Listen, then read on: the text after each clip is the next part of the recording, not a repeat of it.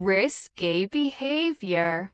The views and opinions expressed on this channel are solely those of the host and guest and are intended for entertainment and discussion purposes only. This channel does not promote bias, hatred, or discrimination of any kind.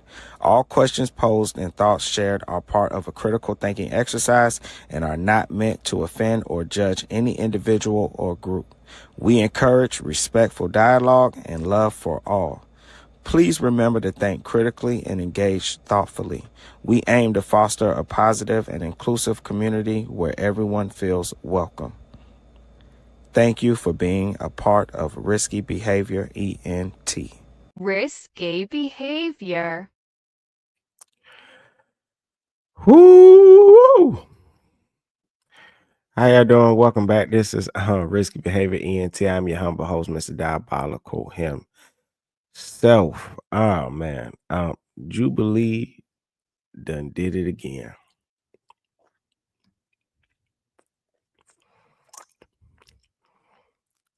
You know what? Jubilee hosts these like debates where people discuss very risky topics, buzzwords, trigger word type topics that in normal setting, these conversations couldn't be had. You definitely couldn't have them at the workplace. You definitely could not have these conversations at your job. They would get you fired. The conversations that Jubilee hosts, I don't even think most people can discuss in their relationships. I mean, you have people living together, not talking to each other. And I feel like Jubilee does a great job with these things.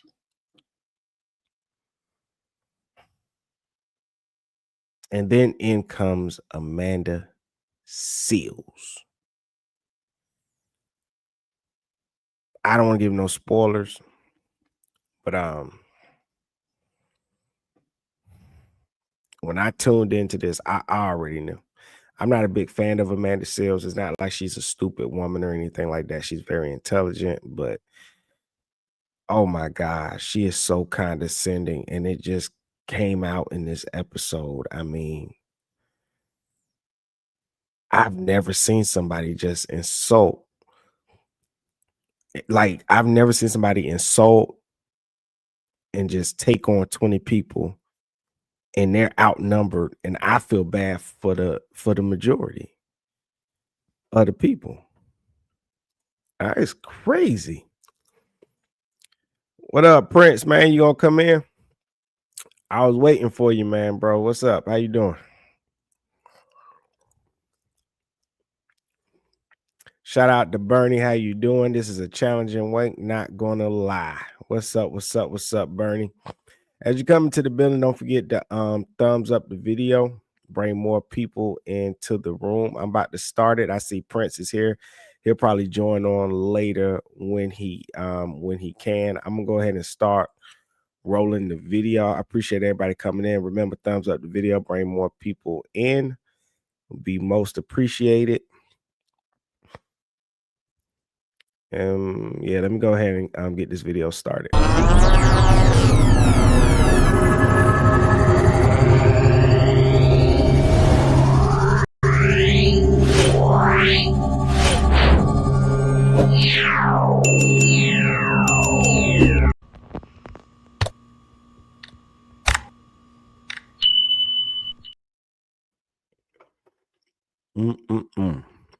Black culture is toxic, and let's get on the fact that there's no fathers in white the black culture home. Let's Stop. Who do You're we vote talking for? to a radical, not a Democrat. The radical mind state simply is living opposite to our colonizers, which is an imperialist, capitalist mind state, and radical blacks do not believe that is any way for us to have liberation. Well, here's So what when you you- all keep no, doing. no, no, You no, just keep give me- interrupting me when Well- I'm talking, and you don't want to hear the But point that I'm going to you're- make. the point that And you're yet you want raising- me to respect your point. And that's not how a debate works. If I show you respect, give me the respect back. Ooh, I knew I was going to be surrounded by ignorance, but damn, let's go. Greetings. I am Amanda Seales, widely known as a comedian, an actress, a disruptor, an annoying person on the internet who always tells the truth. And I am now an artistic intellectual who commits myself to making art that educates. And today, I am surrounded by 20 Black conservatives. My first claim is it is undeniable that reparations are just and necessary.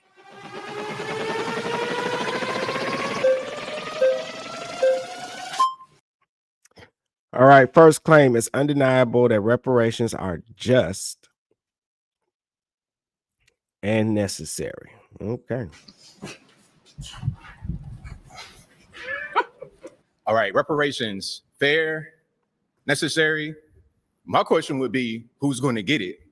Why would they get it? And how long are we going to sit here focusing on trying to get reparations? It's been how many years since slavery? 150 years, 1865? Whenever there's a real thing that this country wants to do, they do it. Stop Asian hate. Okay, there's a problem with the Asian hate. Let's draft a bill, sign it, and it's done. Anything that needs to be done is done. With us, it's a carrot they dangle in front of us that they don't really want to do. And it's not going to help. We need education. Oh, it's not going to help. No, it's not.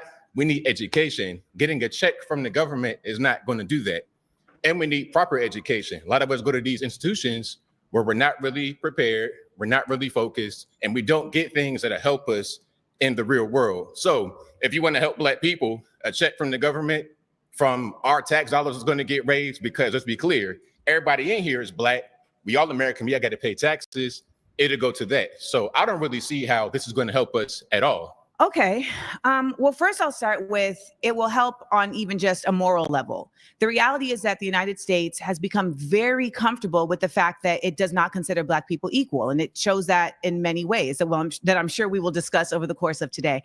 But ultimately, there has not been a committed, concerted effort to shifting the mindset around the use of Black people as a labor force in this nation back when it was slavery, now in the use of slavery as slave labor in prisons. So on a basic cultural level, reparations are an act of repair. They are an effort to say, our bad, we see you now. We have seen that done with Japanese folks who were put in internment camps. We have seen that done with Jewish folks. We have seen that done even in the case of slave owners who received reparations. When it comes to the use of tax dollars to pay reparations, and this is going to come up a lot today, it's a matter of values, right? For me, my value system circulates around the fact that I think that as a community, we should all be engaged in repair for our community. So I don't think there should be any problem with there being tax dollars spent at repairing consistent efforts that have been made to impede Black people. So the reparations you're talking about are not just related to slavery. There's reparations that have been discussed all over this nation in different communities as it relates to particular massacres, as it relates to redlining and the impediment of Black people to earn wealth by having property. There's been impediments in various ways that can be repaired. And I want to also just add, there's reparations that are considered a cash payment from a government. There's also the version of reparations that shows up in how funds are applicated to specific groups of people. So there's multiple ways in which what you're stating cannot happen could very well happen.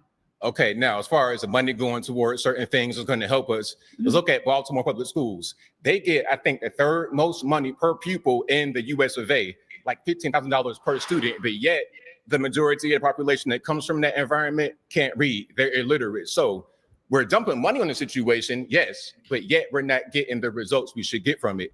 Money's not going to help the thing. We need to just focus on what we need to focus on. As far as Black people being labor force of this. All right, hold on. Hey, yo, Prince, try the message because I just clicked the link and it brought me in. Click the link. I sent you one on Clubhouse. It's working. I just tested it and clicked it.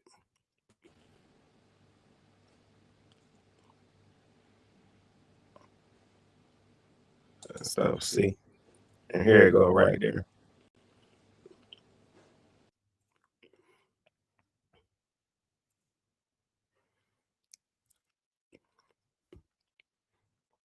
Yeah, I don't know what's going on.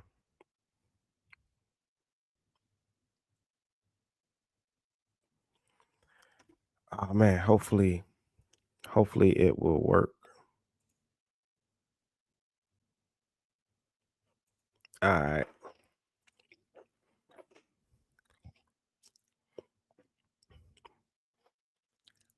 Let's get to that. I was excited to see ABL come on here and debate her. I hope he does more Jubilee.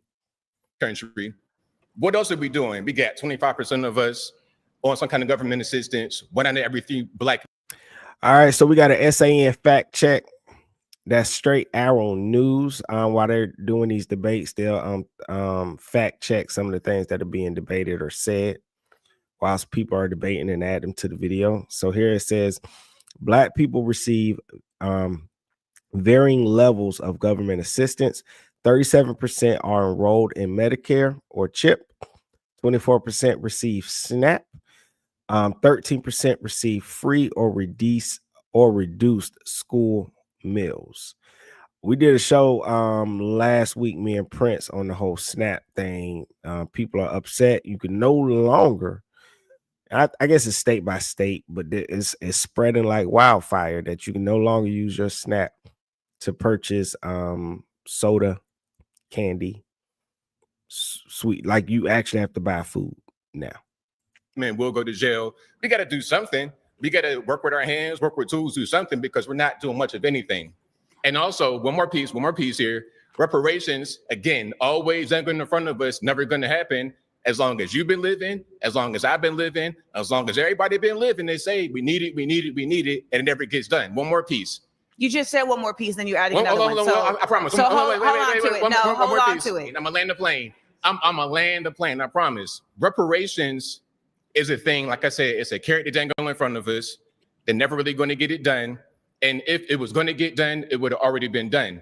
It's just something that they're using to try and make us stay Democrat. That's what I wanted to say. Well, Democrats are not doing reparations either. This is nonpartisan. This is Black partisan, baby.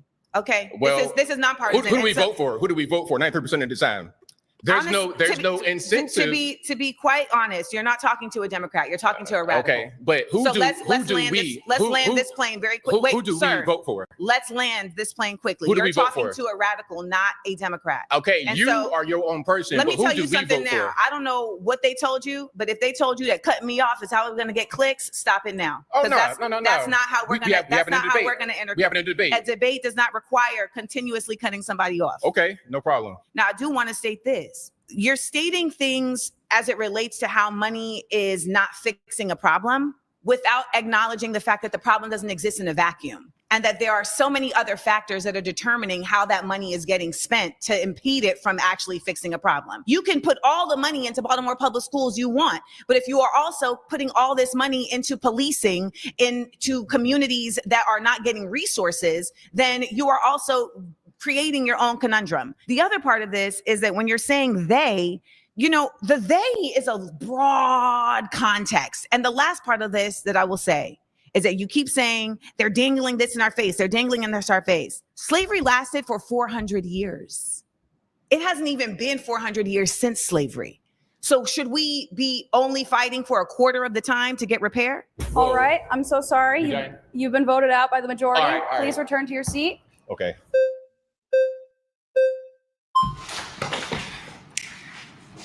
My name is Matt Nuclear. Hello, Matt. Matt Sure. Nuclear? Matt Nuclear, yes. Matt Nuclear, give me a better handshake than that. Let's do it. All right. I appreciate having. I want to give a spoiler alert. Them two right there, she's going to completely straight up disrespect him later on. This conversation with a beautiful Black woman like yourself. This is nice, beautiful arena here. I disagree that reparations are necessary. I think the most important thing that's necessary right now for the Black community would be the stopping of violence, especially Black on Black violence. I don't see how reparations is going to solve anything. You can give everyone here a $50,000, especially people that are in the streets who are committing violent crimes consistently, a $50,000 check. It's not going to fix anything. It's not going to increase the median household income in the next 10 years by 10% or 20%. For example, we have the Chinese Exclusion Act of 1882. We prevented Chinese people from getting citizenship and even entering the country. We discriminated against them and basically put them under a... All right, we got a SAN fact check because of what he just said. It says here, the fact check says Congress passed the Chinese Exclusion Act of 1882, banning Chinese laborers from entering the U.S. At the time Chinese workers came to America to send money back to their families, and they were willing to work for lower wages than Americans. Apartheid, even here in the United States, yet they have the highest median household income. How is that possible? How come they don't complain and feel entitled consistently to beg for reparations and beg for this when they are killing each other 90% of the time, which is all right, another Sand fact check because of what he said. According to FBI data, black murder victims were killed by another black person in 88% of cases. I really hate when people bring up other people to justify or to knock down ideas for another group of people. The path that each group of people travel is completely different series of events, different circumstances, different options, different choices. Their existence is so different, you can't compare them. And so for me personally, I would just ignore the whole argument that he made, because you comparing apples to oranges, and you just can't do that. And people that do that, I just think they're dumb. I don't know why they continue to do that. It's just not a good argument at all. the rate that black people kill each other, according to the FBI. Oh, young Matt. Yet white people are the oppressors. I'm not sure where your education came from, but they lied to you. All right, another Sand fact check. It says, according to the Department of Justice, the homicide victimization rate for black persons, 21.3 per 100,000 persons, was more than 6 times the rate for white persons, 3.2 per 100,000. You. Stats don't lie, though. Statistics lie all the time. So let's start there, particularly when the statistics are coming from the sources that gain from the statistics being shown a different way. So if you're going to start your argument on stats don't lie, you've already lost the argument. They lie. They lie all the time. Yeah. One, comparing Chinese people who are immigrants that made a choice to come to the United States and comparing the continued effort of black people to ground themselves in a nation that continues to make impediments for them to show and live and exist in their true citizenship is a false equivalency. I don't believe that happens at all. What no one here is in. Are you acting right now? Do you really believe I'm telling this? the truth. There's no systemic racism that I've experienced here in America. What system is racist? I think the only racism we've actually seen recently, systemic racism that we've seen, is the application of systemic racism against white people. The University of Western Washington, for example, has been trying to segregate dormitories using black-only dormitories because black people feel safer amongst each other, but they're more likely to kill each other than white people are ever to kill them. That's just the truth. You have King Von rapping about killing other black men. Why should I think that the white man is the oppressor when black men are more likely to kill me? Oh my God, this is scary. You need to think about me as your mama. Do not talk to me in that fashion. So let's check that now. Okay. So on a basic level, we have to understand that systemic racism is grounded in the realities that black people have not been considered an equal human being in this country since its onset. So there's simply no way to make the argument that there isn't systemic racism. And we have seen in very clear ways the system operate in an organically racist way. Do not cut me off. When we talk about systemic racism, we can start with even the fact that redlining, which was implemented to discriminate black communities. Are you shaking your head that redlining doesn't exist? No, I'm saying I don't think it really existed at all. I mean, no, I don't think so at all. So it. All right, we got an SAN fact check. It says redlining is the practice of denying mortgages to those who live in neighborhoods considered risky. Lenders targeted black and immigrant communities in urban areas. The practice was outlawed in 1968.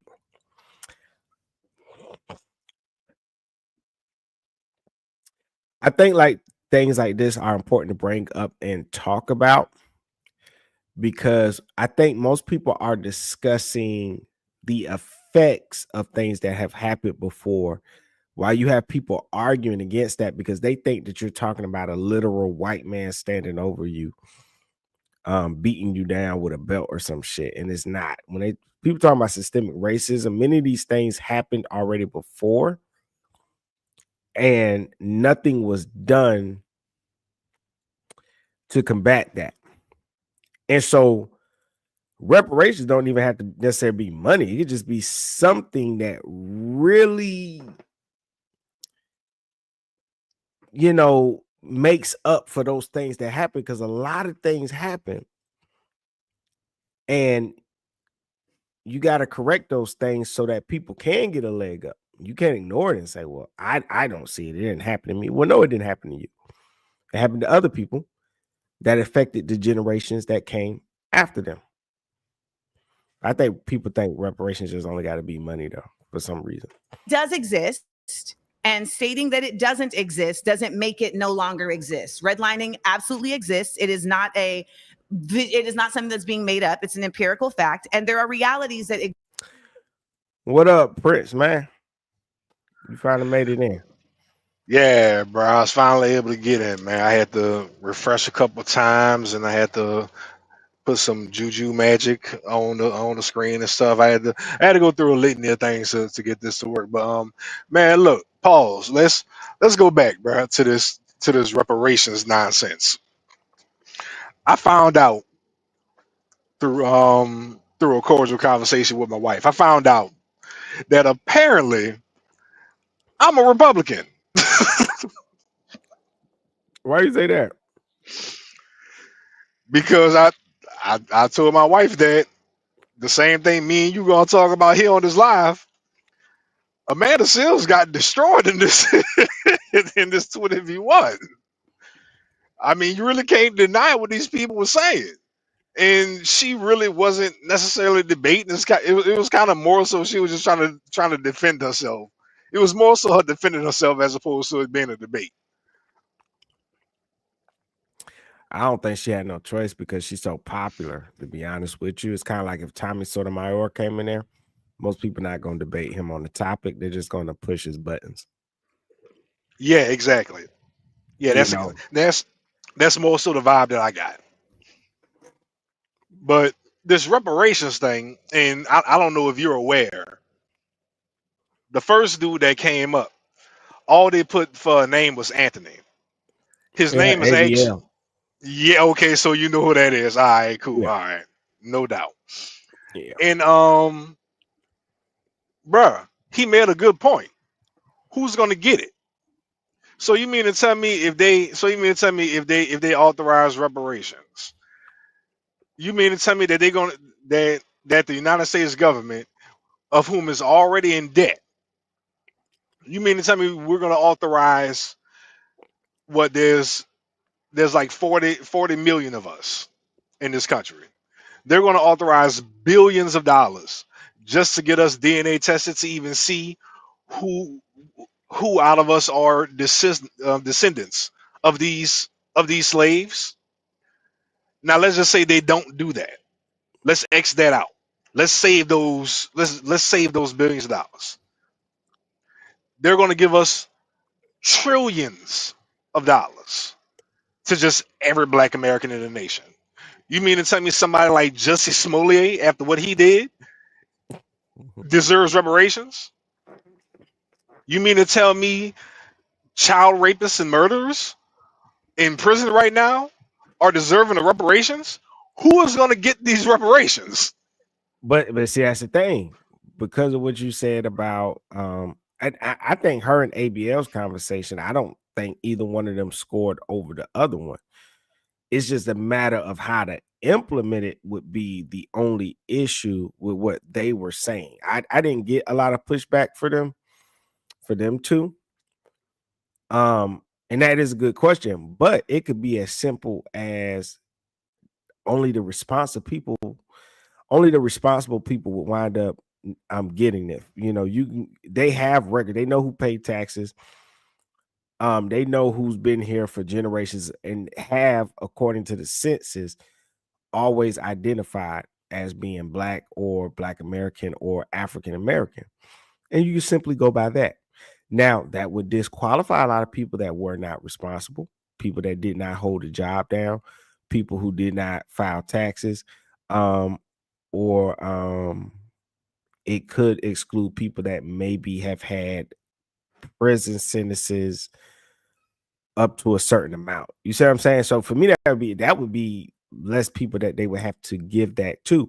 Also, I don't think it have to be money. I think it could be systems and programs that they put in place, because I think it may not be, which I was saying before to the other young man, I don't think it necessarily have to be a white man beating you down at the moment, but they cannot deny that they put systems in place to stop a whole race of people from making it to a certain place. And it actually worked and kind of stopped them, even though we are doing better, far better than we were before. I think it's up to them to rectify it. And the one person that tells me that that's true is Joe Biden, because even out of his own mouth, he said, I don't care if we caused it. And later on, he came back and apologized for that. So even he and other people recognize that the government has done things to hurt a group of people. And so I think reparations for me currently, modernizing it, like up to date, and it's just simply you need to put something in place that's really going to help people. And I think they wasted too much time on putting basketball hoops in the community and all this other dumb stuff. I think they really need to have, I would say, program tax cuts, something like that, to help people get a leg up. Because people talk about the wage gap, the wealth gap, but that ain't our fault. Those people did things. Those people burnt down towns. Those people just destroyed businesses, took advantage of people.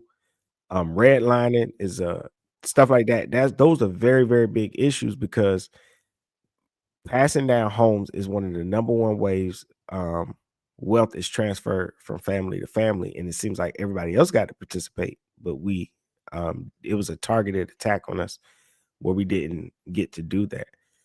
And so I don't think reparations has to be money. It just has to be some way you have to try to reverse the things that you put into a system to destroy people. I think they're responsible for that.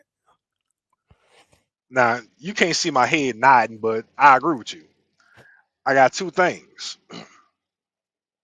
Number My bad, I was one, a little long-winded, but I'm nah, still a you little good. under the weather. So I was like, every time I'm about to stop, I said, well, okay, I'm not coughing, so let me get it out while I I can. know, I know, right? Try to get it out before you cough that lung out. So I got two things. Number one, the problem with that is, where would that money come from? One of the things that I said I would do if I was president is this tax break that all these million and billionaires get, that would have to be nipped away. Whatever these loopholes that these guys get, like people like Oprah giving everybody in her studio a damn car and writing it off as a tax write-off and all that junk, these loopholes, do away with all that. Find a way to do away with it and just tax the hell out of them. That'll be one way to add on to be able to get pennies on the dollar to begin the process of getting these reparations. But we even with paying the responsible people, we're still in the trillions of dollar ballpark. That money just don't come from anywhere. We just can't print the money and just say, hey, put this in the pipeline, because then the USD wouldn't be worth anything. The United States is a superpower for a reason. And number two, this is just something that I read back when I was in high school. I could be a little off because I graduated high school back in 2005. So if I quote something wrong, by all means, please correct me. But there was something called, back in 1866, after the Civil War, there was something called the Homestead Act, where the United States put to the side 46 million acres of land. And the only people who was able to apply and get this land were freed slaves and I believe white people who fought in the Civil War or something like that. That was your reparations. The reason why we don't have the generational wealth that we don't have now or should have now in 2025 is because our great great grandparents didn't jump on that land. What's more valuable, land or money?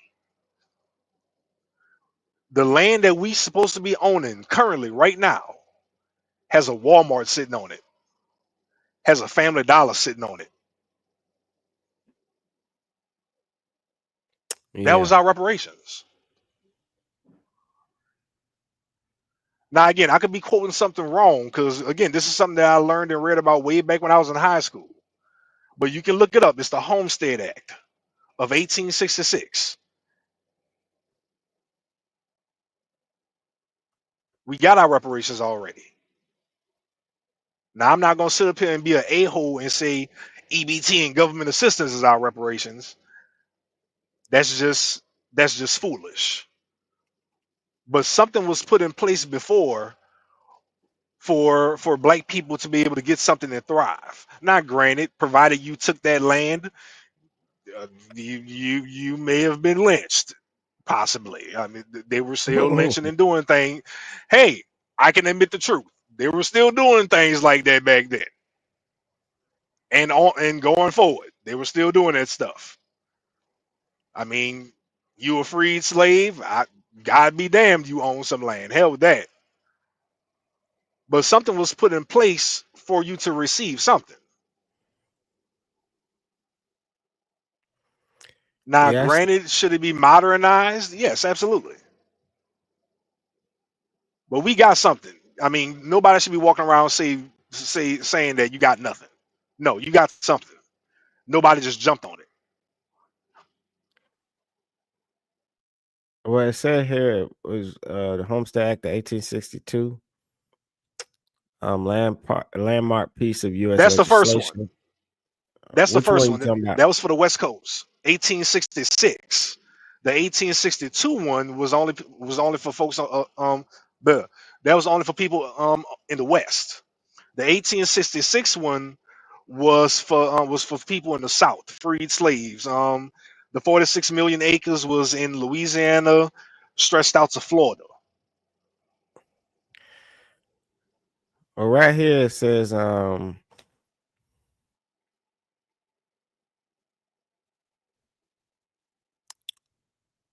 gave the Homestead Act. I don't see where it's separated from the South to the West.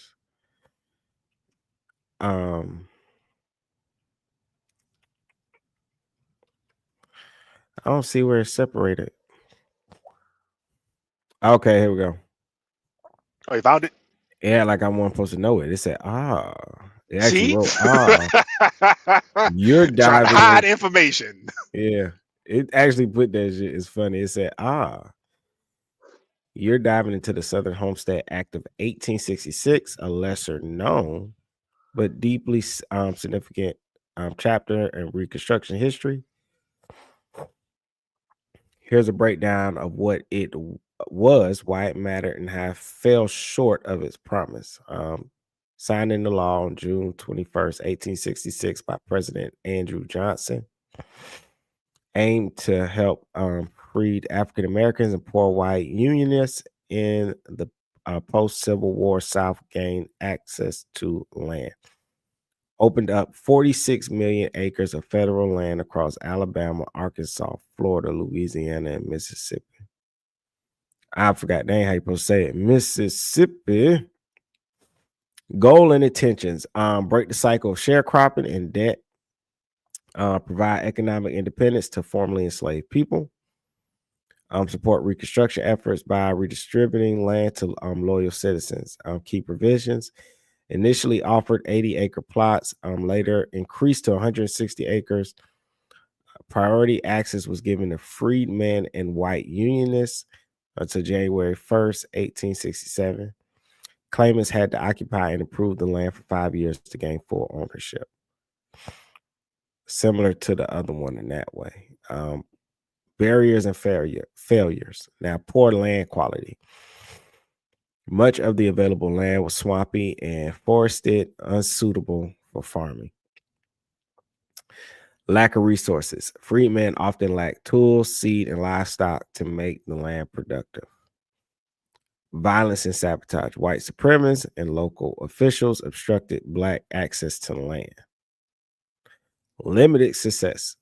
Of the roughly 6,500 Black claims filed, only about 1,000 resulted in land ownership compared to 28,000 white claimants. And so that's the other thing that I was saying with the other guy, you know, the young guy she was talking to, people don't understand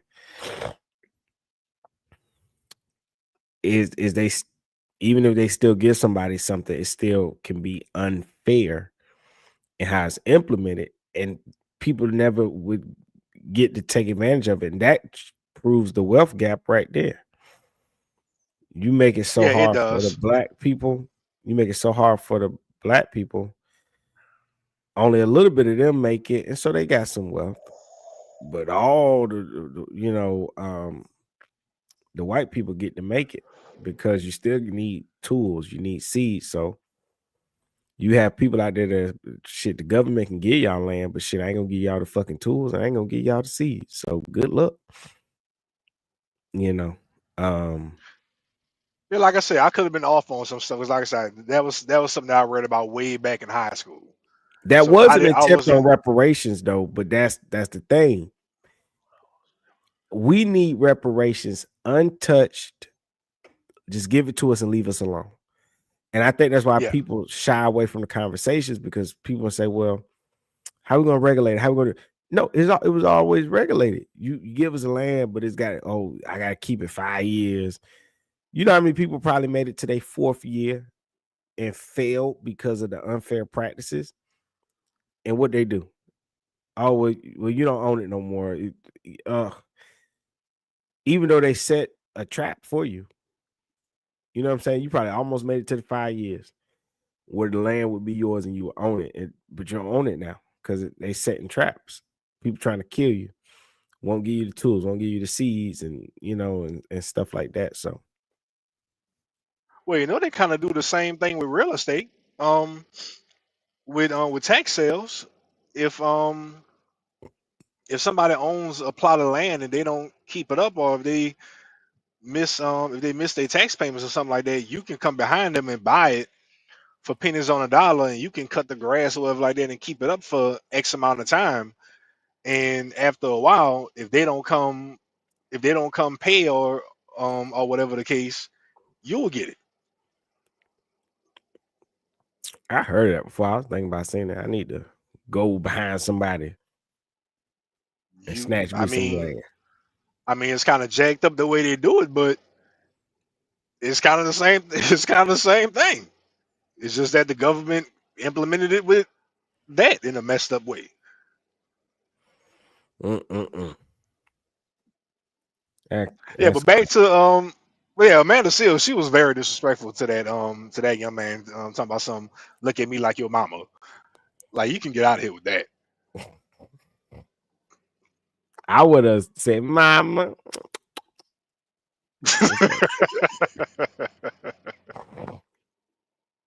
She a trip. They gonna get into it later on though. So it's like, oh, and before you hit play, did you get those other videos I sent you?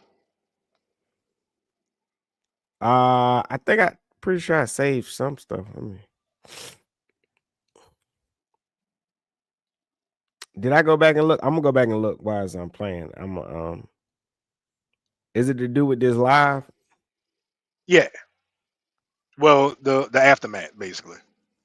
Oh yeah, I got them. I got to add them to the playlist, and then I can bring up some later on. All right, bet. All right. Yeah, I know what you're talking about. The reactions. All right, cool, I know exactly what you're talking about. Yeah, man, the reaction something crazy. All right. But yeah, I'm gonna do that now because I don't think I saved them to a playlist. Yep. All right. Exist because of redlining. We know that school systems are related to the way that property taxes are affecting the school systems. If a school system. All right, Sand Fact Check says property taxes provide more than 1/3 of funding to public schools nationwide. Therefore, school districts with lower home values have less local funding. is not getting the same property value as the property taxes allow it, then it's not going to have the same efficacy at allowing for students to be able to get what they deserve. When we talk about systemic racism, we have to acknowledge that these private prisons are literally built based on the test scores of school students in 3rd grade. So if you are literally building prisons with the onset. Oh my God. Saying fact check says, while there is a direct correlation between literacy and education levels and incarceration rates, the claim that prison planners use that data to decide where to build has been debunked. So saying fan check don't agree with Amanda Seals on that one. Of, okay, if these people are not reaching a certain reading level, then we know that they're going to go down a prison industrial pipeline where we can use their free labor. Then how is that not systemic? And if you, and even if she was correct, it's gonna sound messed up. You don't build a Dunkin' Donuts in neighborhoods where they're vegans, correct? You do not. No, I don't think you do. Yeah, everybody got to have a job. And if your job is, you don't know why, but you're good at building prisons. Even if they did do that, you would, I think you would study where to put a prison at. You would. I mean, it's kind of a jacked up job in the grand scheme of things, but if you're good at building prisons, one would research as to where to build said prison. I mean, that's just common sense. And is it a jacked up job? Because when somebody hurts one of your family members, where you want them to go? To prison. So, I mean, well, let me rephrase what I said. Morally, it may be kind of jacked up, but yeah, somebody hurt my family, bro. You need to go to jail. So, yeah, I'm saying, but I'm not saying just you. I'm saying me. I struggle with that feeling too. I was like, am I thinking wrong? Am I thinking bad? I'm like, no, I'm not. If somebody did something to my family, I'm like, yeah, I want them to go to prison, and I'd be glad that the person that built it. That should have been his question to her when she said that. Would you not want a prison somewhere close to your city or something like that, so that if something happens to your family, just lock the nigga up? I'm telling you, she crazy. And if you want to stop them from entering prisons, how are you going to stop people from entering prisons if your goal is to get them into prison? Sure, make them try to be more like Ben Carson than be like King Von. That's very, very simple. So how does King Von happen? How does King Von happen? King Von reparations. Hold on, actually, no. Let me land the plane. We're talking about reparations, and what you're doing is actually just trying to get this conversation off the facts. And the fact is, reparations are just and necessary because on a basic level, Black people built this country, and the country continues to thrive off of the labor that Black people put into this country. And it would behoove you, young man, to really understand the way that your ancestors put blood, sweat, and tears into this nation that is still living off of those blood, sweat, and tears. And let me also add, there are reparations and then there is remunerations. Do you know the difference?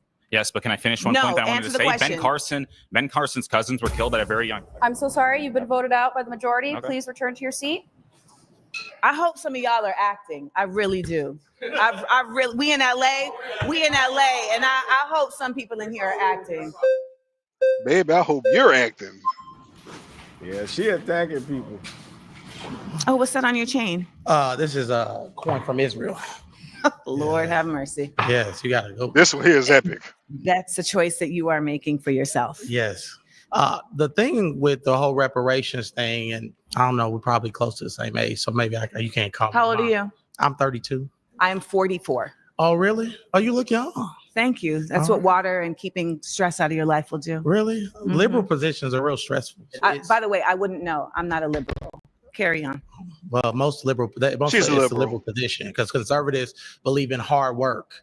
We believe in going to work and working for what you got, not asking for handouts from people who never had slaves. Some of the people that you're asking for money from never had slaves.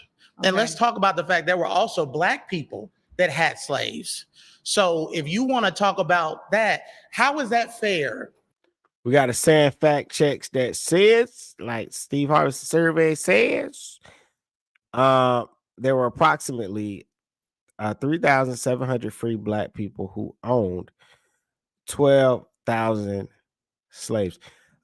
Some of that, though, we have to be careful and do research into the numbers. Many black people bought their own family members.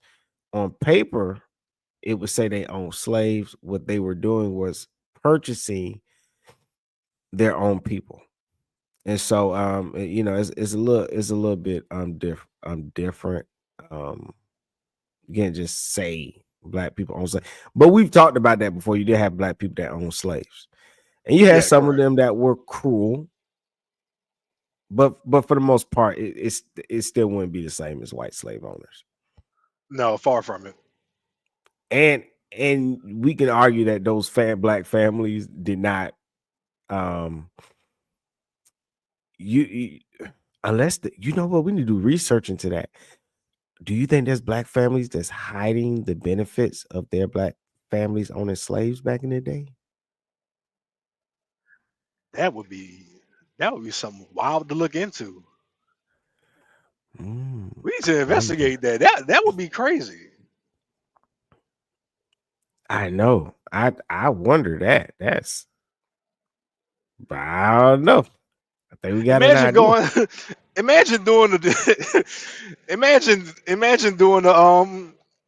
DNA search and find out your great granddaddy was a slave owner. I know. I'd be like, oh man. I'd be like, oh damn. I'm pretty sure, but they would not share that, man. Prince, that'd be something that'd be something they would not tell that. They would keep that under wraps. Because we do be seeing these black people, black families that seem to be powerful and know people and stuff.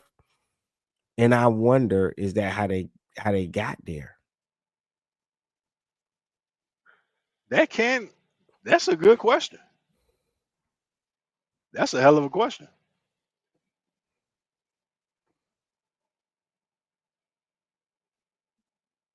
Yep. That's worth some research. That could be a good show next time. In the future. Yeah, yep, it could. Let's see. Mm-hmm. If I'm a white person and my family fall on the side of the Union, why should I have to pay for slaves when this whole country was never all racist? Some of the founding fathers were abolitionists, and they hated slavery. And they actually put things in the Declaration of Independence and things too, because they believed that there'll be a future where there would be a black president one day, or that there would be people in leadership that were black. There was people in the North who helped with the Underground Railroad and fought with the Union. So why is that fair for people who never had slaves, who fought against slavery, to have to pay for people that had slaves? One, from my understanding, you are more interested in preserving the fairness of those who didn't have slaves than the fairness of those who are the descendants of slaves. That is priority to you than finding a fair way to accommodate those who have been the descendant of slaves. Well, our ancestors wasn't asking for handouts. They were asking for equal opportunity. And we have equal opportunity in this country. We had a black president, just in case you didn't know. We had a black president and we had a black vice president. I think she was black. They said she was black. I don't know. So we had a black president, and you know who voted for that black man?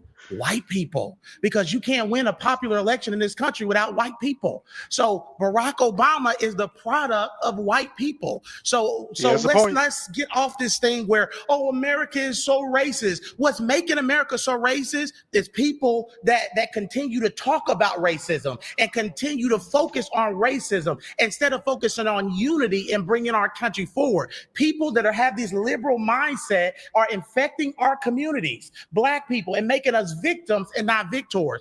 I refuse to embrace a victim mentality, because that's not what our grandparents and Harriet Tubman and those people fought for. They fought for equal opportunity. Do not bring up Harriet Tubman's name in vain, baby, please. They said the Lord's name in vain. Lord's name. Harriet Tubman was literally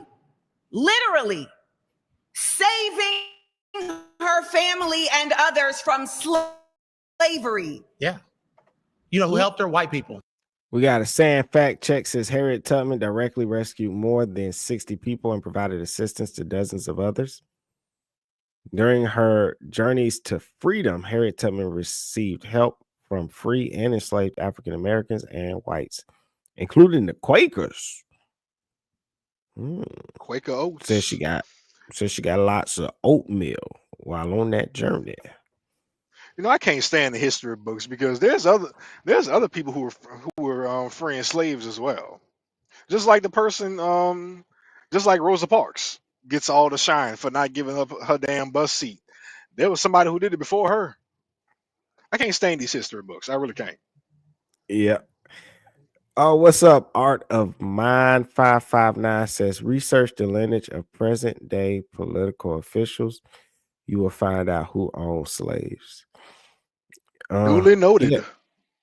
Yeah, I gotta go into that because we was talking about, man, because we were saying, you know, you had black families that own slaves, and I was like, I wonder how hard it would be to find those people if they still around. I think they would hide it. I do not think they would make that known at all. Some of these black families that we have, I know like the white families, they will hide it. But I think the black families will hide it even more. I don't think people will understand them owning slaves. What if Michelle Obama family owned slaves? That could be a thing. But that's what I'm saying. You don't know if you're looking at the numbers. Some people bought their family back. Remember, we did that chat bubble on that, and I remember we found that guy. He purchased his father. And then one day his father made him mad, and he actually sold his father back into slavery. Mad they rolled around, and he was an Indian buyer, not an Indian giver. He was an Indian buyer. Yeah. He just gave pops back, and like, damn, bro, that's some diabolical junk, bro. Yeah. Damn. Yeah, he didn't like his father had chastised him one day, and he actually sold his own father back into slavery. Yeah. Which he purchased him. So he had paperwork for him and everything. Right. So technically he wasn't wrong. Morally, man, that's messed up. Yep. But Art, I'm definitely gonna find that. I don't know. I wonder has anybody done it before? I'm gonna do my research. Personally, I never seen anybody do it. I've heard of I've always heard of blacks owning slaves, but I've never personally seen anybody nor myself ever like really went deep into it and actually tried to search it up and see who owned slaves myself. I never seen anybody like dig deep into it. Yeah, I'm gonna check that out. Definitely. That'd be a hell of an eye opener. See.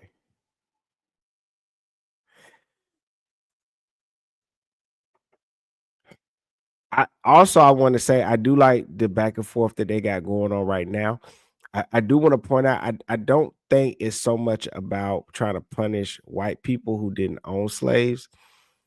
I think if it's systemic, keep the conversation systemic. It's not about blaming the actual people, a person. It's a system, which means you're attacking the government because the people of America were never racist. This is why when you had people that saw the body of Emmett Till, they stood up and said, hey, wait a minute. We don't live with black people. Probably ain't gonna marry one. But we don't agree with this, which I did to that boy. Yeah, okay? Yeah, I remember that. Even white people said that was jacked up. I remember that. So people got to quit with the whole conversation piece. I can knock his points down, some of them, fairly easily because reparations ain't about attacking people who never owned slaves. It's about government. All this is government policies, systems. Nobody is going to go in their pocket and pay anybody reparations. Nobody thinks that. You're attacking the system and the system only, the government. The overwhelming majority of people are not evil and hateful. Okay. which is why they would have voted for Obama.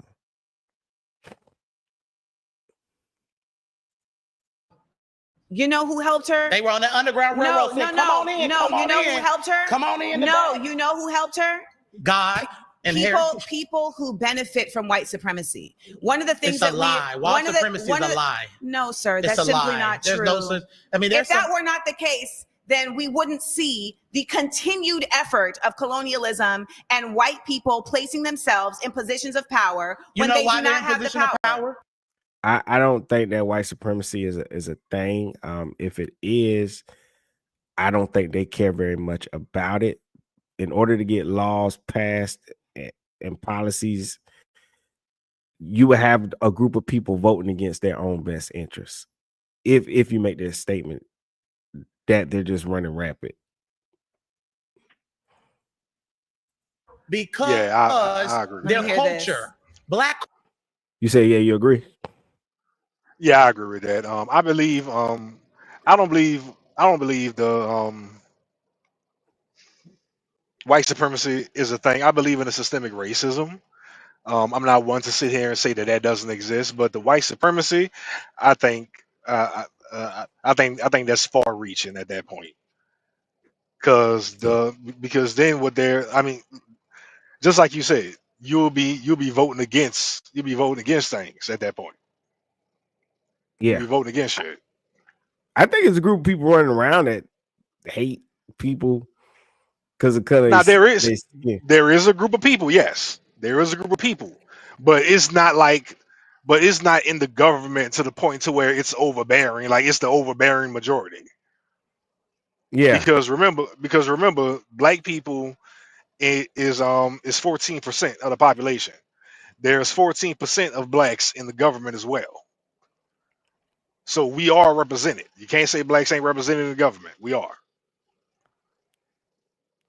We're outnumbered, but we're represented. Yep.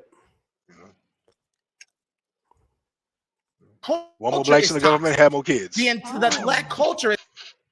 Yeah. It's toxic. We have produced a culture that is toxic. And let's get on the fact that there's no fathers in the black home. Let's talk about that. Let's talk about that. None of this is going to work Prince, if y'all are just going to sit here and make up shit. It's not going to work. No, it's a debate. Has to be in facts. You're literally emotional liberalism. I am not putting off emotional liberalism. You're putting off unfounded lies based in conservatism. Remember they did the misinformation thing all summer where everything conservative did. They said misinformation. You're carrying a chain around your neck of an apartheid nation that actively wants to harm black people and non-Jewish people. But let me bring it back. Let me bring it back. Selling black people in Africa. That was not happening in the context that you're saying. And they were selling their own people. Black people still sell their own people today too. By the way, I don't know if I'm gonna last. We're selling our own people today too. I don't know if I'm gonna. You probably won't last with me. I won't because your ignorance is so overwhelming. Y'all, that's liberals. Y'all start name calling when y'all getting defeated in an argument. You won't have an argument because you keep cutting me off. Well, that's fine if they don't let me come back. I made my point. You didn't make your point. I made my point. You haven't made your point. And let me just tell you about your point. You started off saying we believe in hard work. Yeah. And we believe in being compensated. Reparations is not though. Reparations is not hard work. It's stealing. It's Robin Hood. You said you believe in hard work. Yes. And you believe in being compensated for hard work. Yes. Were slaves compensated for their work? They weren't compensated for their work. But why should people who are sitting at home playing video games, smoking marijuana? Are you sitting at home playing a video game? Are you sitting at home playing a video game? No. And I don't know who these people are that you're talking about because the majority of the black community is not sitting at home playing video games. I think it glitched. Let me rewind it. You there? Yeah, I'm here. I'm still here. All right. Yeah, I mean, he was making a point. There are a lot of weed smokers and game players just sitting at home collecting money. My reparations would only be tied to hard work. So the only reparations I would do is like reparations that would really help people. So it would have something to do with education. Like you can go get a free education, whatever it is that you want to do. You gotta get education, hard work. Yes. Only you can go down there. You got to study. You got to do your work. Then you gotta go find a job and you gotta work your way up. You gotta build your. That's the reparations that I would want for people. I don't want no handout, no money, no nothing like that. Just free education. We'll handle the rest. Y'all going down there. I'm talking about anything you want to do. Engineer, tech, doctor, whatever, lawyer. I would actually accept something like that. Yeah, that's all I think it should be. I would accept something like that. If I could say, bro, and I was having this conversation with my wife before, because she actually told me that I should have went to law school.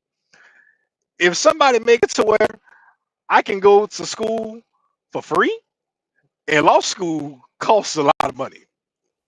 Medical school, trying to be a doctor, that costs a lot of money. Things like that is a lot of money. If you're gonna fund it and call it and just mask it as reparations, I'm going. I'll quit truck driving today. I'm going. Yeah, that's all I think it should be. Yeah. Or unless you say certain people don't have to pay taxes, but I don't think that would only help people that own a business, and then people would have to get to their point. The thing to me is easiest is, and no excuse, is to get to a free education.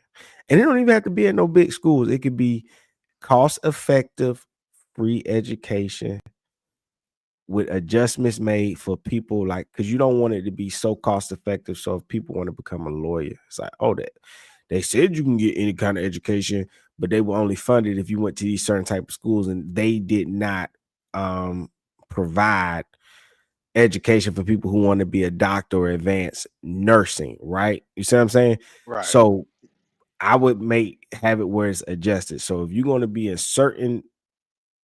going after certain education that is required, you have to go to a certain type of school, then cool. But most other education, it wouldn't be too expensive. You pretty much go anywhere.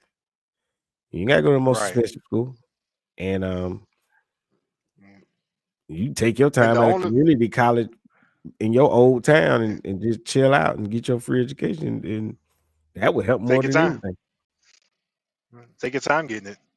And the only way something financial will work to alleviate from the people who don't deserve it, they would probably have to set up parameters to where you had to be a taxpayer for X amount of years. You had to have held down a job for X amount of years, and I don't know, just a bunch of other random parameters. But I'm more so on board with the education. I like the education idea. Yeah, that's my main one. That's the one I always bring up. Anything else, I think, pointless. Now, I like a bunch of money. I'm gonna be honest with you, though. I mean, I would like a couple $100,000 right off the bat. I mean, don't get me wrong, I like a couple $100,000, but that education sound good, because I could double that couple $100,000 that you're trying to give me with just some hard work. Yep. Mm-hmm. Everybody gonna get pay raises and everything with that education. Oh yeah. But the joke I wanted to make earlier about the reparations, if you just give out reparations willy-nilly, remember that episode of Chappelle Show? Mm-hmm. The government will get that money back before the month out. Yeah, they gonna get it. Yeah, they're gonna get it right back.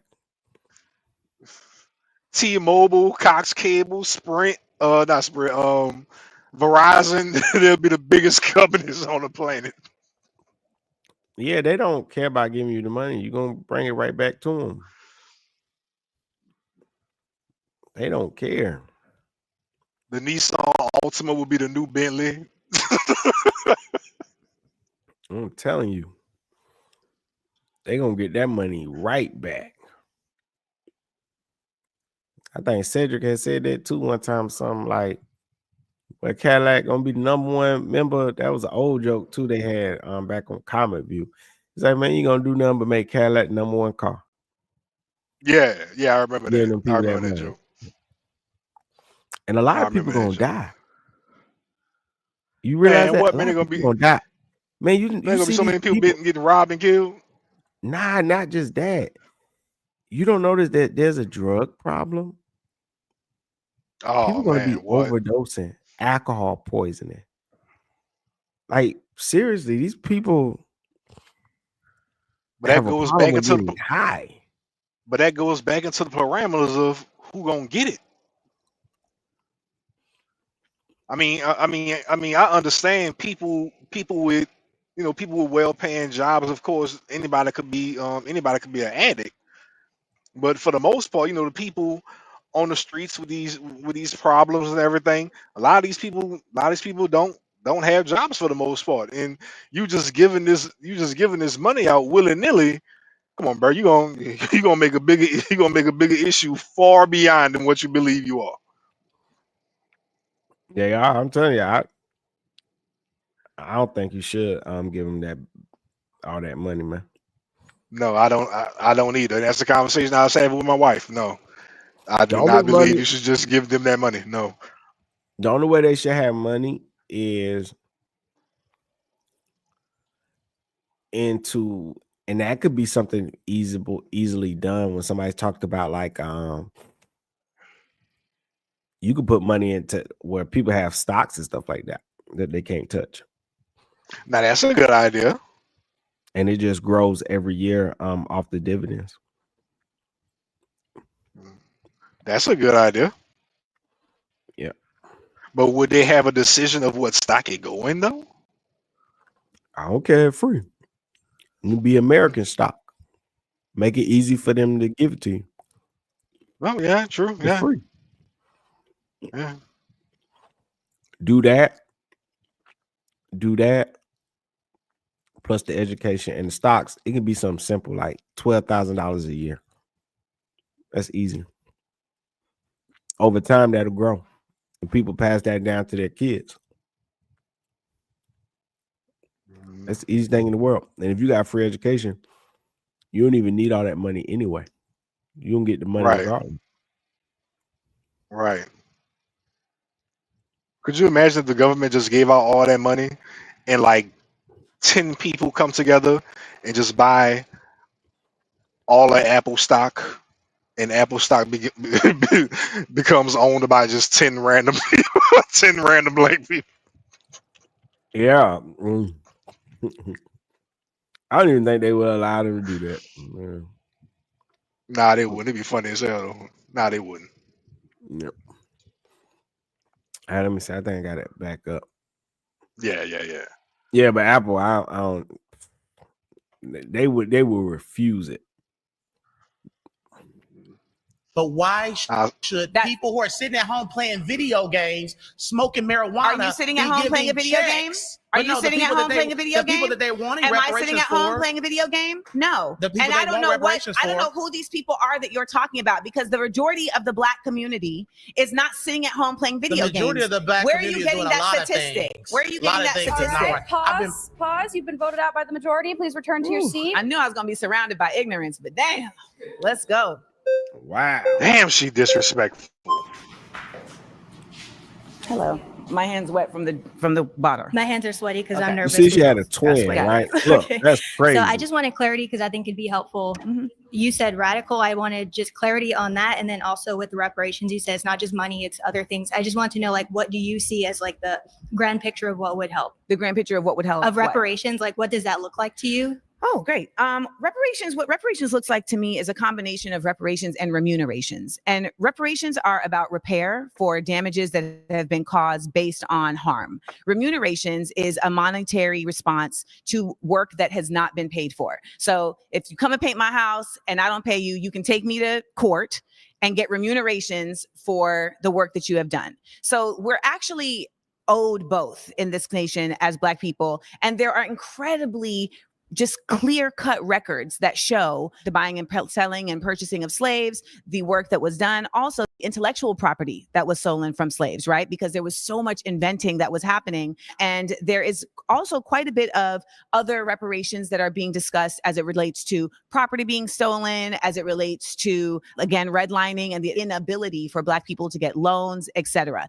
And these impediments being solely based on their race. As far as like discrimination. Yes, like they're being solely based on their race, it not being about anything other than you're Black, so you can't, right? And so when it's very clear cut like that, there are very distinctive responses to that can be done through a cash payment, as well as through measures that are being done to create funds for creating resources and responses like housing, like access to food, access to education, etc., that certain communities have not had access to because of the fallout from these things. And I just had a quick question for clarifying. With the funds, I'm wondering, where do you think those should come from? Like the actual money, like is that we're raising money? Is it taxes? Like what does that look like? Well, I think what they've been doing with these different reparations committees is they're looking at, all right, well, how much has this city or how much has this town or how much has this country gained from the estimated amount that was stolen from these people, right? So they're looking at like, what is this wage amount? For instance, like if you look at during that time, okay, what was the wage amount that a hired worker would get for this same work? All right. And so we're looking at how was that wage not provided and what is that pool that is being created? And then we're looking at, all right, where can that wage come from in terms of how has that wage been applied? So there are spaces where this is very clear. I think the last thing that you asked about was the difference between liberal and radical. Yeah, please. Ultimately, the concept of liberalism is really just not Republican. Right? I mean, that's essentially what it's become. I would disagree with that, but I understand that's your stance. There's a very generic concept of what liberalism is in the sense that it's simply saying that I am a part of the bipartisan mind frame, but I am not a Republican. It's a mindset. It doesn't always show up in action, but it's a mindset that says, you know, I don't support extremes in certain ways, or, you know, I want the government to show up in certain ways. You know, I know there's a conservative point of view that says so you're a liberal government, but even though it just says that, the action is very different. The radical mind state simply is living opposite to our colonizers, which is an imperialist capitalist mind state, and radical Blacks do not believe that that is any way for us to have liberation. Thank you for explaining that. And thank you for being very respectful. We were told to be respectful. We're not your enemies. Thank you, my good friend. Surrounded is now a podcast, available wherever you listen. Search Surrounded, plug in, and stay part of the conversation. Anyone. They should ask her to be respectful. I'm talking about everybody else. They should have voted her behind off the island. Underinvestment. I know. I messed her. Bring back Matt Walsh. Oh yeah. I wonder will they one day get all them in the room and have them debate something, like all their guest people. Man, you know how many nukes gonna go off in that damn room at one time? I don't think they want that. Oh yeah, it's gonna be a lot. It's gonna be a lot. Oh man.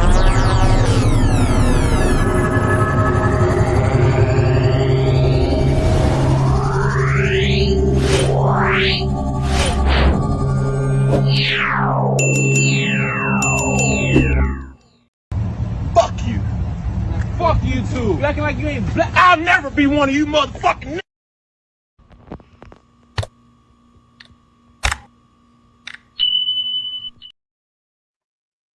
All righty then. Conversation. Anywhere, anytime. Volume good. My next claim is that Black on Black crime is a result of underinvestment and over-policing. Yes. Underinvestment and over-policing. So you say that Black on Black crime is due to underfunding and over-policing, essentially. Yes. I actually don't necessarily disagree with one of those. Okay. I think that, however, the government, who do you think should be responsible for the funding piece of the Black community? Should that be something that the government should step into, or should it? I swear that's got to be Dr. Julio from Clubhouse. That might be, if I'm being perfectly honest. You look like him. And it sound like him. Going to send that boy a DM like say, bro, you on Jubilee, bro. I think that's Dr. Julio. Let me see. Does he say his name when he first sits down? Hold on. All right. Yeah, go back. Here we go.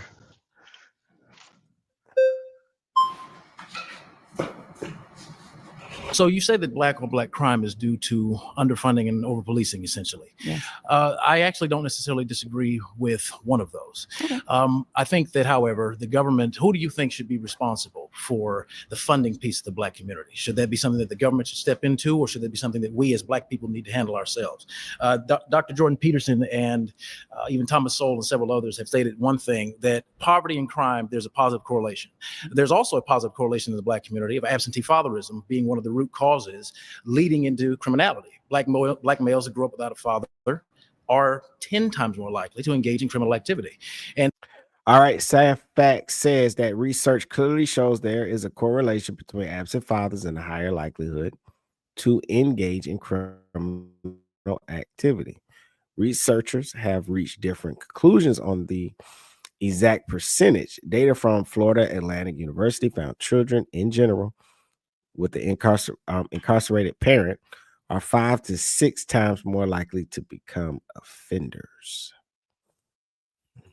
So I think Can I put a pin right there and ask you a question? Ask me whatever you like. What is the root cause of there being less fathers present? Bad decision making on the part of the fathers. We live in a patriarchal system. Like it or not, men have dominated the socioeconomic, economic, and political power of this country and the world since our existence. So our bad decision-making, especially when we focus on the black community, is the root cause of fatherlessness. What type of decisions? Not marrying the women we decide to lay down and have children with.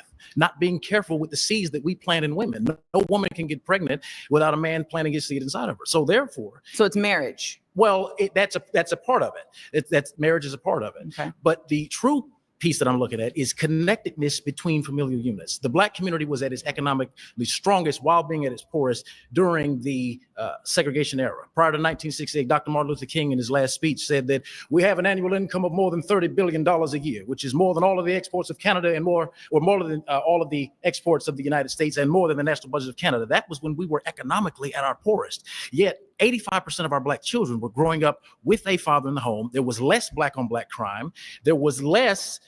All right, we got another Sand Fact Check says the substantial progress in education attainment of African Americans has been accompanied by significant absolute improvements in wages, incomes, wealth and health since 1968. But black workers still make only 82.5 cents on every dollar earned by white workers. African Americans are 2.5 times as likely to be in poverty as whites, and the median white family has almost 10 times as much wealth as the median black family. Hey, before you press start, to that first fact, in the prison system, blacks in prison who come from single mother households, it's upwards of 85%, if I'm not mistaken. So that first fact is can actually be true.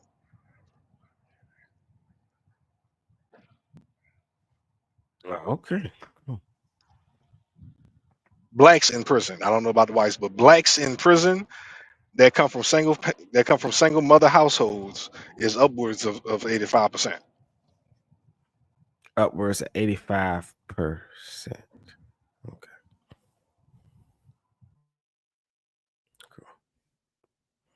Okay. Disenfranchised. Why was there less black on black crime? Because we needed to live together. We had to stick by each other. We had to. What was there also less of? I'm not sure where you're leading. That's a leading question.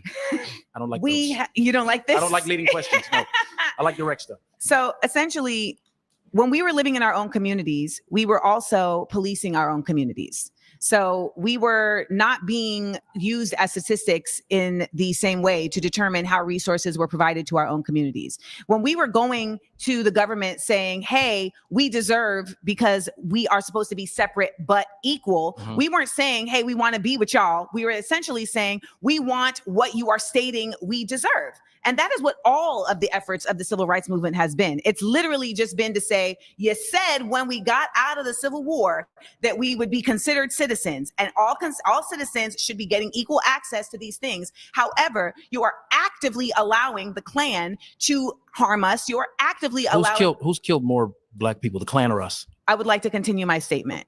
I let you speak uninterrupted. You did. When we talk about this concept of who is harming us, we are really making a false claim when it comes to Black on Black crime, as if there isn't white on white crime. There's also this unnecessary effort to try and pathologize Black on Black crime in a way that you don't try to pathologize white on white crime. There are white people killing each other every single day. Now, they may be on jet skis in the pictures after they shoot up their whole family, but nonetheless, there are white people killing each other every single day. Now, much of the reason why you may see more numbers in terms of Black on Black crime are for two reasons. One, the statistics be lying all the time. We have seen this. Numbers? Okay, we have seen this in a real way. So in New Jersey, when you say, in New Jersey, what numbers can be trusted? Because with the previous speaker, I'm about to tell you right now. Okay, so your sources. You can't such number. No, I'm literally about to give you an example of numbers not being able to be trusted. Okay, talk to me. That's what I was doing. I'm listening. Okay, then listen. Oh, my ears open. So listen. In New Jersey, they had a statistic that was created by the police department that said, look at how many Black people are committing crimes. Look at how crazy this number is. These Black people are so exorbitantly violent. Look at this. And then people went and actually matched the names that they were booking with the faces of the actual people incarcerated. And it was proven that they were lying. So that's one. So that's one instance. Hold on. No, you're talking to somebody that works as a police dispatcher when I'm not making content. So here's the thing. No. You see what? The truth is, you're about to see the truth if you just give me a second. Like Trump said, just give me a second. I'm going to do the weave. Yeah, that's got to be Dr. Julio. Here's what you all keep doing. You keep interrupting me when I'm talking, and you don't want to hear the point that I'm going to make. And yet you want me to respect your point. And that's not how a debate works. So if you want me to keep getting louder, I will do it. But ultimately, if I show you respect, give me the respect back. I let you talk. I let you make your points. I am countering your points. And my points are just as valid as yours, even though you got a pocket square and a Church of Christ pin on your chest. It's not a Church of Christ. It's I don't think she's countering anything. Same difference. You got an American flag and you think you know something because you a cop. And ultimately, not a cop, dispatcher. Ultimately, it's a cab all day over here. So let me make that clear. But let me also add to my point. I guess you're trying to say like the stats that don't matter because they lie and fudge the numbers, but I don't know. I don't even remember this point she's making, so hopefully she gets to it. I mean, I got my own opinion about it anyway. I don't like when people bring up Black on Black crime because any amount of crime is dumb. Is fear mongering is what it is. Is propaganda. There's 40 million of us population wise, right? In the United States. Yeah. There's no statistic that you could give that's going to be more than like 5%. Correct. Okay, so when you're talking about the murder, these crimes and stuff like that, man, the people, the prison population, you're talking about a very low percentage of the people that's doing that stuff, right? So yeah, it's a very low percentage, but when you look at the number of the actual crimes, we make up of what, 58%? Yeah, it's still a low percentage of all crime. It's still only 1% of us that did it. Think about it. Yeah, but that's a lot of crime is the point I'm making. There's a ton of crime is the point I'm making. But what I'm saying is such a low percentage of us. They say it's a lot of crime, but that lot of crime is only being done by 1% of people. It seemed like a lot. It's the same conversation about femicide. Seems like a lot of people dying when you say every 4.5 hours there's a Black woman or girl being murdered. Well, do the calculations, how many hours there is in a year? That's 1,300. About 1,300 women. Which is technically kind of on par with how many people should be, I guess, dying per year. I mean, it's kind of on par. But I'm saying that's only by murder. Yeah. Now, is that a horrible thing? Yes. Yes. Is it a lot of people dying in a year? Yes. But it's still only less than 1%. And so, yes. And here's why that matters. That cannot be why black people are doing bad. Because if I go by that number, we're not doing bad. Because you're talking about less than 1% of us became murderers or were murdered. So we still didn't fail. Because if you had $40 million and you lost $1,300, you would not say you was broke. You literally still have the bulk of your money. Exactly. Even if I told you, okay, 13 grand, you'd be like, nah, I'm still rich. I'd be like, okay, 130 grand. Nah, I'm still rich. You see what I'm saying? It wouldn't be till I got to the millions and the millions and the millions. Then you would say, oh, okay, I was affected. So that's why I say the whole crime thing. Also, we got to get into you talking about these young kids. They're young, their brains are not fully developed. You're talking about harsher crimes for a group of people. And we know this to be true because even with women, they are sentenced less harshly. They got a whole show, For My Man, where they give excuses to women. Oh, she committed crimes because of that boy she met. He was a bad boyfriend. They got a show called For My Man. Oh, I didn't know that. Yeah. They got a show, For My Man, true crime television show. I'm telling you, they do. You know, women get sentenced less harshly. It's just like those. They had a white woman worked at the bank. She had a black boyfriend. She gave him all the information to break into the bank, everything. She the mastermind. She got probation. Those black guys got like 10 years each. But I bet they didn't kill anybody. Did not kill anybody. She worked at the bank, was the mastermind. It was her idea and everything. It was proven. They were just the dummies for her. And she got probation. So even when we talk about prison, and even when you look at the prison population, there's been when they say how it's significantly more black people than white people, and it's outnumbering, and it's crazy and overrepresentation. When they did the criminal reform, when they started changing things, you see that number start to go down. Now it looks a little bit more fair when you look at prison population. It doesn't look like it used to. There's a system in place that was keeping it that way. And that's what I'm saying. These days have been proven. They had 2 judges that got in trouble because they made a bet with each other to see how much time they could give black people. Oh, I heard about that. Exactly. So that's what I'm saying. That's what they need to stick to. When it comes to crime and stuff, that's a small percentage of anybody's population. The criminals do not represent black people, white people, Asian people, Hispanic, Latino, Mexican, wherever they're from. Their criminals do not represent them. That is a small number of people, and is usually tied to poverty, people being desperate, people being on drugs. You got, of course, most people in prison are going to be by single moms, because single moms got it harder. They ain't got no help. That's why the most evicted is the single black woman, right? Yeah. Why do you think? And I looked up the numbers. Why do you think single fathers do better? Why? Because it's easier for a woman to be a mom, but for a man to be a father and to gain full custody, he usually has to be exceptional. He is not going to be the average male. And typically, when men get custody, they're older, they're more established, and they're in more secure jobs making good money. So therefore, single fathers do better than single moms. That's a fact. You see? And so people have to go into these numbers and these data and these facts and these researches and see what they're looking at, because you can't compare above average man, right? Because that's usually who's going to get the full custody to a young lady that's 18, 19, 20 years old and don't know what the hell she's doing. Of course, you know.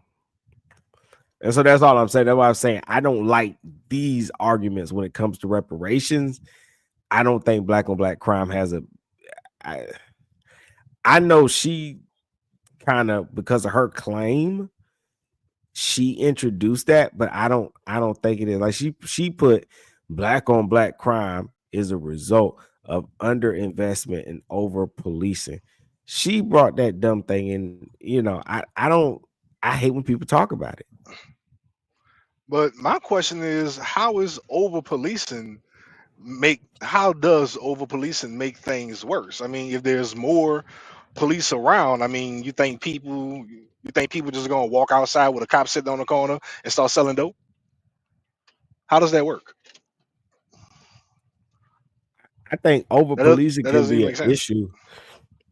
Over policing can be an issue when it comes to data showing like black people as criminals and stuff. It's like, yeah, because you over policing them and arresting them for everything, but Okay, actual that's what black she on meant. black crime, over policing does not make you go kill your brother or your sister. No, like no, get out of absolutely here.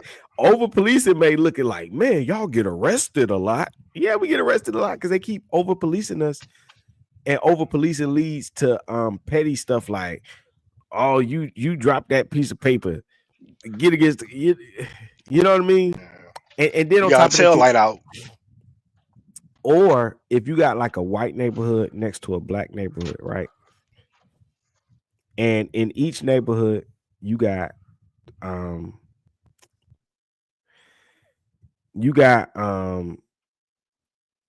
black people that they got a suspended license. And then in this white neighborhood, I'll just say you got 10 people with a suspended license. They're not bad people. None of them. They're going through a tough spot. They just need to make it. If each of them, if they can make it the next 2 weeks, they'll get their license reinstated. But they got to get to work because they got to take care of their family. Right?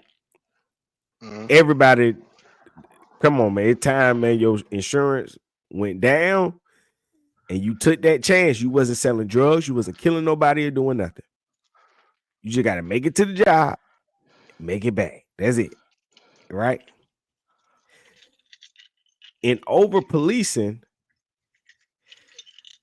7 of those black people with suspended licenses got caught because of over policing. Was the police wrong? No, you broke the law. Right?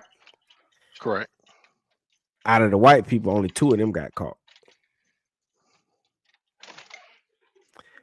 What people are suggesting when they bring up over policing is that if you over police up, of course you're going to catch more of us doing wrong. But what the other side, the conservatives are going to say is, but you still broke the law. So I get you when you say over policing, but you still broke the law. So you could blame it on over policing, but you still broke the law. Yeah, I mean, explaining it that way, I mean, that's kind of. What's up, DJ? How you doing? I mean, explaining it that way, that's kind of the side I'm on. I mean, at the end of the day, you broke the law. I mean, I understand you trying to get done what it is you need to get done, and I mean, unfortunately, you're just one of the ones that got caught. Tough luck. Yep. That's what he's saying. Shout out DJ says that's only in certain areas. Some prisons are 90% white. Yeah, you know what, DJ? I think when they do those prison numbers, I think they just talking about overwhelm like all the different prisons, man. But I think that's what they're doing. I think they're adding up like all the prison populations like all over the country and stuff, but you know, like I was thinking, like when you look at prison population, they don't represent majority of Americans, man, at all, or majority of people in the country. Like most people not committing crimes and doing that stuff. Yeah. I'm pretty sure that's Dr. Julio. Bro, it might be. I'm telling you, send that man a message. It might be, bro. It might be. Yeah. Point. My point is that you can sit here and blame black people on black people all day long and not acknowledge that we are forced into You're coming to interrupt me again. I haven't even said a word. All right, that is flagged. So I'm going to ask you to return to your seat. It's a waste of my time. Y'all just want to be seen. I don't need to be seen. Oh, she. Ooh. Hello. How are you? That's a spicy meatball right there. She feisty. Say less outfit. Okay. Thank you. So this I'm is my telling thing. you, she I called think them the boys. premise Yeah. of your question was black on black crime. So I think I'm coming from a place, and I guess my issue is having had my biological father murdered by a black man, having had my cousin shot in the head by a black man. We can talk numbers and statistics and what the people are doing, and what the white man is doing, and all that. But at the end of the day, I see when my family lives on the south side of Chicago, and I think you and I both can attest to this, and I'm not saying that there are not other factors, but we know that we kill each other at a disproportionate rate than any other race. Now, why we do that and why 6,000 to 9,000 black men are going to be homicided or killed or whatever by the end of the year annually by other black men, whereas the likelihood of a black man being killed by a white police officer is less than 150 per year. We know that. All right, the SAND fact check says police have killed on average 238 black men per year since 2017, about 58% more than 150 per year. We kill each other at a higher rate. So I'm not debating that there are not factors at play, but because I've lived the experience as a black woman, losing my father to be murdered by a black man, walking down the street, by the way. No worries, thank you. But walking down the street in inner cities and different things, knowing that it's more likely that my own brother will rob and rape me than a white man or a white officer, we got to be real. What's your proximity to white men in the south side of Chicago? Are there even white men around to rob and rape you at the same rate that there are black men? There are white men around. At the same rate. There wasn't a lot of black people in there, but then that doesn't justify the fact that we're destroying each other. So even if we get to the root, like we can agree on that. Okay, because I feel like a lot of nothing times liberals will argue like, well, I'm not the a white people liberal. are killing I am people. I'm not a liberal. Okay, well, I will say that people that sometimes have your stance that are against conservatives, maybe they have this claim that they're making it up, they're making up the numbers. We know that we do that to each other. So I want to get to the root of the issue. Why are we killing each other? I think the root of the issue is we've lost our values and we've lost our resilience as black people. We sit there and we talk about what the white man did and we talk about slavery and everything like that, but we have no self-accountability and say, you know what, at the end of the day, that is my black grandmother, that is my black sister, you are my black sister. And you know that a black man is more likely to rob you or commit some type of crime against you. And that's what we need to get down to the issue of. And like you were talking about earlier, like, hey, well, what's going on? You know, what do you think the answer is to one of the brothers that were speaking? I think it's the breakdown of the family. I think, like he said, because of our poor choices. And what happens is we look at domestic violence, for example, when domestic violence, women or men are even attacked, what is the first thing we say? It's like, you know what? It's not your what? It's not your fault. So that's what we do. We hold on to this narrative that, well, it's not our fault. And the issues in our community, they're not our fault. And when the white man needs to give us something, the old white lady down the street is looking at me and I don't know why she got braids in her hair. And we focus on all these other stupid things that don't matter. We don't get to the root of the fact that we're killing each other at a higher rate than any other race. It is self-hatred amongst us. I believe that we can do that, that we, my mom's cousin, coming from the church parking lot, and guess who stuck her up and robbed her at gunpoint? A black man. I need you to get to the point. Like, so my I can point respond. is that, no, and I'm not trying to be funny, unless like you said, we're going to keep it respectful. Yeah, but you're monopolizing the whole conversation. I'm we're not trying, being I'm going to let you speak, but let's not get the attitudes and stuff, because you're my sister and I respect you. So I don't have an attitude. I'm being direct to you, but you're literally speaking this, and you're not going to do that with me either. So you're stating your point. And you've been stating your point for quite some time. So say, you have a reason for me to respond. Would you allow me to respond? So that's a better response. Go ahead. The response that I have for you is that everything you're saying does not exist in a vacuum. I actually agree with you in that, yes, there has been an incredible denigration of Black worth and Black pride in this nation. I think it's also very important to acknowledge what has contributed to that. And to state that it is only Black people that have contributed to that is a false flag. So we have to admit that. So in order to have this conversation around how we got here, you can't say, oh, well, we're caring about the white woman getting braids and that doesn't matter and this thing. All of that attaches.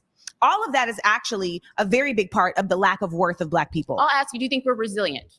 What does resilience mean to you? Do you think we have to be perpetual victims, or do you think that Black people are resilient? I think that those are two different conversations. I think that the concept of Black people being victims is really trying to not provide accountability to where the root problem for the actual cause is. And if we keep saying that somebody is a victim and that doesn't mean that the other person should have to actually have accountability, then what are we really doing? You can do both. You can be a victim and be resilient. How do we do both if you stay in the victimhood? That's my question. But your statement about Black people staying in the victim place is also your point of view. But how do we rise above it? We continue to rise above it by, one, pouring into our communities with mutual aid, but two, by simultaneously making sure that we are challenging the systems that are in place to impede us. We have so many opportunities where we are trying to do mutual aid, and those things get disrupted by folks who want to have capitalist gain, by folks who want privatization. We used to have all these mom and pop businesses in our communities. There's over 3 million Black millionaires in America right now.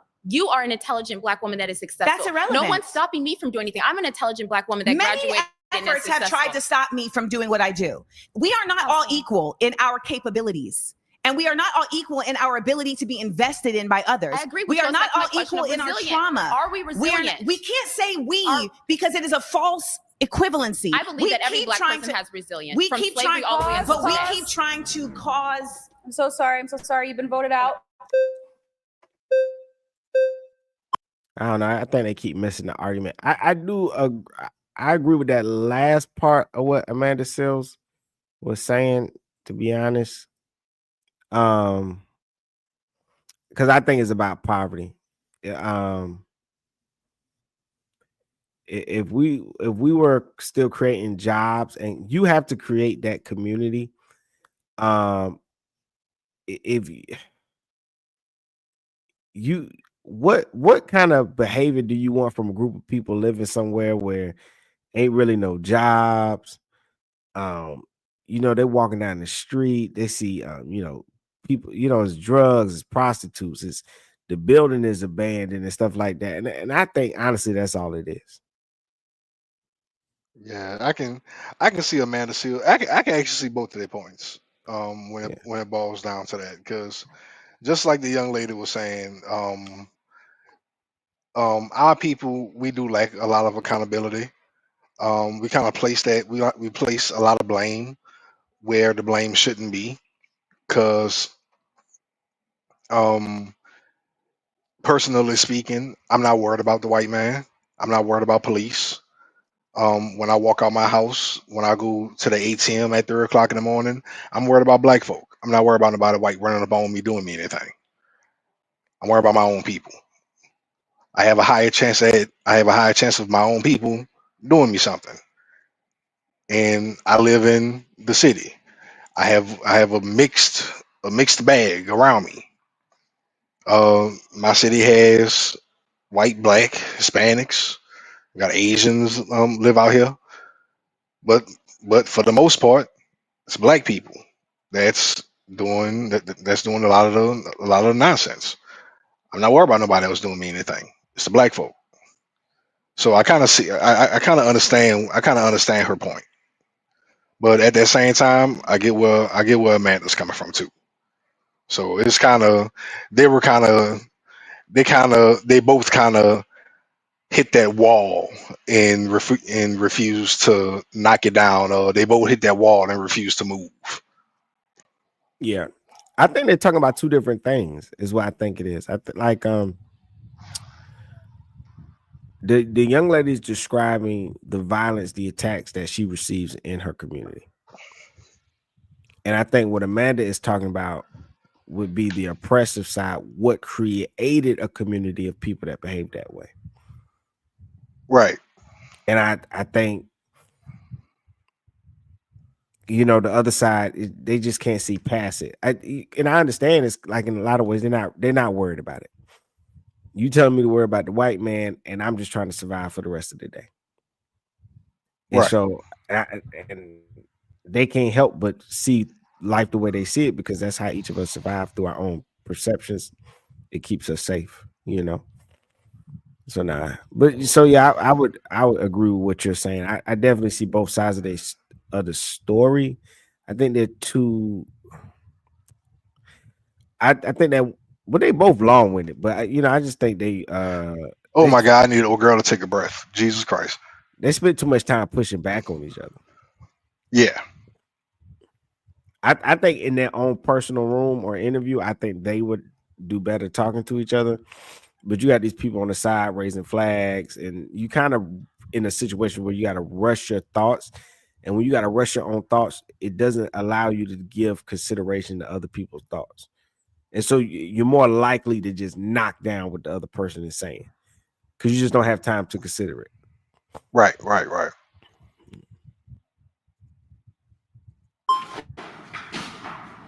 Bro, he was ready to go. I want to kind of get rid of this like right left ordeal. I really want to talk about just like our own personal views. Like he teleported to the chair. Seen. And when it comes to your claim about black on black crime, I really do believe, and I think a lot of people here do believe, especially based off of personal experiences and everything, that it is just lack of accountability. In the black community, we need to start taking responsibility for our actions and stop pointing our fingers at other people and the white man. Because to be honest, why can't both happen at the same time? Because both are causes. Because you got to clean your own house before you go complain. Why? Because if you're dirtying my house, if you keep pouring shit into my house and I'm cleaning it, why can't I do both? Why can't I clean my house and bar the windows from you shitting on my house? Because it begins with responsibility within us. If we're like, okay, oh, the white person's doing this to me, the white person's not, we're not going to ever come to the core of the issue. They are. We need to take responsibility. And it's not even just the white person, because now we have seen very many races, people of very many backgrounds that are actively participating in the effort to keep a working class down. Like that is absolutely a fact. It's not just white people. So I don't attend to that. But I will say the reality of there being systems in place is real. Over-policing is a real thing. You know what's also been really real is the effort of violence interruption in certain communities, right? So we've seen this in Detroit. We've seen this in New York. We've seen this in Baltimore, where there are communities that have said, what we're going to do is we're going to be like a neighborhood watch for our community, so that before the popo even come, before 12 even rolls up in here, we're going to actually put ourselves in between the conflict and calm it down. And that has been incredibly effective. But you know what? It's not funded. Here we go. Saying fact check. According to the Department of Justice, Detroit's model for Neighborhood Watch significantly reduced crime and fear of crime. Neighborhood watches in general, however, have mixed results. And I got some pushback on what she just said too. Okay, go ahead. So she said that, well, focus on the Neighborhood Watch. She feels that, you know, they've done phenomenal and everything, correct? That's what she just said, right? Yeah. Okay. Isn't that what George Zimmerman did? Oh man, you can't. Hey, I'm just saying, bro. I like to call out people hypocrisy. I'm just calling out the hypocrisy. Isn't that exactly what George Zimmerman did? Is it not? Yeah, man, but that's different. I mean, he was an a-hole. I mean, I'm not condoning it, but I mean, I'm not condoning it, but I'm just using logic that's what he did. But maybe that's why they won't fund it. True. Yes, absolutely. And again, I'm not saying what he did was right, but I'm just going off based on what she just said. Yeah. She's with people with, you know, neighborhood watches or what have you. That's what George Zimmerman did. And look where it got him. But I do agree with her point where she said, I can clean house and point the finger at the same time. You can't dictate. I can do both at the same time. True.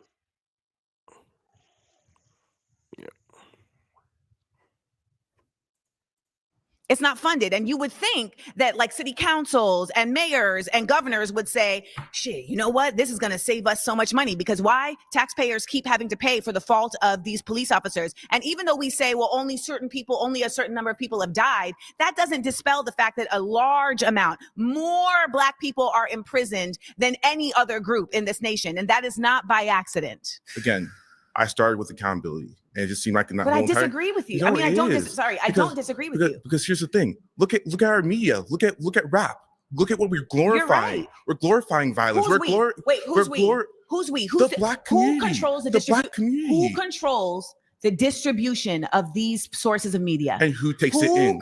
And who takes it in? Listen, if you're okay, so let me put it in this context. If I have a company, right, and you guys are my employees, and I determine what you get to eat every day, that's also going to determine how you exist in this company, right? Like if you come to work and I say the only thing you can eat is processed foods and fried foods, and you're not going to get to have the best vegetables, etc. What's that going to affect? Your health. That's going to affect your ability to operate, etc. This is how the United States operates. There's a lot of us that don't want to admit that as much as accountable as we want to be, all of our brains also don't operate the same way. Some of us are much more apt to be indoctrinated than others. That's a fact. There is a 1% of people that knows this. There's a whole show called Mad Men that's about advertising, etc.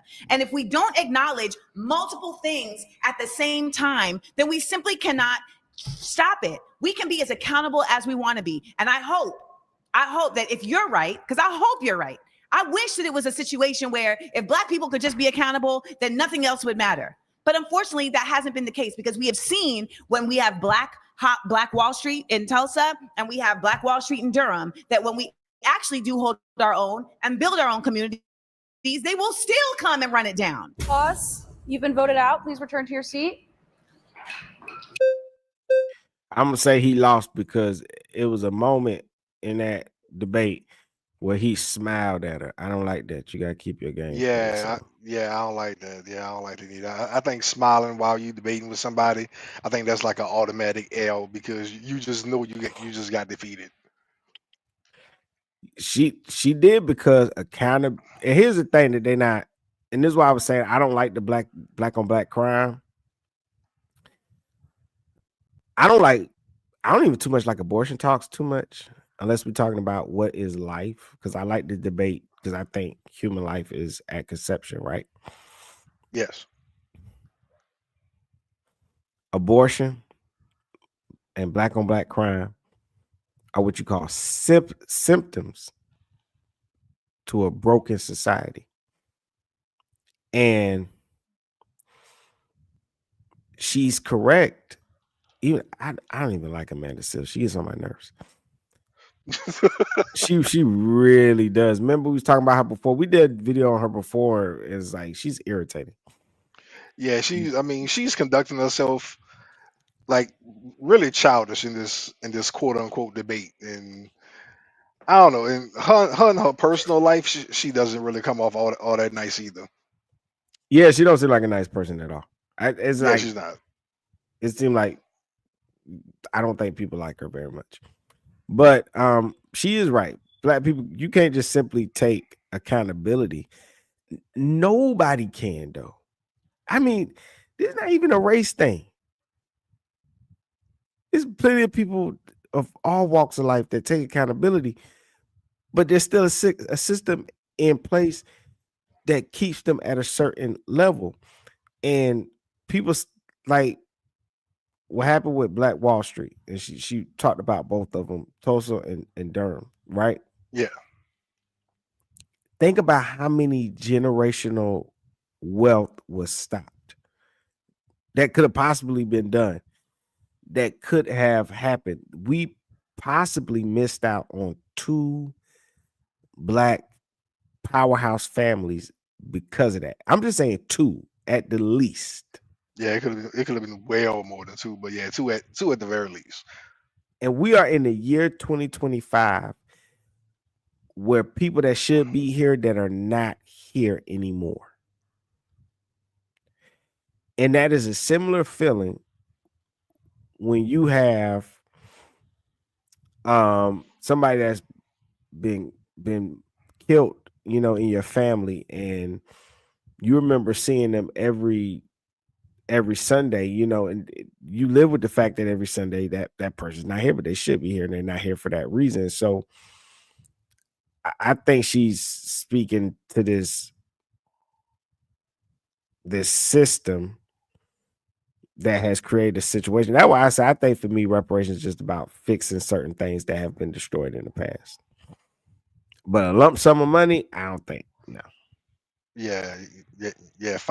Financial, no, it's not gonna do it. You got to modernize it and make it to where it'll be accessible, so that it'll be something reasonable for the foreseeable future. And money isn't gonna do it.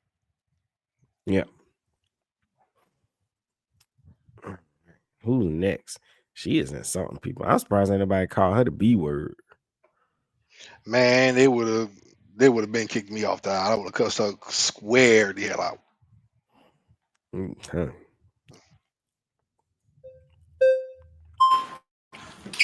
Oh my God. Joshua. Hello, Joshua. Yeah. So I have two claims I want to settle.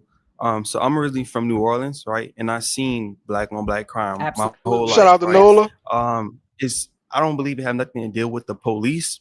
It's more with the community because there's a lot of pride that's in that city where to the point where this person can't tell me nothing. I'm gonna kill him. I'm gonna take him out. Yeah. Is that simple in New Orleans? Yeah. Now Cali is probably the same way, but I feel like every state is different. You probably the way how your belief is might be right? But in New Orleans, it's a little different. Also, my second claim is this: we proclaim so much about Black Lives Matter, but when it comes down to a white person killing a black person, it's a big deal. It just don't make no sense to me. Do you know what the statement Black Lives Matter is actually stating? Yeah, well, just started off from George Floyd. Start off from Mike Brown. Mike Brown, okay. So Black Lives Matter is really simply just stating that when Black people are murdered by the police, that our lives should matter. And that oftentimes it is not considered. It is oftentimes presented as we deserved it, or we must have done something to cause it, and that our lives are disposable. We also don't ever see true justice on the same level as others when the police incur violence against Black people. So Black Lives Matter is a statement asserting that our lives are worth justice, our lives are worth preservation, and we have seen in innumerable instances a level of restraint operated between the police and people of other races that they do not seem to carry with Black people. So that's what Black Lives Matter means. It doesn't mean that anyone else's life doesn't matter. It means that ours matter just as much as their lives. That's good that you cleared it out for people. I appreciate it. Can you pause it? Yeah. Now, as it comes to New Orleans, tell me this. Well, first of all, it was, I think it's the senator of Louisiana who literally made. Yep. So she's misinformed on Black Lives Matter. Black Lives Matter was around long before Michael Brown was killed by I forgot the cop's name who killed Michael Brown, but that's beside the point. Black Lives Matter was around long before then. Black Lives Matter started gaining traction from Michael Brown. And what happened was, from that point, it became more so of combating cops, and after that it became a money grab. So she's misinformed with that. I just want to clear that up for those who will see this later. Black Lives Matter did not start with Michael Brown. It was around long before then, and it just gained traction around that time.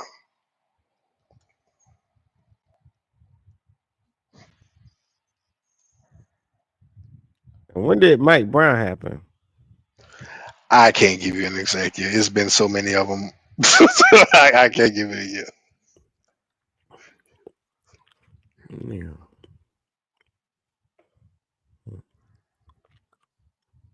But yeah, I know it. I don't think it started with no Mike Brown. No, it didn't. I want to say it became a thing around the time of Trayvon Martin. But it probably was around before then. But again, it just became popular after Michael Brown.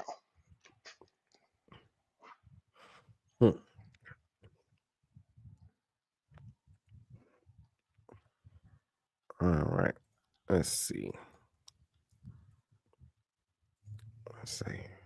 When was Mike Brown killed?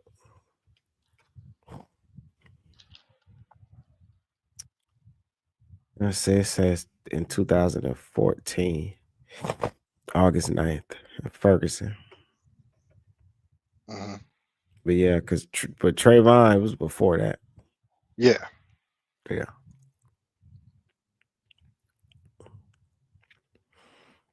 Maybe she just forgot about Trayvon. Maybe so, but she probably did forget about Trayvon since she made that comment about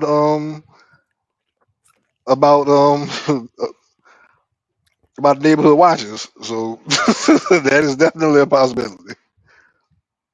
Yeah, she probably did. That was just flat out diabolical right there. That was just wrong. Yeah, I'm gonna go out on a limb and just say her second claim is very, very weak. And yes, I just think it was a failure claim. I don't think it was very good claim at all. And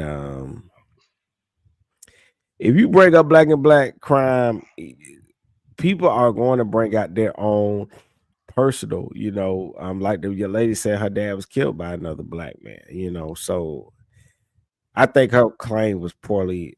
I don't think she spent much time on this one, thinking over this one. Yeah, people gonna have their own personal experiences with that one. Yeah. A campaign ad, Kennedy it was, that said, do you want Louisiana to be run by crackheads? Like he said that, like straight they up. have a bunch of them there. Yeah. So here's my question about New Orleans. Would you say that New Orleans gets, that particular areas of New Orleans, for instance, like the Ninth Ward? The Ninth Ward is crazy, but I'm just saying they crazy. Would you say that funding and attention is dispersed equally across New Orleans in terms of resources? Because I know that from living through Katrina, that is absolutely not the case. Yeah, I agree with you in that case. Everybody's not equal when it comes down to resources. For sure, I agree with you. Here's the thing I want to just impart is that I think that we have a very distorted version of what resiliency and what restorative practice is, because we live in a time where we're seeing so many things happen so fast. So like we've seen technology like advance so fast, right? Like we have seen just our lives shift so fast that I think that we forget that as humans, our ability to recalibrate, to heal from trauma is simply not the same as the things that we are watching in technology. And so we cannot just casually think that people just get over things. Katrina, people in New Orleans are still reeling from Katrina. Yeah, they are. That's true. That's true. That is true. So when we talk about the amount of crime and violence that is still living and happening explicitly in Katrina, we have to also talk about the amount of trauma, the amount of drug use, the amount of policing, the amount of all of these things that physically harm people across the world, not just in the United States, across the world, in communities that are not being served, and how those communities never get the chance to quote unquote pull themselves up by the bootstraps. Yeah, I agree. I personally agree. Yeah. Oh, okay. I agree. Yeah, for sure. Yeah, of course. Yeah. Thanks, Josh. No problem. Hey. Before we go any further, we want to take a moment to say thanks so much to Straight Arrow News for powering the fact checks in this video. Straight Arrow News is on a mission to raise the bar on journalism in a time of media bias and mistrust. Straight Arrow News helps you quickly find trusted information you need to understand the news, allowing you to dive deep into the topics that matter to you and the world around you. Their work is trying to break the bias bubble, helping you understand how every side of the political spectrum is reporting on a story, so you get a full picture of the news. Yeah, go ahead and get your Straight Arrow News. I downloaded that. That's why we're so happy to be partnering with Straight Arrow News. They deliver the facts, unbiased, balanced, and designed to make sense of a complex world, getting you the clarity you deserve and news you can trust. Go to san.com/surrounded or click the link in the description to check it out. By clicking that link, you're not just supporting this channel, you also take advantage of a better way to get the news. Welcome back to Trustworthy Journalism. Thanks again to Straight Arrow News for partnering with us on this episode. Now, let's get into it. My next claim is systemic racism isn't a theory. It's our lived reality backed by data and history.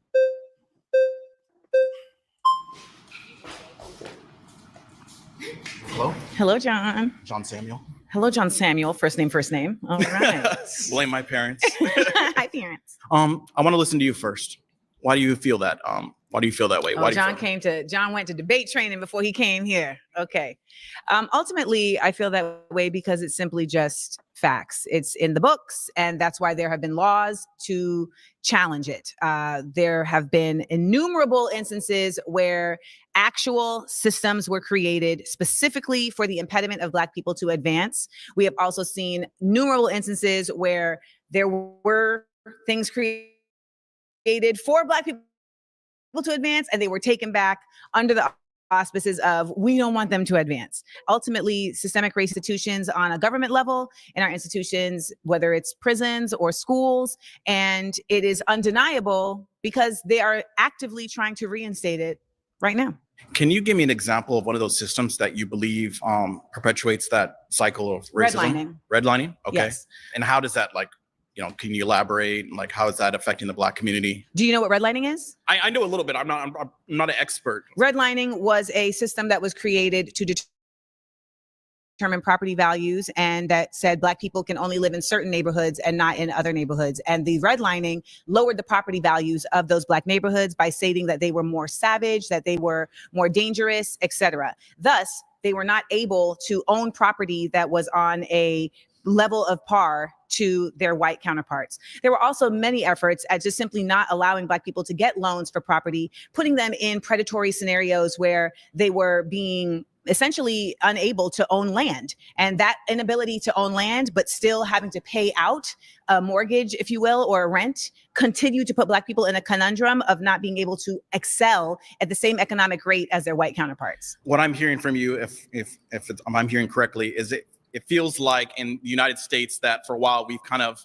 established these systems at their foundation, and they've continued on, and they've continually just oppressed Black people, and we haven't dismantled them, and we haven't done much so they continue to complete the cycle. Is that what I'm hearing correctly? Well, in many of these systems, they have been dismantled maybe in name, but because this country has never dismantled the culture of racism, they end up still living in practice. So we see that, for instance, in the way that the appraisal system works. Now we saw there was an entire documentary on how appraisals have been also very racist, home appraisals, right? So your ability to sell your house for the value that it deserves. Right. There were a number of homes, particularly in Marin County, California, where Black people had one appraisal when they had their Blackness up. So they had their dashikis hanging, and they had their, they had their Black Good Times poster. But then when they removed all those items and put up white people and a dog in the house, and then had their white friends come and pose as the owners of the home, the appraisal was significantly higher.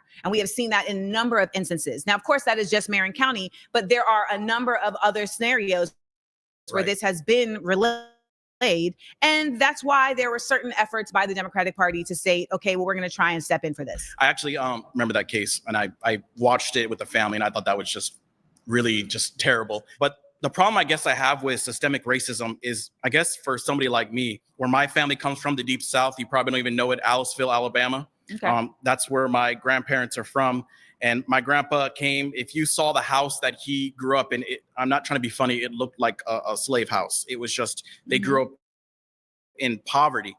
And the fact that he was able to go from that and get the highest rank enlisted in the United States Navy amidst, all these, systems, so to speak, and he was able to buy his own house out in San Diego. He was able to, pass on these things to his son, my dad, and his grandchildren. Now I'm able to get an education. I was able to get my undergrad, my master's, that, the great grandson of enslaved peoples can now say that, educated and can even run for Congress.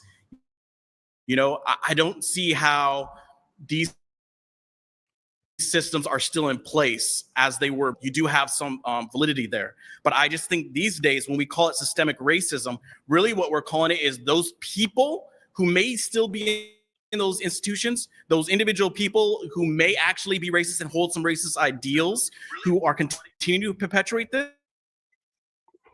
this. I believe it's those people. So let me see. I will wind it a little bit.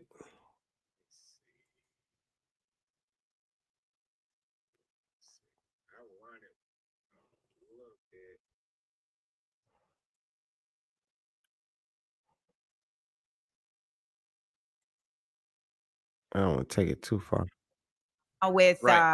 With immigration and ICE, we're seeing this also with the. I think these days, when we call it systemic racism, really what we're calling it is those people who may still be in those institutions, those individual people who may actually be racist and hold some racist ideals, who are continuing to perpetuate this.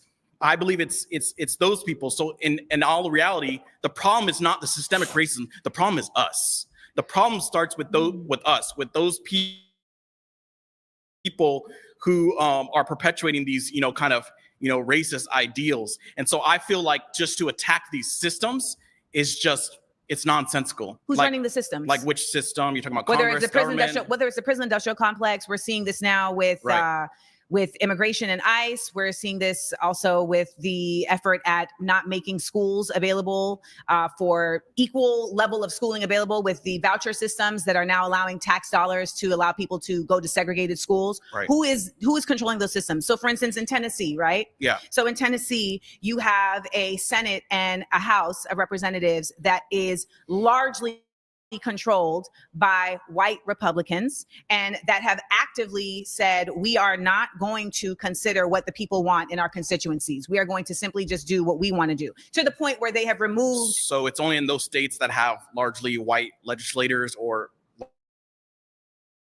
largely white people are controlling these systems. I'm not trying to. All right, guys, I'm so sorry. You have been voted out. Please. Oh, Lord. So to go back to your claim, you basically said something about Tennessee and how they said what exactly you said they are not in favor of what their people said, or? Yeah, Tennessee has actively said, we're not really listening to our constituency. We're not even going to allow them in the gallery when we're voting on certain issues. So for instance, like when it comes to like guns in the classroom, like the constituency very largely said, we do not want guns in the classroom. And they were like, well, members of the House of Representatives who are Black and not silence someone who is doing the exact same action, who is a white woman, Gloria. Shout out to the Justins. You are right, actually, on this aspect. I did actually remember I did actually remember a time where 2 Black Democrats, I believe, were actually not allowed to speak. And that was interesting. And I found that really insane, considering they're representatives of the state. Yeah.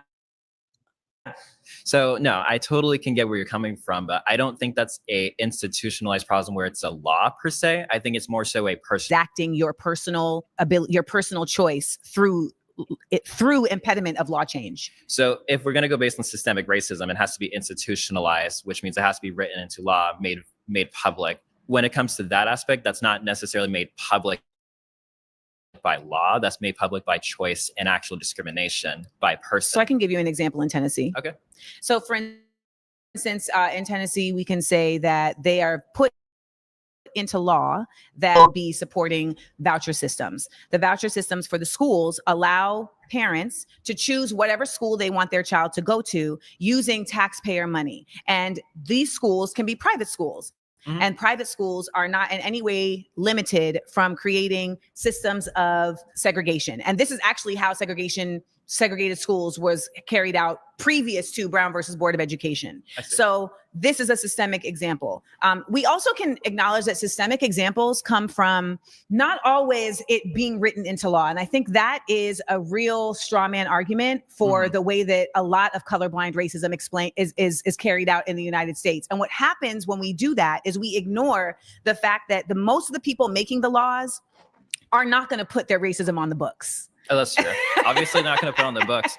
But when it comes to the Civil Rights Acts of 1964, then you also want to talk about the one in 1968. They did actually give more fair housing equality. That was the goal. Yeah, that's true. But you see, that's the thing. It's like if so that's the difficult part of not changing a culture.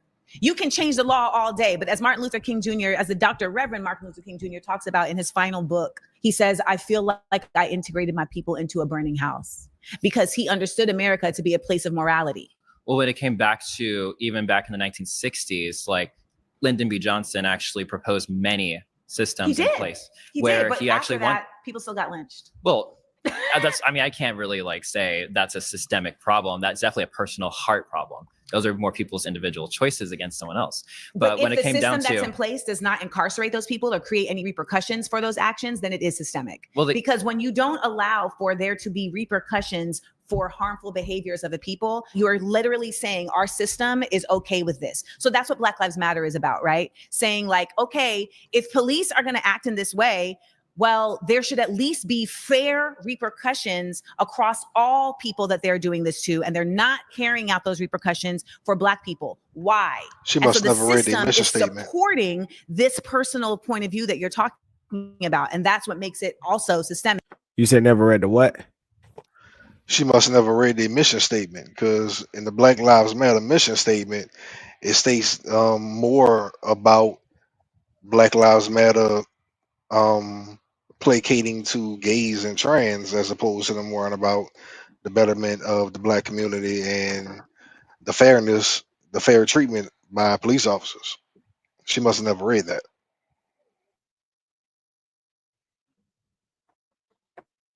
Oh yeah, man. I thought they changed that because people was exposing that, and then they went back and changed their mission statement. I wonder is it the same? I'm gonna look it up. What's up, Media Fanatic? How you doing? I don't know, man. Most people. Yeah, I don't know if they. Yeah, I don't know if they changed it or not. I remember doing my podcast on it some years back, and I read that sucker from the website verbatim, and it was for the most part all about trans and the gay community. It had very little about fairness from the police and black folk. Very little. Let's see.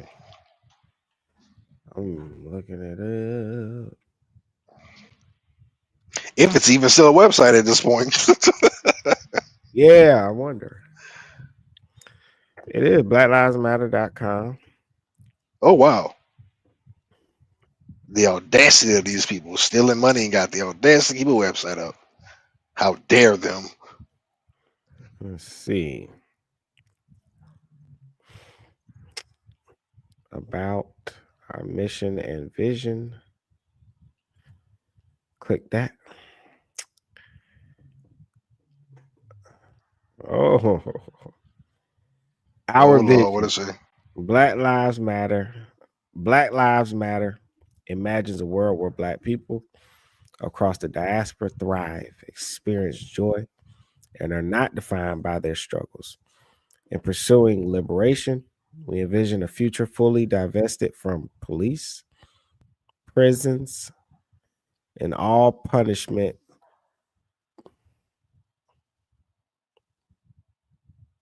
Divested from police, prisons, and all punishment.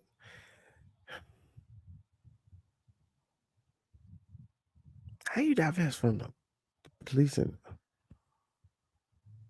Wow, ain't it? and all punishment paradigms, and which invest in justice, joy, and culture. How you gonna get the justice?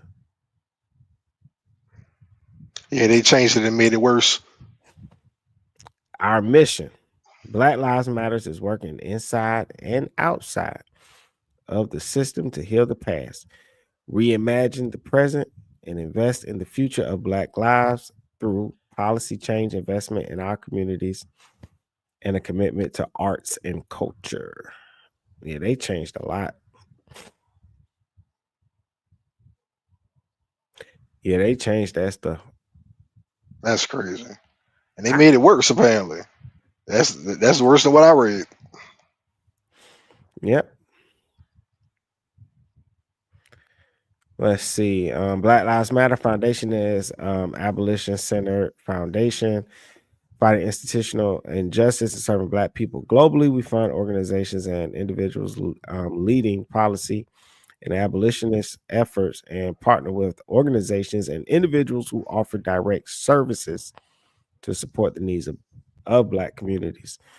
We fund organizations and individuals leading policy and abolitionist efforts and partner with organizations and individuals who offer direct services to support the needs of Black communities. I don't know, they just repeated that. We know the work and leadership of true revolution rest in the hands of those most impacted by the systems we are trying to abolish.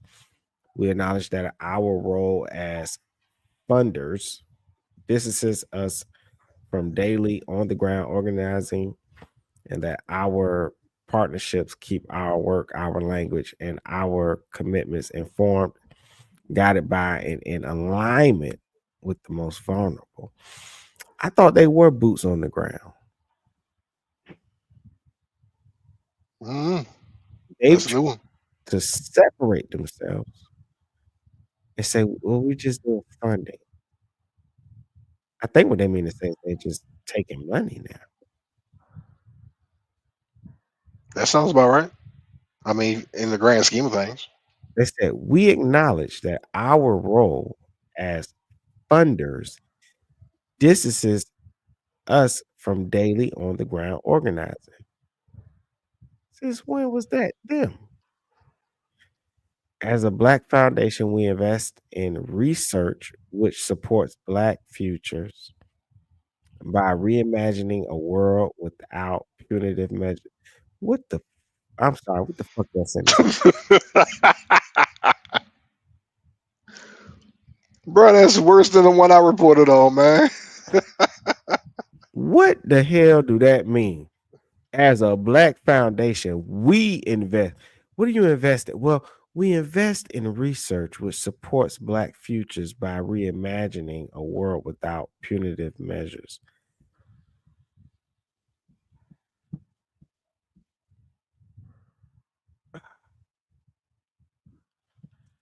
So there's a research that's going to support Black futures. Apparently. And this is what they want you to believe. That research, it just reimagines a world without punitive measures. And I'm like Braxton on Jamie Foxx show. I'm like,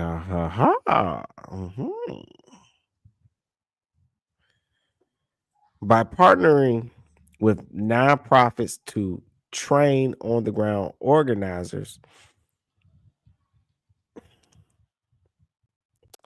and uplift Black arts and culture, our foundation helps to forge healing ecosystems to nurture Black liberation and Black life.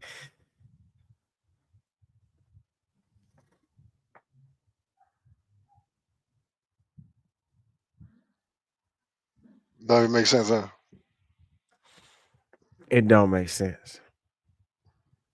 And I'm not going to try to make it make sense. You can't. You can try, but no. I know everything I just read is BS. Total BS. That's why I say she couldn't have read that. Like she's just going off what she wants to believe about an organization full of scammers. And they've changed the mission statement like multiple times. They've changed it multiple times. But bro, they get into that money now. That mission statement all about money now. They said we don't know what's going on with the boots on the ground anymore. We doing so much funding. Yeah, basically what they're saying is we work with people now. That's basically all they're saying. Yep. If you want to plan a march, work with us. Call us. Oh man, that's crazy. I'm glad I had you look that up. Expose it.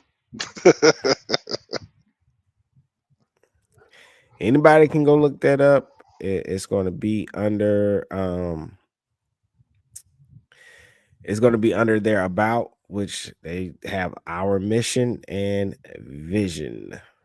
But you gotta be fast before they change it again. Yeah, you gotta be fast. Then they got other one that says our core beliefs. The core beliefs are deeply ingrained principles that guide all of our foundation's decisions and actions. Our commitment to these values upholds and distinguishes our service to our communities. We believe these values are an extension of the life experiences and needs of Black people globally. Now they know something about the global. They couldn't even handle police. You couldn't even handle locally. They could handle locally. Now they're doing globally. With the understanding we hold to our core beliefs with both resolve and openness. Openness. I wish them houses y'all bought had an open house. Oh yeah. Ain't that open? The door wasn't open. You had to knock. couple of that. was in a gated community. You couldn't even get to a door to knock. All right. Our core beliefs. Let me see. Okay, it's showing up.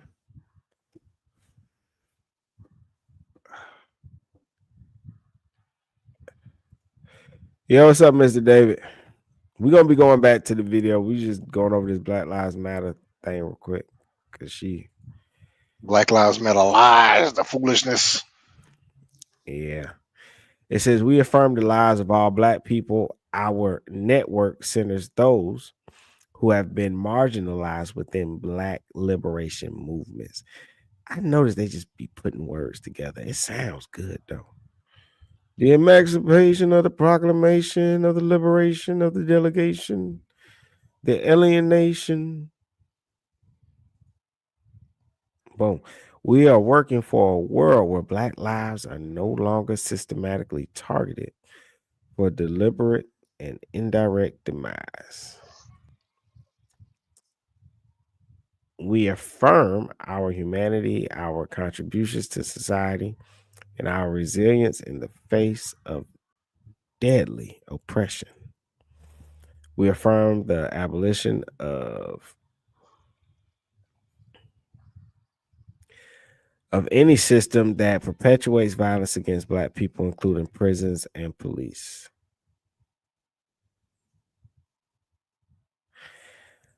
They think they're gonna get rid of prisons? I guess so.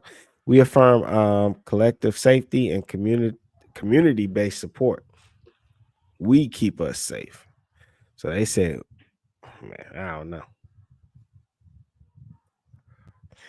Prince, I know I said what I said earlier, so I'm gonna sound like I'm contradicting myself. I don't think there's a high percentage of violent people. But damn it, they're gonna have to get that damn crime down to 0% before you talk about getting rid of the police now. Say, bro, I'm gonna tell you the same thing I told other people on social media. If you get rid of the police, the military comes in. And if you think you dying in the streets with just the police, when the military kill you, you really gonna see some turmoil. You haven't seen nothing yet. When they implement martial law, then it's gonna be a problem. I'm telling you.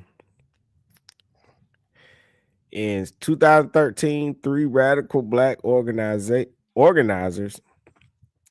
Alicia Garza, Patrice Cullors, and Opal Tometi, created a Black-centered political movement building project called Black Lives Matter in response to the acquittal of Trayvon Martin's murderer, George Zimmerman. Let's see. And it goes over to Mike Brown. And you just read it, Trayvon Martin. Now what Amanda Seals said? Michael Brown? Yeah, she said Mike Brown.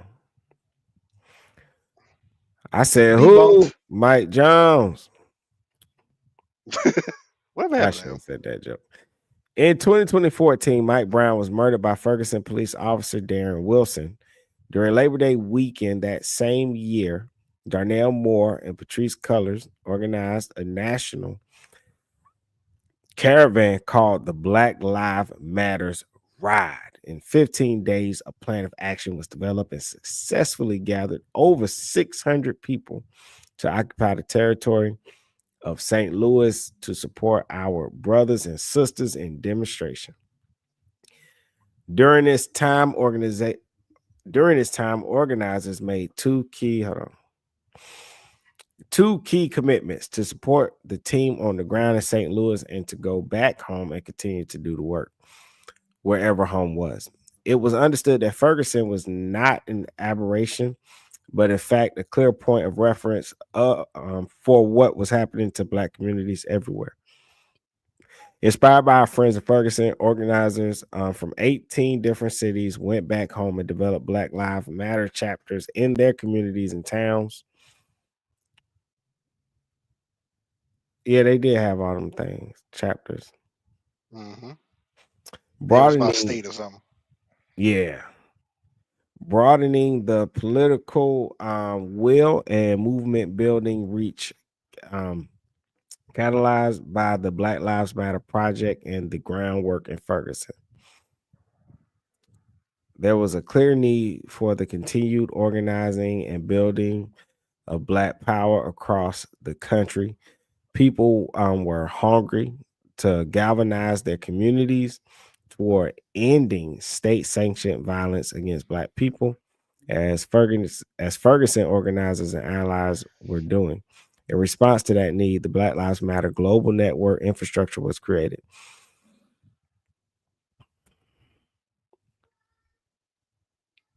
Oh my goodness. Adaptive and decentralized, with a set of guiding principles, our goals is to support the development of new Black leaders, as well as to create a network where Black people feel empowered to determine our destinies in our communities. Forgive me, I'm congested. The Black Lives Matter Global Network would not be recognized worldwide had it not been for folks in St. Louis and Ferguson who put their bodies on the line all those years ago, and who continue day in and day out to show up for Black Lives Matter. Also giving them that money, which they ain't put nothing about all the mansions they bought. It's bullshit. I remember reading a mission statement, and if I knew they was going to keep changing it, I would have screenshotted it, because man, oh man, it wasn't about the police. They was talking about destroying the family. They mission statement. Remember, I it still said got something some about copy and pasted from when they had it the first time. I gotta find it in my phone. I still got some copy and pasted. It's not screenshot, but it's just copied. Yeah, we have to put something together one of these, do one of these days, man. Because they had stuff about the nuclear family on there and stuff, and it was like, Yeah, that's what I'm saying. If you still got more to read, I could let me go on my notes. I could see if I could find it real quick. That ain't nothing. I could pull it up. Leave that. oh, I'm done with the read. I'm about to go back to the video now. All right. I'm saying make a whole nother show about that. Oh well, yeah, absolutely. I could yeah, I could find my copy and pasting information. Like I said, it's not a screenshot, but it was just copy and paste from when I was doing that show. But I can find it. Rest assured.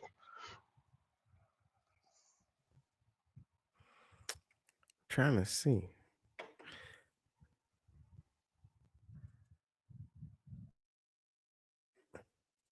Did you hear the audio?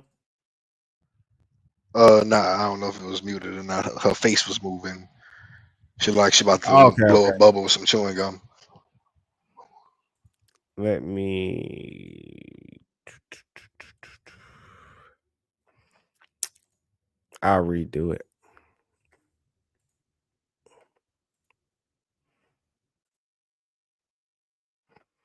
Sometimes when you click between different screens, it'll do that. We know for a fact that. You hear it now? Yep, I can hear it now. Oh, okay.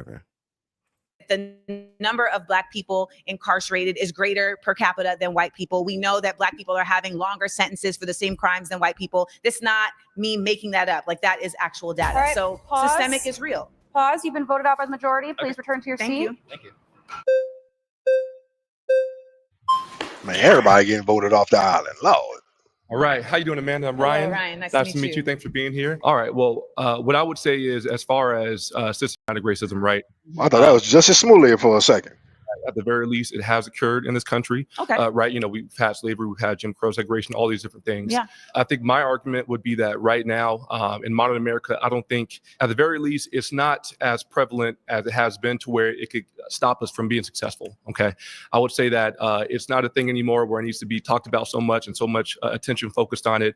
I don't think that currently there is systematic racism in a way that is going to be harmful to us. You know, like I said, to stop us. If anything, really, I think institutions such as things with DEI. What do you think DEI is? Basically, I think that it's in a way it's racism against other races outside of Blacks. And so, where did you get that concept of it from? I've researched a lot of things. I looked at different clips from both sides of the argument, things like that. But basically, my point is, I think that as far as systematic racism, I think that there's evidence from the other side, in that there's different things that are pushing Black people up in ways that are not fair, and different things like that. Because I think that we should be merit-based. I think that should always be merit-based, and where we're in, when there's jobs and the different things like that, race should not be something that's considered. And so, I think that, let's say that there are ways right now where systematic racism is still alive. Again, it's not holding us back to a point where we can still be successful. We've seen so many examples, today in modern times, where Black Americans can, there's no opportunities that I have that a white person or that a white person has that I don't have. I believe that all opportunities. Are you sure about that? Can you actually say that? I would say that I have every opportunity in this country to be successful, to do what I want to do, and to stand on business that every other race has. Absolutely. And do you have the same support? Even if I don't have the same support, I can do what I got to do. Do you have the same support? I probably have more. I do can you have have the more same support community than others. support? I have excellent community support. That's Absolutely. lucky for you. Sure. Yeah. Where did you grow up in a lower income, middle income, high income community? It was middle income. Okay. Yeah. So again, I think that even those who grow up in very needy situations, right, they may not have been dealt a great hand of cards, but they can still, I think it comes down to accountability. You can still play your hand and play your cards strategically in a way where you can still be successful, you can still do your thing, and you can wind up on top. And there's nothing stopping us from doing that. Would you say that low income white people and low income Black people have the same ability to excel? I would say they have the same ability to excel. Okay, so I'm going to start countering from that point then. Sure. So ultimately, we know that our low income communities are not given the same access to resources on a myriad of levels. They don't even have the same air quality, okay? We know that low-income communities in general are also going to be much more policed than other communities. We know that policing as it exists in the United States came from slave catching. So even the tradition of policing comes from protecting property, not protecting people, okay? So let's start there. When we talk about low-income, like the working class Black people in this nation, we know that they have never been considered, ever, whether they were slaves or not. They just weren't considered. And we also know, as our brother Isaiah pointed out, that there are still people in very powerful positions that hold very personal positions as it relates to racism. And so in that way, they are impediments to someone moving forward. When we talk about DEI, the concept of DEI is not about lowering a standard. It's about widening the options. So we live in a nation that I feel like a lot of y'all are looking at the United States as a long history of something. We have a short history. All right. For 400 years, there was slavery. Black people were not even considered whole humans. We were 3/5 human. After the Civil War, during Reconstruction, Black people were then subjected to the Black laws. The Black laws were specifically for Black people. The Black laws incarcerated Black people at such an exorbitant rate that they were able to get another slave labor force through the 13th Amendment, because you had Black people that were serving entire life, like months-long, years-long sentences for jaywalking. So when we look at these things, we act as if, well, why can't we just get over that? That's 2 generations previous, okay? So if a father in the early 1900s was incarcerated for 2 years, how do you think that would impede their family from being able to grow, right? Sure. Now you're affecting the ability for their children to have 2 parents in the home. You also now have a mother who's like incredibly stressed and may have to always be working, so she's not able to parent, etc. We also know that there is a continued effort in this nation to not have Black people know the history of this nation. Like our good sis here was talking about, like, we have resilience, but this nation actively works systemically to keep that from us, right? We look in Florida at the laws that they are passing to not allow education about our past. And we know that if we don't know where we came from, how can we know where we're going? Sure, okay. All right, I'm so sorry. I'm sorry. All good. That's flags. Yeah.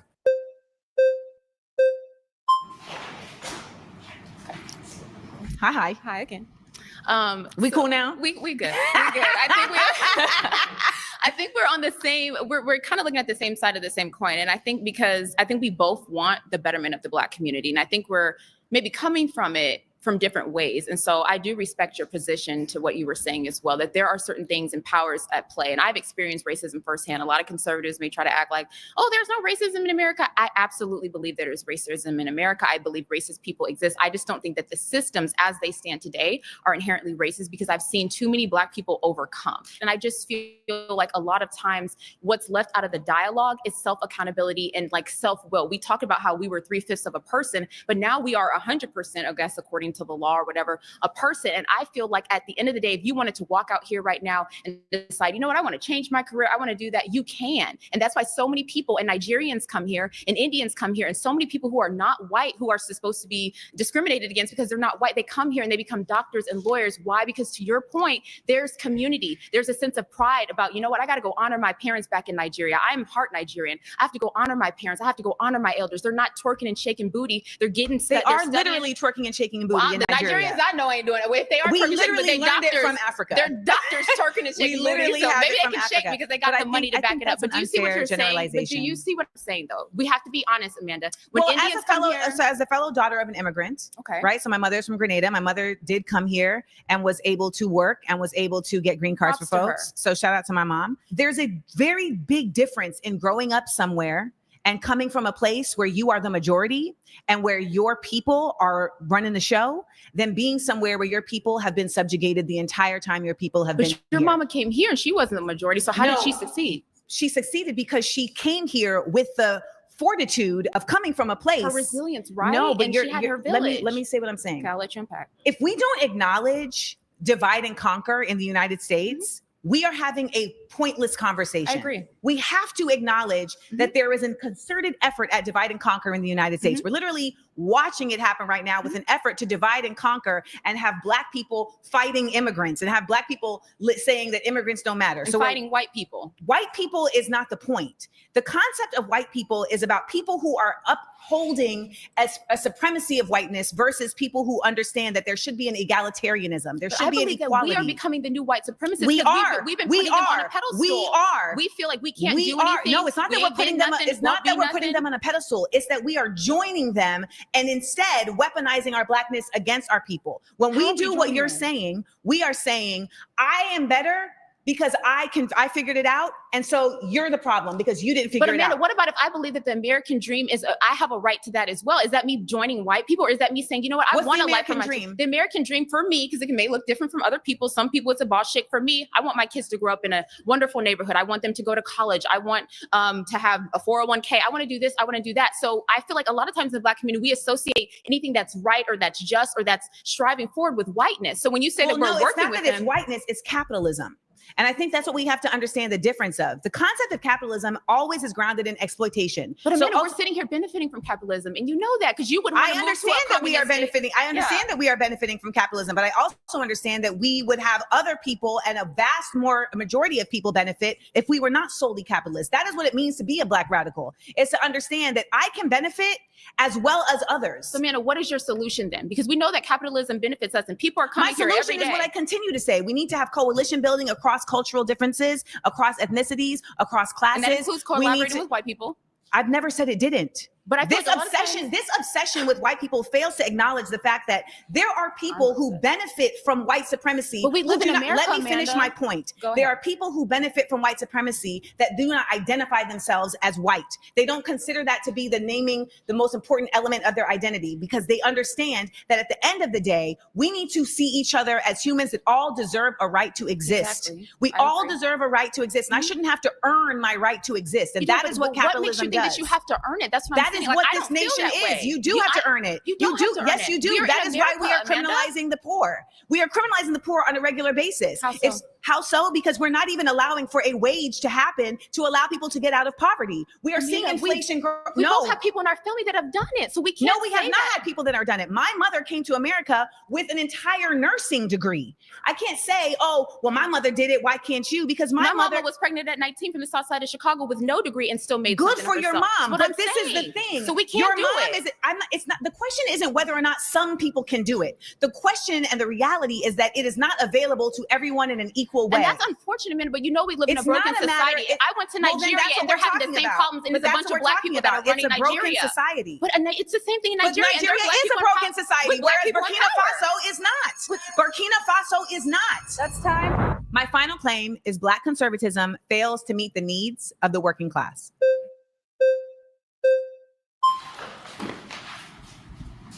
Ant dog. Okay, talk to me. So I think Black conservatives, we're the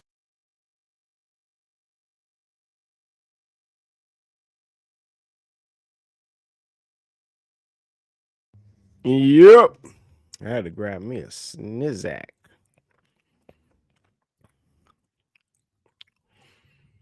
Yeah, this has gone on a tad bit longer than what I remember it being. But I had to grab me a Snizak. Honestly, their arguments are just unbearable. So it feels longer. It's just unbearable argument. I don't agree with none of them. And you can't do the whole. What kind of argument is so your mama did it, so my mama should, like, what does that mean? That means don't complain about anything, right? Because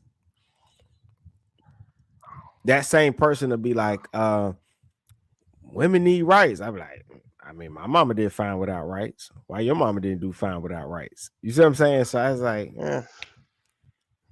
Yeah, since I'm sitting here listening to it again, and we talking about it, I don't know. I guess I kind of gotta say, yeah, I some of their points, yeah, I kind of disagree with. yeah. Here go our guy though, ABL. I like ABL. Yeah, I like a lot of this content. He makes some decent points.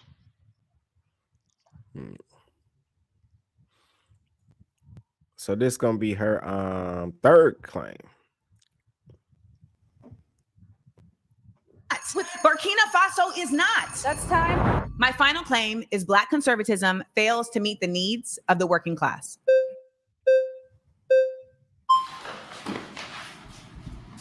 Ant dog. Okay, talk to me. So I think Black conservatives, we're the ones who really want the best for working people. Oh. I think we're the ones, like a lot of the liberals, a lot of the leftists, they want us to do things like office work. They want us to go reparations, try to get things from the government and get handouts. We say, hey, go out there and work. Go out there and get these jobs that are available. Work with your hands, do skilled trades. That's where a lot of us talk about skilled trades. So working class, that's really a Black conservative thing, in my humble opinion. I would beg to disagree. I think that would be true if Black conservatism also created pathways for people to get those jobs and also to be able to challenge the corporations that are using their labor, that are stealing from them and not impeding them from having a union. So for instance, like in the South, right? I just left North Carolina where I met with the USSW, the Union of Southern Service Workers. This is an unofficial union of individuals who work at places like Waffle House, at Food Lion, etc. And their unofficial union is unofficial because the conservatives in that state will not allow for them to be officialized. Legitimized. Legitimized.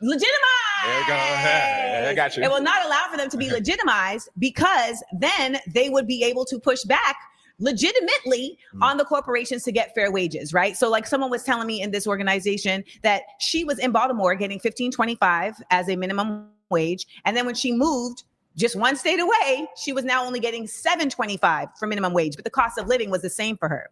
So when we talk about, you know, the effort of saying, go out and get these jobs and get these trades, et cetera, I think that is valid. But I think that the impediments by leveling up corporations and by pouring into the effort of corporations to keep billionaires, as Black conservatives, you are actually cutting off the ability for those people to excel.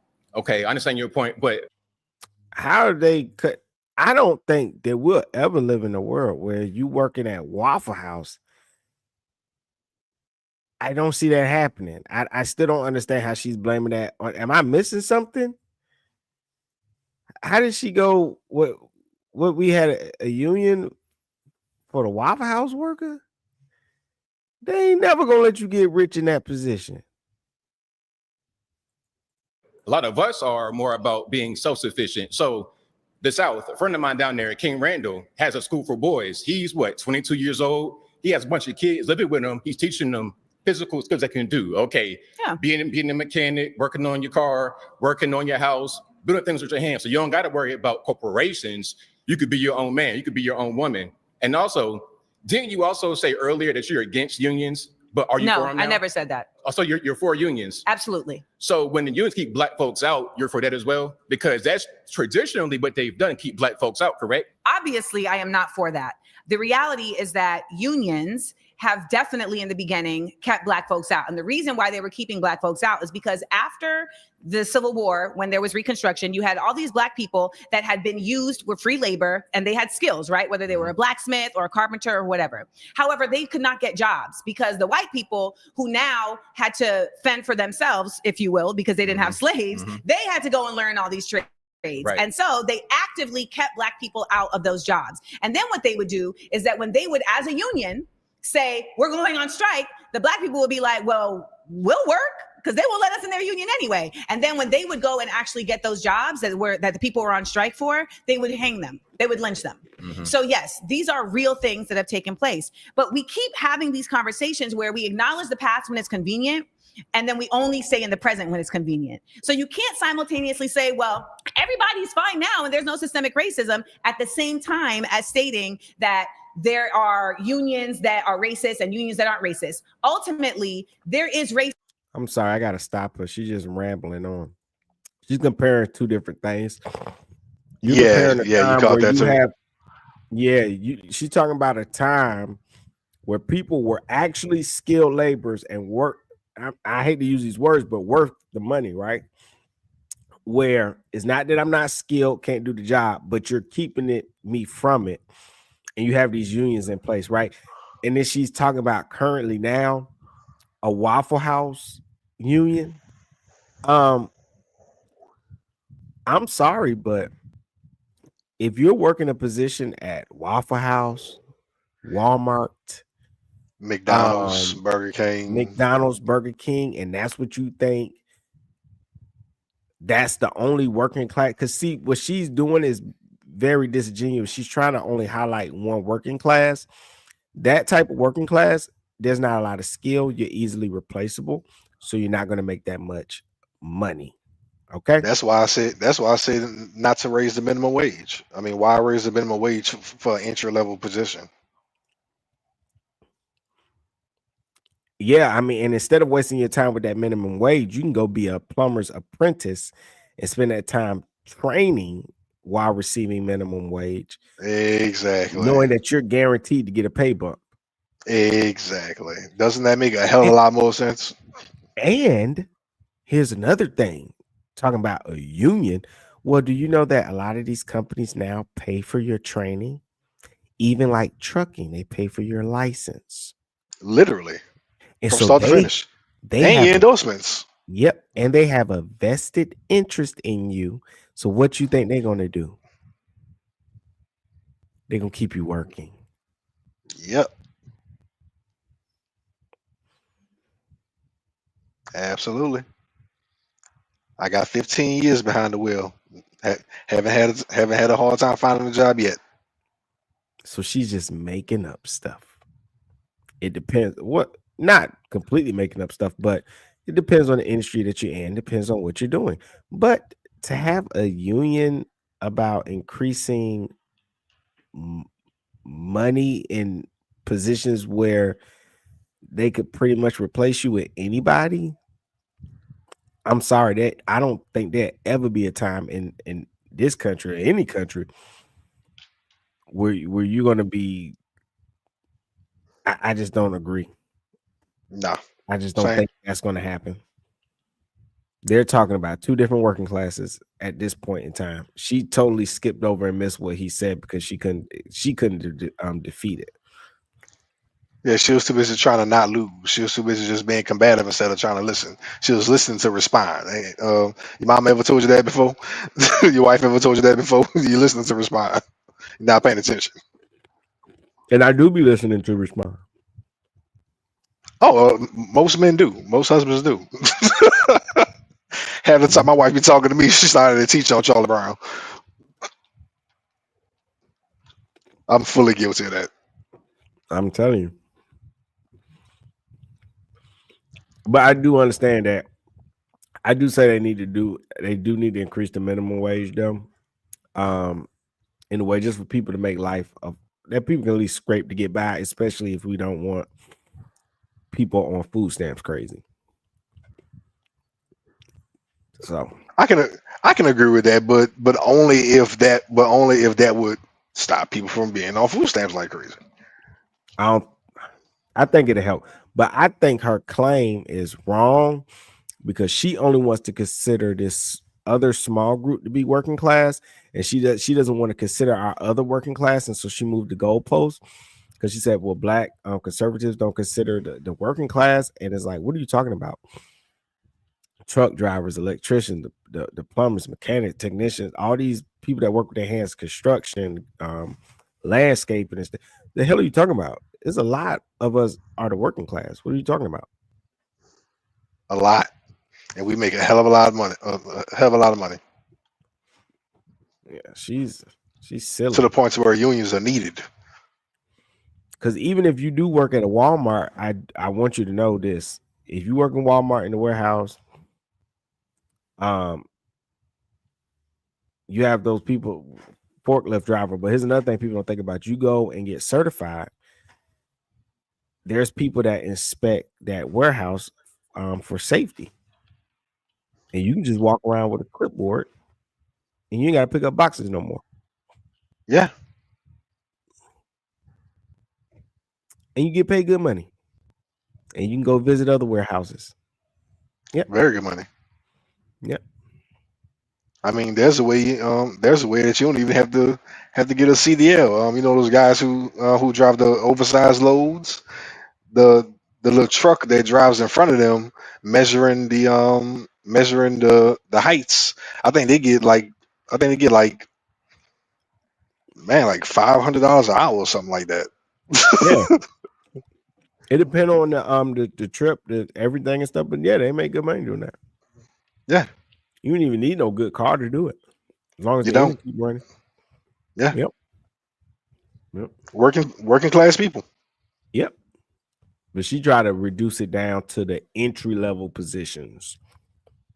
I'm like, what are you talking about? Entry level position? I'm glad you said that. Like, that's what she is talking about, entry level position. But I'm like, hold on, you got a whole bunch of other people in this category. Yeah, entry level ends up being a lot of categories. Yeah, she crazy. They had the power company putting out free education because they want people to come out there and learn how to hang them power lines. What the hell is she talking about? Unions. A lot of places don't need no union. These companies paying for people education out here. Yeah, because they need people. The hell she talking about? Exactly. They need people. These skilled trade people, they're gone. Your granddad and them, they old, retired, or dead. Especially in the south with these hurricanes, especially up north with them ice storms. Man, bro, electricians need people. Yep. They are paying people for these educations, man. I'm telling you. Mm-hmm. This is the time. Skilled trade, get in there. And you making money right away. You ain't gotta wait. Immediately. You making bread immediately. And I mean within the first year, because you do go through a certain with plumbing and electricity stuff. You gotta fall back on some of them, but within that year, you're closer. Within the first year is considered making bread because starting out somewhere entry level, you're making pennies. Mm-hmm. You know, some people think you're talking about the first month, though. I'm like, it ain't a month. You gotta follow somebody around. Well, yeah, you put it that way. Yeah, Yeah, it's not gonna be within the first month, but definitely within the year. Yeah, you making some decent money. People our age know what we mean, but these young people, they don't know. Yeah, true that. Yeah, they don't know. Because even like with trucking, it started off that after that after you get through that hard part that first year, you good. You rolling. Oh man, my brother just got his first $1,700 check. His jaw hit the damn ground. He ain't know what to do with it.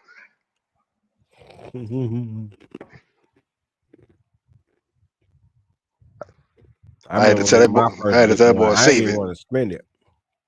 I didn't even want to spend it. Yeah. I had to tell him save it, brother. There's more to come. Just don't spend it. Keep it. You ain't got no kids. You ain't got no car note or nothing like that. You ain't got nothing tying you down. Just hold on to your money. There's more to come. You'll be all right. Stay out there on that road. Do what you do, bro. Yep.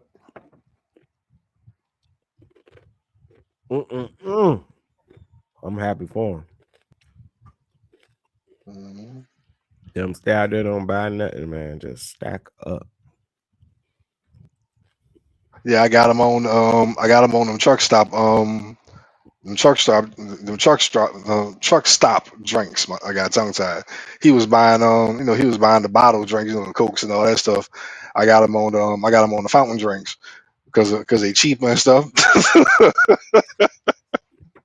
I was helping him be frugal.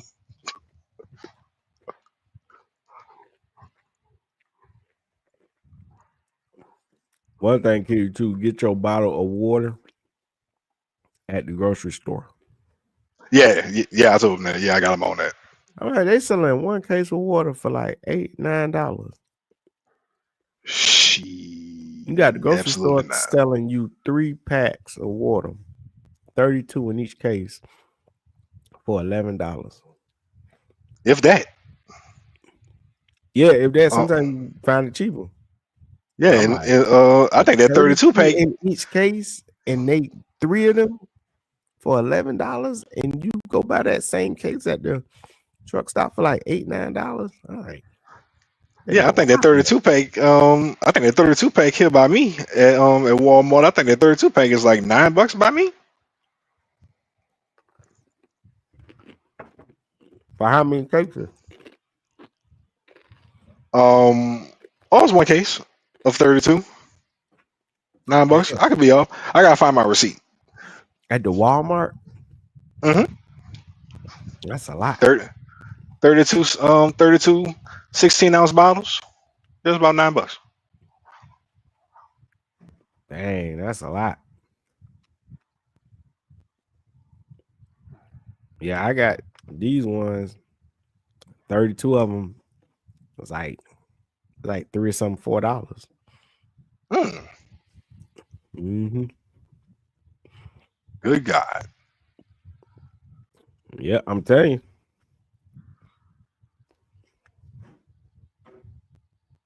That's crazy. It make you think you get a soda for damn $3. You could have bought a whole case of water. Right, exactly. Yeah, that's all I was telling. Like just shop at the grocery store, bro. Don't buy nothing at them damn truck stops unless you're getting like a fountain drink or something. Yeah, save your card, your points up, and you won't even never pay for that.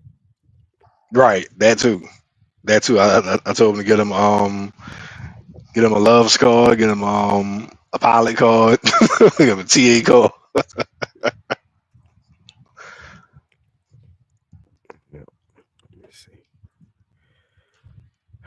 Let me see ABL destroy this.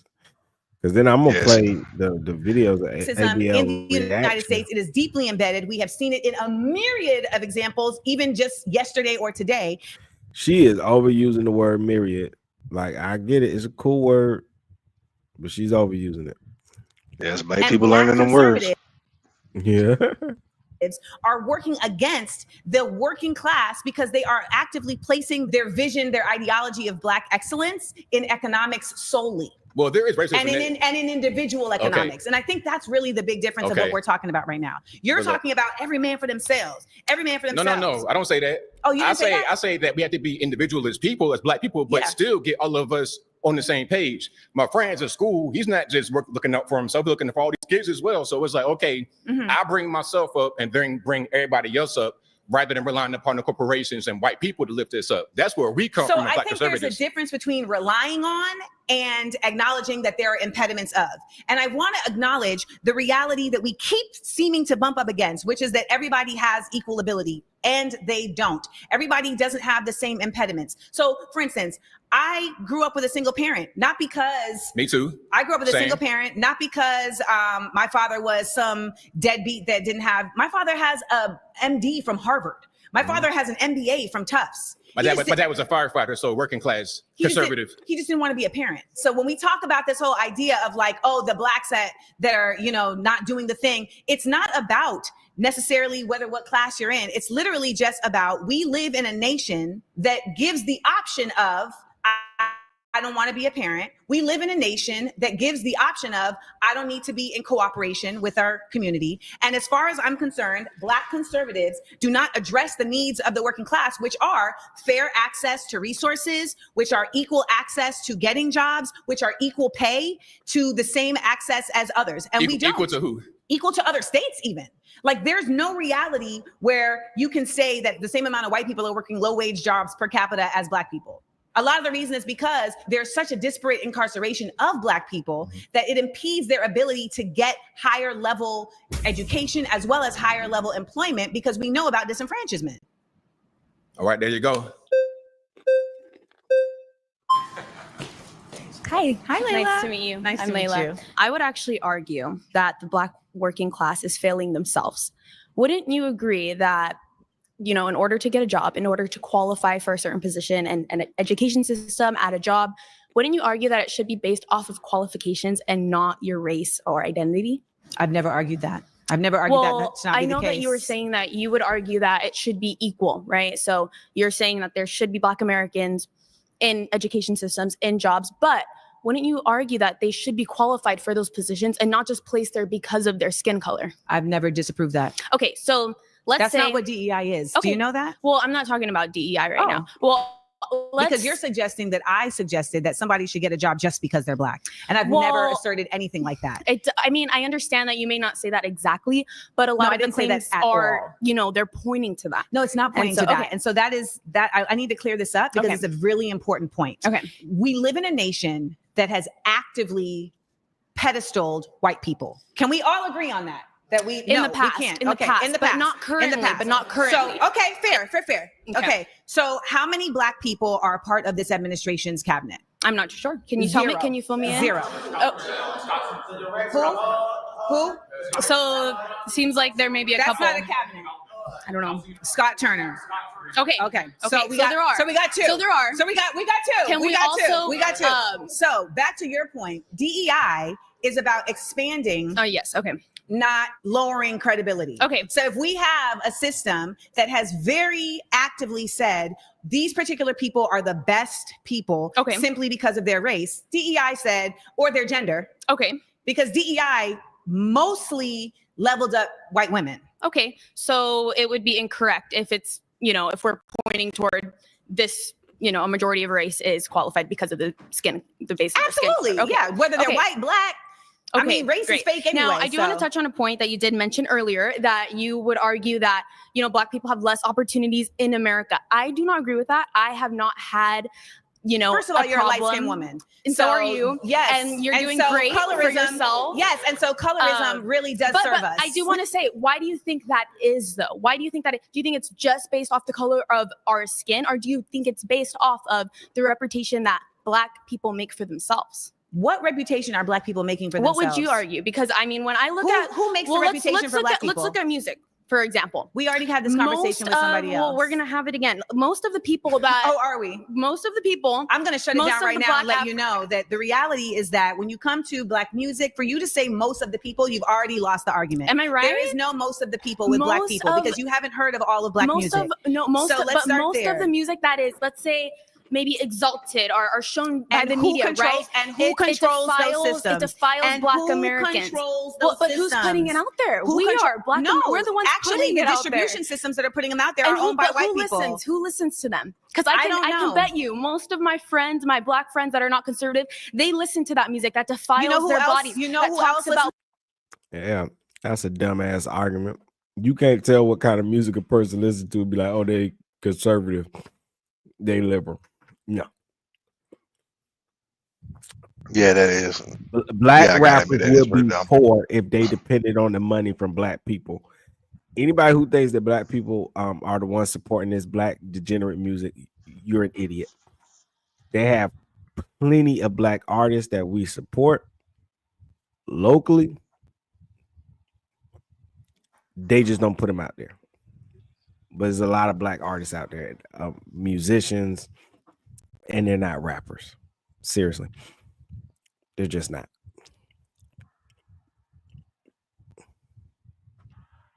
You was about to say, Prince? No, I was agreeing with you. No, I was agreeing with you. But it is weird. I will say this: the rappers that do make it big time, their music is trash. I believe those are the rappers that she's talking about. She may be doing a horrible job at prefacing. Rappers like Migos and so on and so forth. These are the multi-gajillionaire rappers of whom rap about killing this one and killing that one and smashing this chick and throwing money in the club and everything else. These are the rappers who gets their music promoted and put out to the masses. Whereas the positive rappers, they don't get much hype put behind their music. You don't get to see one of my favorite rappers, Lupe Fiasco. You don't get to see his music promoted at the BET Awards and getting an award. You don't get to see that. I think music for young people. And young people are ignorant. And so true, absolutely. The people that's mostly promoted, they're going to be young and ignorant. The same way with the rock and roll and or any other even if you're talking about like the white music and the Twilight, and they got these little sappy love songs, it's fake teenage love bullshit. All of it's young and ignorant and stupid. All of it. I can agree with that. And they promote it because they're spending the money. They're going to the clothes and everything that they're promoting. They're always trying to get a young artist. I don't know what that has to do with conservative and the working class. Absolutely nothing. So I don't know why she's bringing up music. If anything, hold on, because Big Boy from Outkast tours, CeeLo is still around. These people are making money and touring, and people are showing up and supporting them.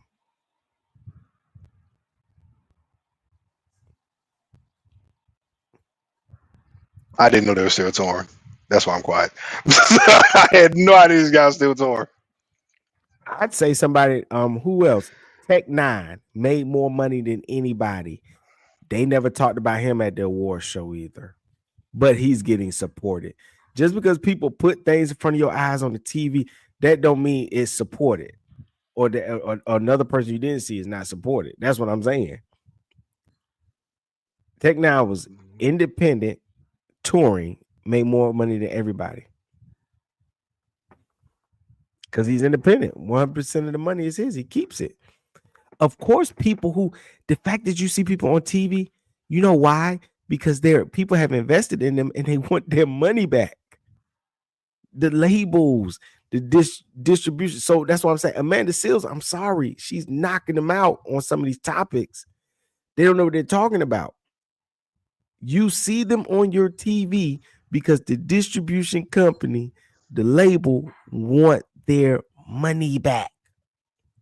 You don't see Tech Nine because he's independent, but he's still he made more money than everybody else that you seen get an award. Anybody you seen grace your television or your cell phone. Tech Nine made more money than them independently. But would that be because he's independent and he doesn't have to he doesn't have to count on any type of label? I mean, would that be the sole reason of that? It would be the reason that you didn't see him. He has a loyal fan base that he builds on his own. But when you see these people all on your TV and they're promoting them and going crazy, Amanda is correct. That's the distribution and the label that's doing it. They're pushing it in your face, like not regular marketing, right? Literally pushing it in your face, trying to get you to focus on this person and control you. That's why people spend so much money in marketing. That's what they're doing. And it's working. That's why that young lady thinks, oh, but they're everywhere. Oh, this is black music. She thinks that's the only thing black music is. Well, even I can say, despite what we were talking about earlier, even I can say she's wrong on that front. I can honestly say that. I can honestly say that much. She's definitely wrong on that front. But that's what she thinks. Rap music, the killing, the violence and stuff. Here's another thing. Everybody got their hands on a computer now too. I mean, it's so much more to that. I can't even go into break it down right now. It's just, she's just completely wrong. Just because you see something on your TV, what that mean? That just means somebody paid to put it there. Don't make it real. You saw him on your TV all last year. He broke. You ain't see Tech Nine at all, and he rich.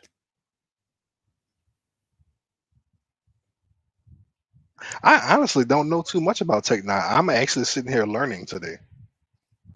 And I'm not even trying to be funny. I'm actually learning today. I don't know all that much about Tech Nine. What people are tripping about is because they had a year. It was like when Lil Wayne was at the height of his career. Mm-hmm.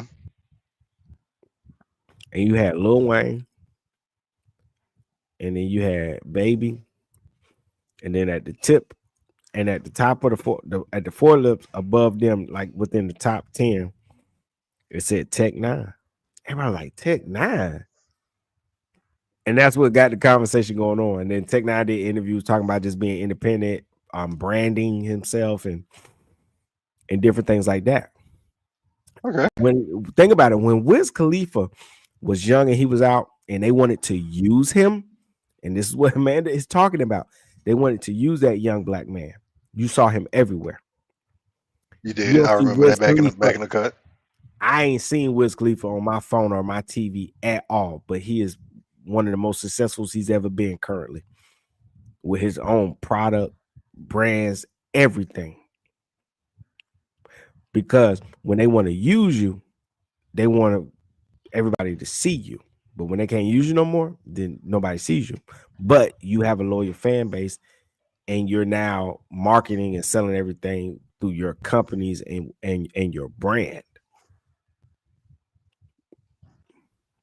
But he's still around. Right. So I don't know what you're talking about. There's a new generational wave.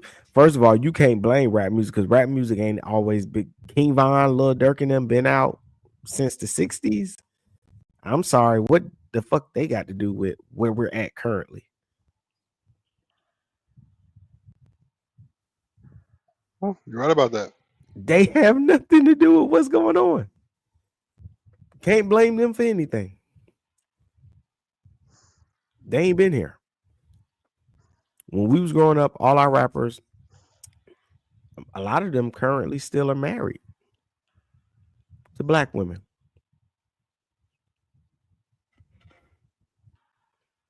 Now that admittedly I didn't know. I didn't know so many rappers were actually married. I actually learned a few years ago. I mean, granted, I don't follow celebrity lives like that, but I actually learned a few years ago that Ice Cube was married. I didn't know Ice Cube was married. Also, I was just cussing in general. I wasn't cussing at you. Nah, you good, bro. I understand, man. But yeah, Ice Cube married. All of them been married. LL, all of them. Now, LL Cool J, I knew he was married because I actually met him. I knew he was married. Yeah, them people ain't that music and the stuff. People ain't to blame. Like,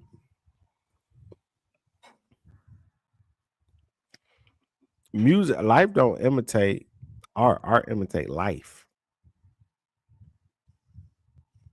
So you can't blame it. So they people bring up. Look at the music those are young kids growing up in certain neighborhoods, and people don't really support them. People love to put them on their TV and on their cell phone and make fun of them and use them for their gratification, not thinking about that person is really living that existence. That's what's going on. Ain't nobody supporting that or thinking that's good. Mm.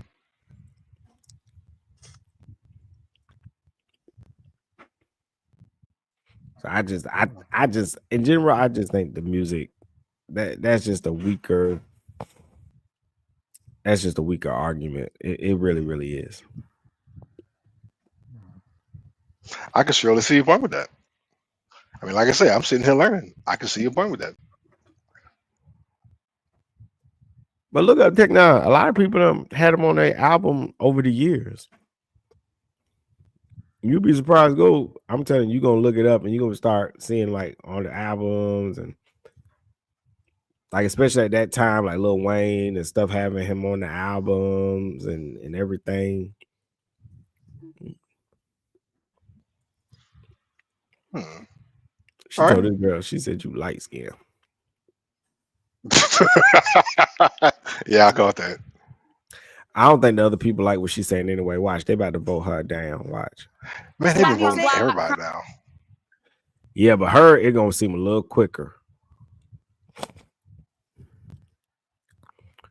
I'm in everybody else. But if we don't acknowledge that they are not in the same way pursuing white voices talking about the same thing, even though they are, we simply like to start at the branches of a tree and not at the root. We have to understand that the media is king.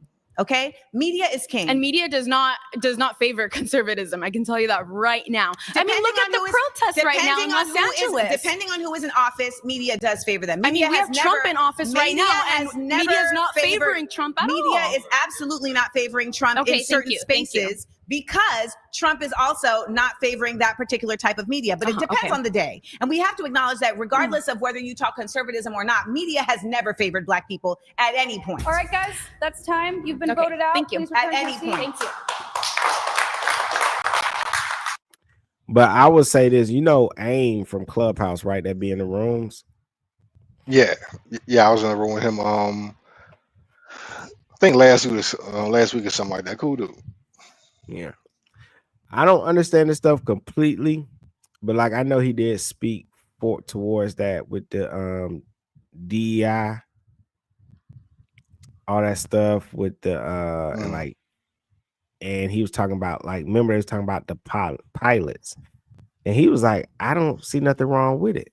Somebody was like, well, somebody should have to earn it. And he was like, they are earning it. You don't get to just be a pilot. He said, y'all are being ridiculous. He said, if you look at how many pilots there are in the United States, how many men versus women, he's like,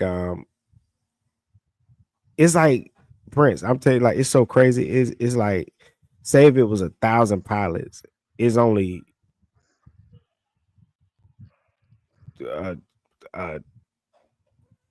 10, 15 Black women pilots. And people are acting as if this program is just gonna wipe the board clean and stuff. And he was like, no, those people that still get considered for their job are gonna be still top notch. But you gotta open that door and give people opportunities and challenges and changes. It's the same when people talk about Black women dying from child labor. Well, if you do not open up the door so we can get more Black women doctors in there so they can deliver these children, how you gonna get rid of that problem?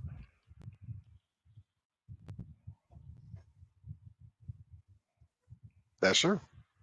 That's 100% true. And that's what people people try to act like, oh no, this is this. I'm like, it's almost like gatekeeping in a sense. Yeah. Now I don't know how they're gonna implement it or anything like that. What's up, Vivek? But yeah, I don't know how they're gonna implement it and stuff. But people are crazy. It's like, come on. If you really gonna, it's not gonna be that many people right off the bat that can even qualify for that, and so people pretending like it's gonna be some takeover. It's just not true. It's just not true. And yeah, it's just not true. And I think it's important because these are the same people. She'll complain and say, well, these young, like that young lady, she was just talking about the music. If you don't have doors open for them to take other paths, then all they can be is rappers. But then you're going to complain about them being rappers. I don't get it. If you don't want them to be, it's like one of those lose-lose type deals. Exactly. You don't want them to be music. You don't want them to only focus on sports. Okay, well then let's open up other doors. If not, then don't complain. I don't care what nobody believes. As long as you don't complain about the results of your belief. That's my motto. Like me, I don't really complain about much. I let people do whatever they want to do. So it doesn't matter for me. But for other people, I see how it infuriates them. And so it's like, but your results match up to your belief. So if you don't like your results, you're gonna have to change your process, change your beliefs, and change the way that you're looking at things.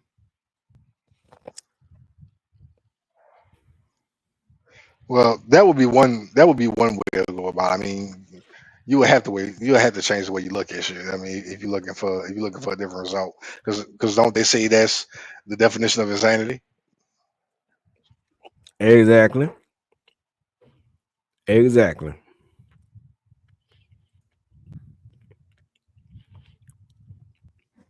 Amanda is so slony. Look how she just be sitting there. She is.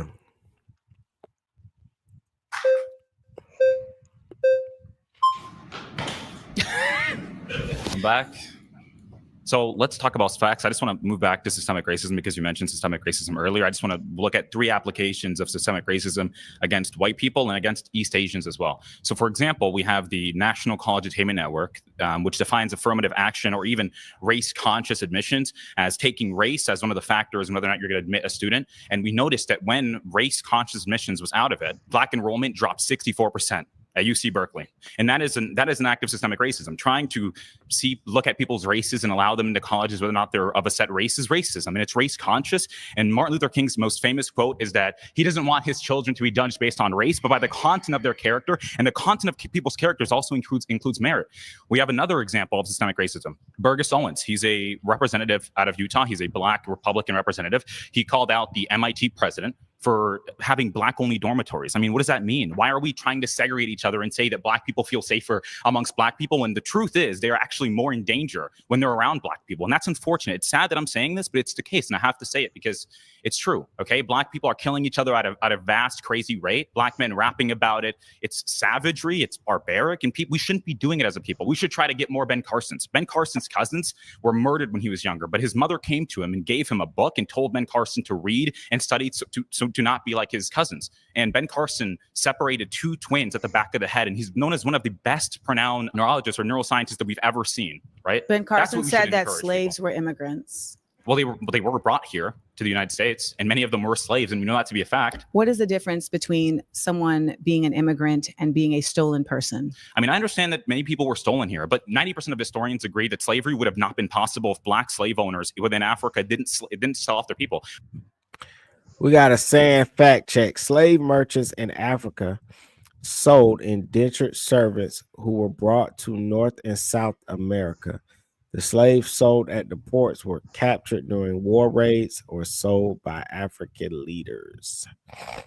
White people didn't show up and just start stealing people. They didn't do that. That's not how that worked. Literally did that. But they didn't. They worked with black owners and They the Arabs. The same literally thing. did that. It's funny And you guys talk Arabs about did that Europe. as well. And I think it's They very did it in the 7th important. And I century, think it's important to note that there is an oversimplification of history as well as of Black people in Africa. There's a failure to acknowledge that in Africa, Black people did not consider themselves Black people. That was a racial distinction that was solely created by white oppressors to legitimize slavery. Arab oppressors, actually, because the Arabs did it in the 7th To century. They legitimize, were the first ones. They did not name it under Blackness. They simply just decided we're going to go and have enslavers. This was a decision that was actualized and then tried to be pushed forward through eugenics. Literally, there was an executive order that was passed a few months ago that said that Donald Trump wants to now control the museums because he wants to take back control of the narrative around race. And in one of these museums that they cited was that there was a display that speaks about race not as a biological thing, but as something that has just been created as a social construct.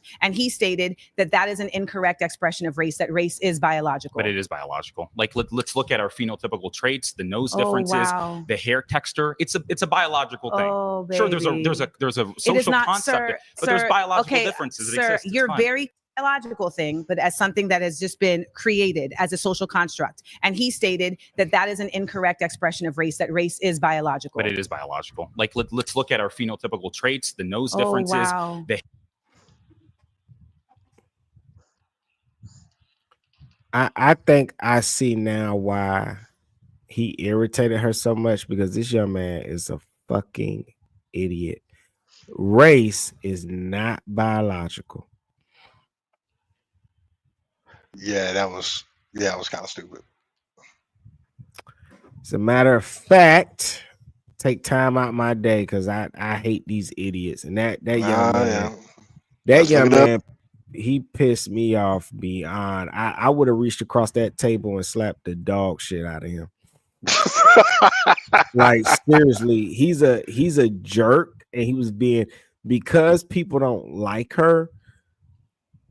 My thing is, I cannot like somebody and I'm still take up for them if they're right. And he's counts on the fact that you have people that, because they don't like somebody, they'll sit there and back you up, and that's being fake. And that's what he counts on, is other people being fake.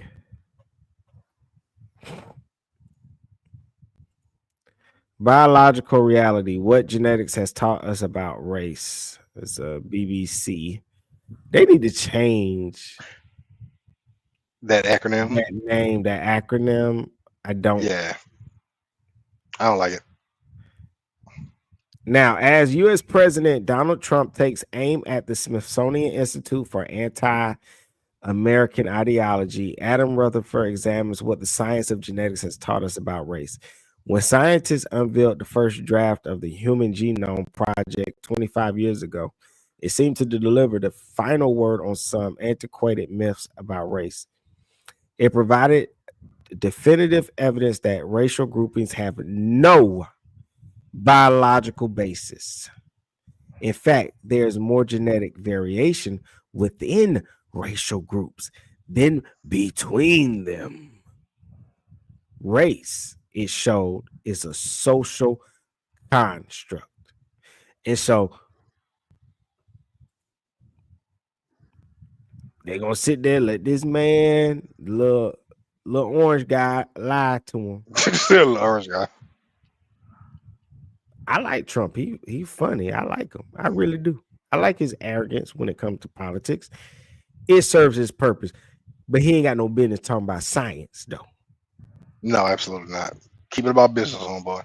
And this kind of reminds me of how he didn't want to listen to scientists before in the past when it came to COVID.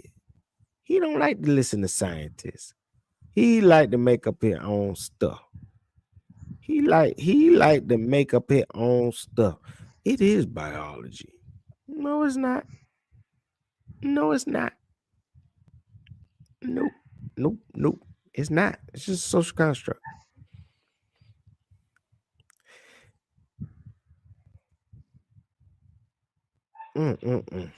Well,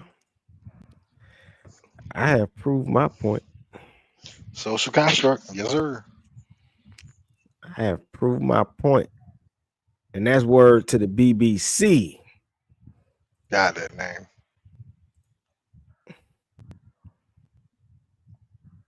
That's why she looking at him like she like that fool. She like that boy, idiot. I mean, I give him some slack because he do look like he's fresh out of high school. Probably just don't know anything. What they say? What they say? Still fresh behind the still wet behind the ears. Yeah, he's still wet behind the ear, but yeah.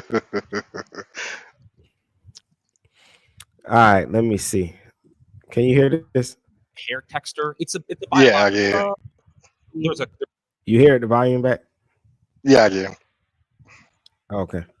there's a It is social not, concept, sir. but there's Sir, biological okay, differences that sir, exist. It's you're fine. very convicted in your You look lack different. of information People can look around different. these things. Race and ethnicity are two different things, okay? I'm talking about Ethnicity race. is where you're from. Race is literally something that was created to put people into categories of caste, to put people into categories of oppression. Race is not something that you are. Race is something that was bestowed and put That's upon you. racism, not race. Race is No, simply the race aggregation. is literally something that was created and put upon you. And I want you to listen to me as somebody who has studied this, who has a master's in African American Studies from the Institute for Research in African American Studies at Columbia University. I want you to understand very clearly that race is not something that is biological. There is literally Look at us. no, Look at the there differences. is no, there is many differences that are equated to ours that And has they're nothing not to do with biological? race. That Melanin has nothing to content do is with not race. biological at So all? if you have a black parent and you have a white parent, and now you come out looking white, how is that a biological But most- proof of most your of them- race? most of them There's come no out most of them. having Stop, curly hair. stop. There's no most of them. You do not Mixed have race? anything to You're prove mixed that. race too. I am not mixed race. My mother is black and my father is black. Well, my father is also considered black, but he's very much. Wait, didn't she say her mother was an immigrant?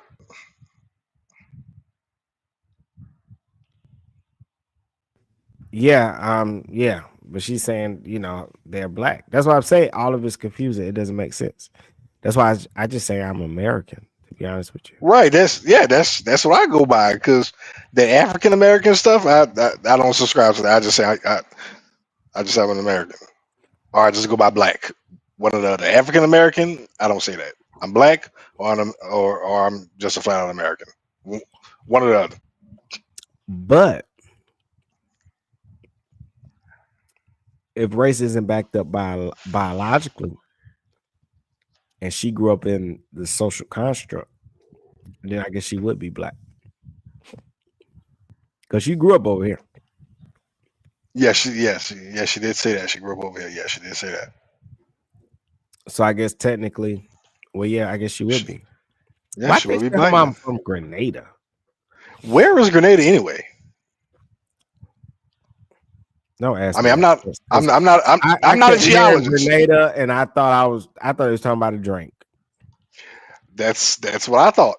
Hey, I'm in New Orleans. I thought she was talking about a damn hand grenade. I don't know. Yeah. I'll find that. Oh, I know. I can ask my co-pilot. Gotta love Chat GPT. We gotta start paying Chat GPT, man. Maybe use that too doggone much. Gotta love Chat GPT. Yeah, but you know what? They got Bing, which is really good and it's free. Yeah, Bing is really good. And honestly, those pictures, Chat GPT gets them from Bing. Because when really? my Chat GPT pictures wouldn't come up because the system was acting crazy, they was like, well, Chat GPT told me to go to Bing, and they said I can also provide you with the prompts that I gave Bing to generate the photo that I generated for you. Right. Okay. And I used that to go to Bing and stuff. So I was like, okay, cool. Oh, bet. All right. It's a method. So I'll probably stop paying for Chat GPT, to be honest with you, and just go by the free version, because now that I have that, and I also got another one, it's another free one, and it's called Chat and Ask AI. I really don't. I'm fine with the free version, to be honest with you. I got some more stuff I want to do on Bing to see how it measures up. the Chat GPT, and then I'll see. Also, another thing is when you click on Bing, the app, it also pulls up like news feeds and stuff like that. It's just, to me, more nice, honestly. It's more cool, easier to navigate to. You know, when you hit that Bing, it's Microsoft. Like, like you get everything the with whole news Microsoft is feed. easy to navigate. Like, I'm trying to see. But you see how you get like a whole news feed? Yeah. It like the whole news and everything that's going on. It's like all on the app. And you just get it all up on there. Then you just hit the center thing.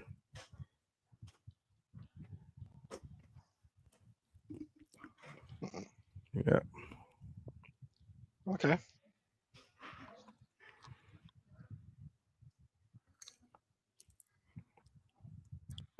So Bing and Chat GPT is in competition. I guess so. They're working together. I think it's all the same thing.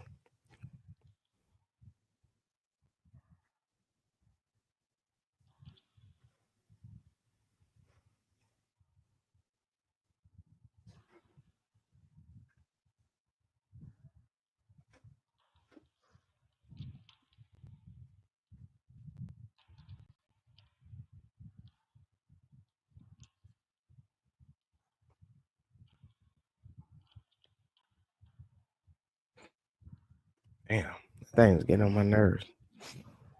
All right.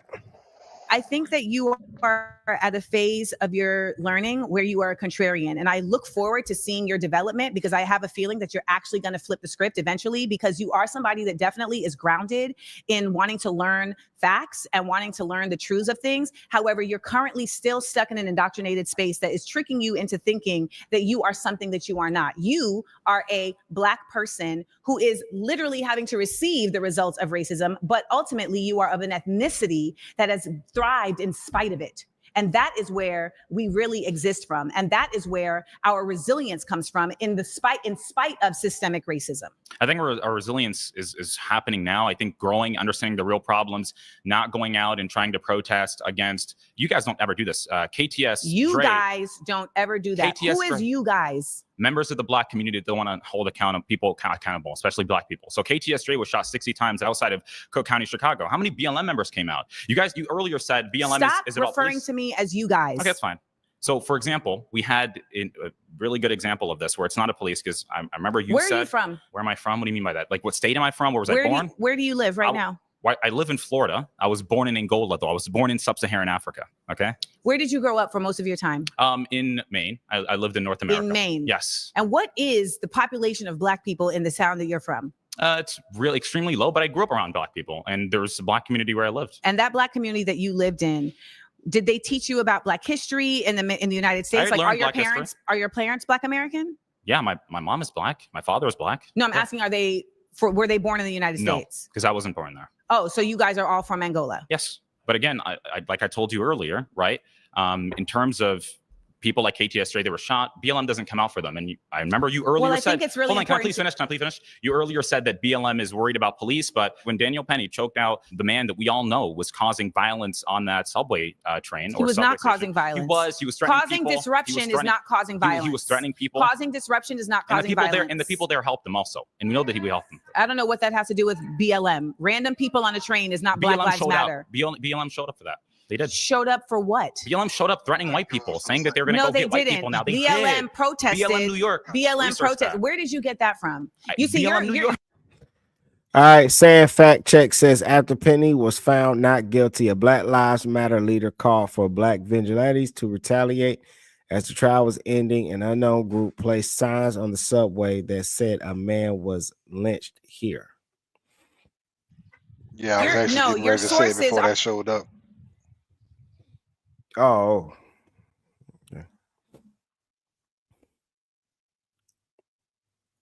You're not able to cite your sources. Please go sit down. Yeah, that's the truth. It's not the truth. It's not the truth. It's not the nothing you say is actually the truth. Nothing. You're not even American. You're not even a Black American. As the daughter of an immigrant, it is imperative that Black people from other places understand the disparate difference that they exist from Black people in the United States. It is not the same. Period. And ultimately, the best effort that we can do as a diaspora is to lead in understanding, not in judgment. So when I am talking to somebody from Sudan, from the Congo, from Angola, I am listening to understand their experience, not to undermine it. And I refuse to allow anybody from Grenada, from Angola, from any other place to come and try to undermine the experience of Black Americans.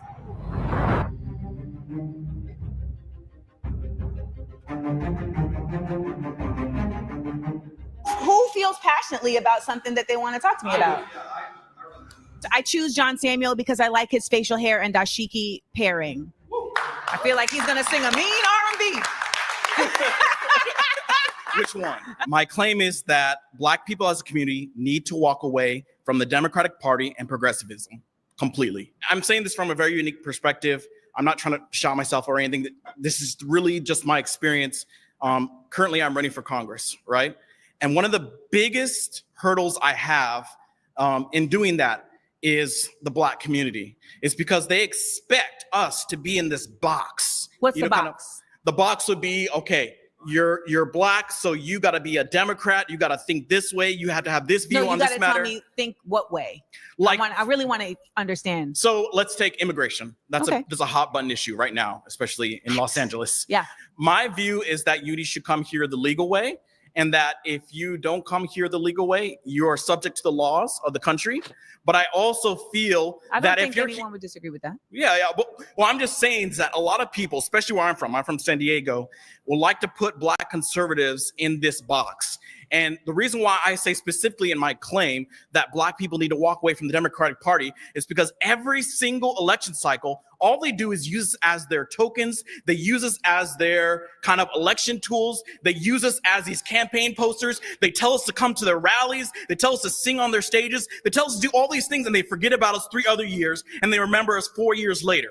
Every single cycle, it happens again and again. And I'm one of the people, like, I really appreciate you because it seems like you have love for the Black community and you have a love for people. And I appreciate that. And I do too, because I don't express that in the same way as, let's say, as a Black person who's a member of the Democratic Party. I get called Uncle Tom. I get called a racist. I hate myself. I love myself and I love our people. I love everything about us. We have done so much for this country. We built this table that everyone is seated at. We deserve rights. We deserve all these things. However, what I don't like more than anything, is being used. It's being used by politicians, being used by governments as some type of puppet to say, here's my Black person that's voting for me. I don't like that. And it makes me sad, no matter you're Democrat, Independent, Green Party, whatever. Yes. Yeah. Sorry. I completely agree.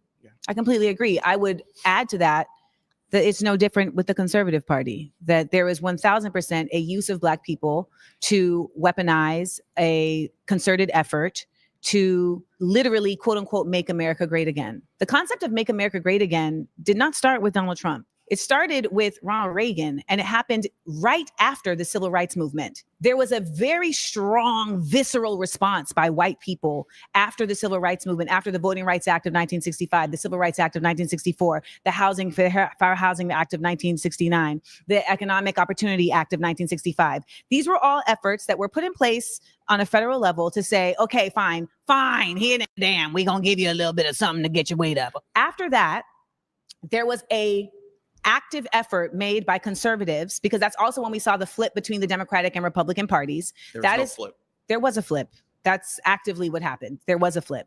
And Since Reconstruction, Democratic Party has been the party of slavery, the party of racism. There was a flip because the Democrats were more aligned with making these civil rights concessions than the Republicans. That's the flip. Ultimately, though, the flip is what people are misappropriating, because the flip isn't a 180. Okay, if the flip is literally just we was this and now we this, and that is not the same as we are for Black people. The Democratic Party is not for Black people, nor is the Republican Party. Any nation that has a bipartisan system that doesn't even allow for its own people to determine who are going to be the candidates for president isn't for its people. in general, beyond Blackness. So it's imperative that we begin to truly understand the systems at work in this government that not only hinder us as Black people, but they hinder anyone who wants to see change because they are ultimately working together. Now, do we see one party activating higher levels of discrimination than others? Yes. Do we see one party that is more violent per se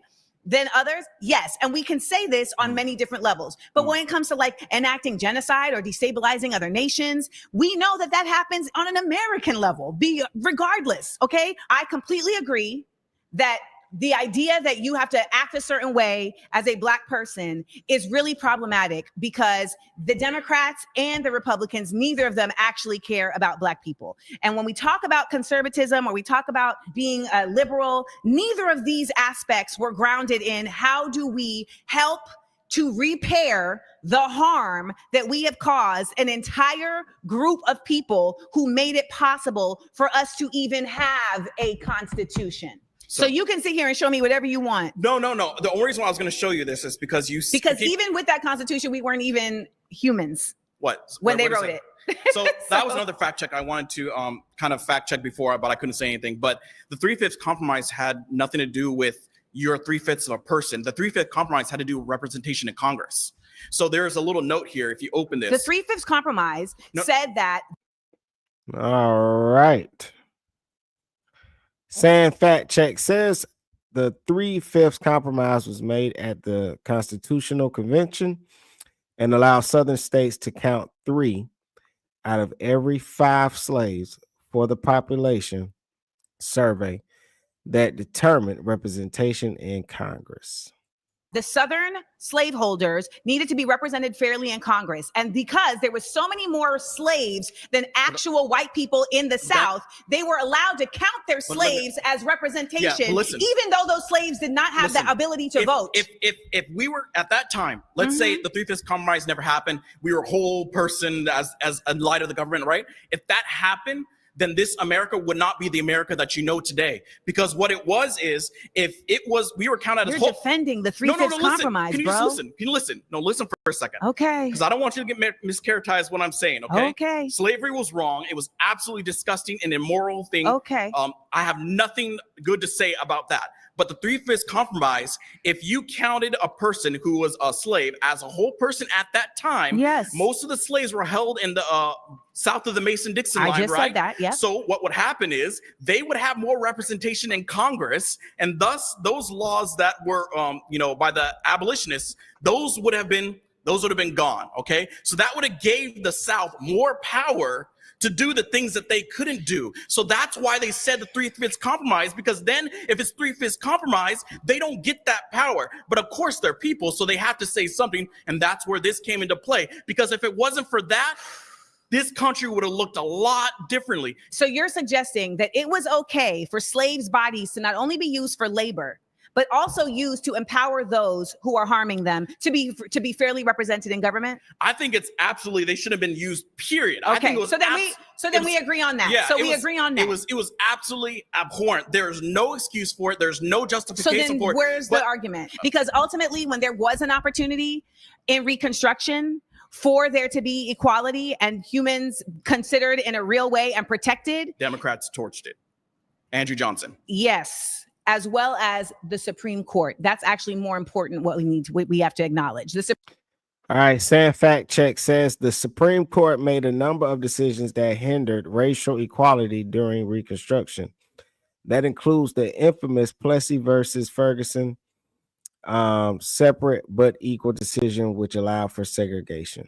Supreme Court torched it. The Supreme Court has actively, throughout this entire existence of this nation, been at the forefront of impeding any advancement, and it ends up sending us back over and over and over again because it doesn't have term limits, because it doesn't have term limits. It's not elected, it's appointed, and ultimately they have made it abundantly clear that they pick and choose when it's the states that are going to have rights and when they're going to be in a federal position of precedence. Well, that has to do with the supremacy clause. So the supremacy clause is when a federal law is in conflict with the state's law. The federal law will override. For example, in California, weed is legal, right?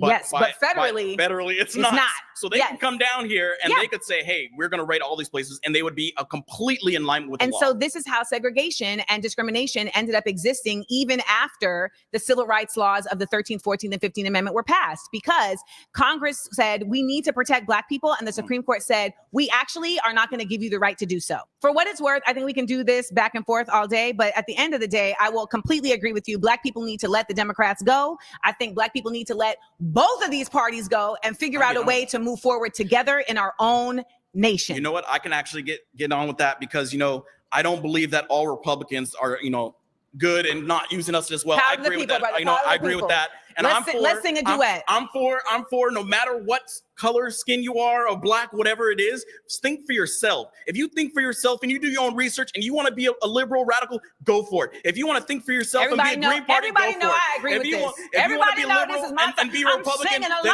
go for it. It's okay. Yes. You know, I'm down for that. Think for ourselves. Let's do it. Let's do it.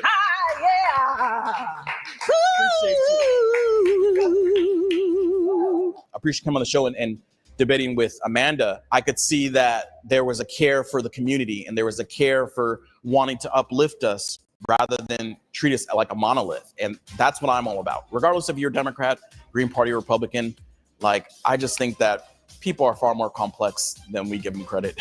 There is an active effort of folks on any side of the aisle that want to see the elevation of Black people to be able to come together and have real conversations that are grounded not in stats, and this is going to sound real woo-woo, but it's what it is, that are grounded in love. And I hope that whatever anyone took away from this conversation is the reality that I really do love Black people. I love people, and I love the ability to exist on this earth and have access to joy.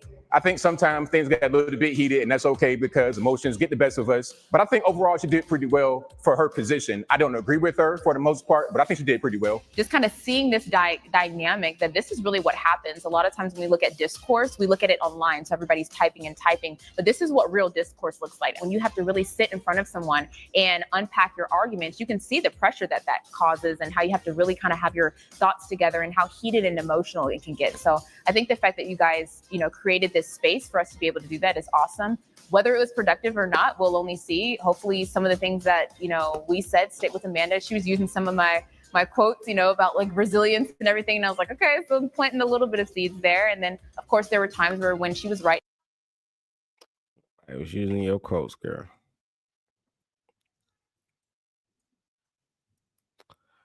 All right. Where is it? That guy didn't know what he was talking about when it came to that 3/5 compromise. He almost got himself in trouble. Yeah, I thought he was about to get shot. What the hell is you talking about, bro? He ain't have I mean, when you take the seat, at the very least have a clue what you about to say or talk about, you know, at least. I mean, don't come up there and be completely clueless. At least have an idea. So this is me on the episode of Jubilee 20v1. Yeah. Oh my God. My bad. I was pausing it. But yeah, I don't know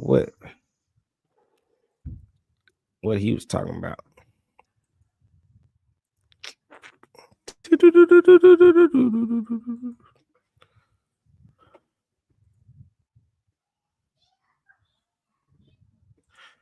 ABL, like, he been working out. Yeah, for old time, he must have been. Yeah, remember he used to look skinny, like skinny, nerdy thingy. Now he looks more athletic. Yeah. The conservative twins must have been getting on him.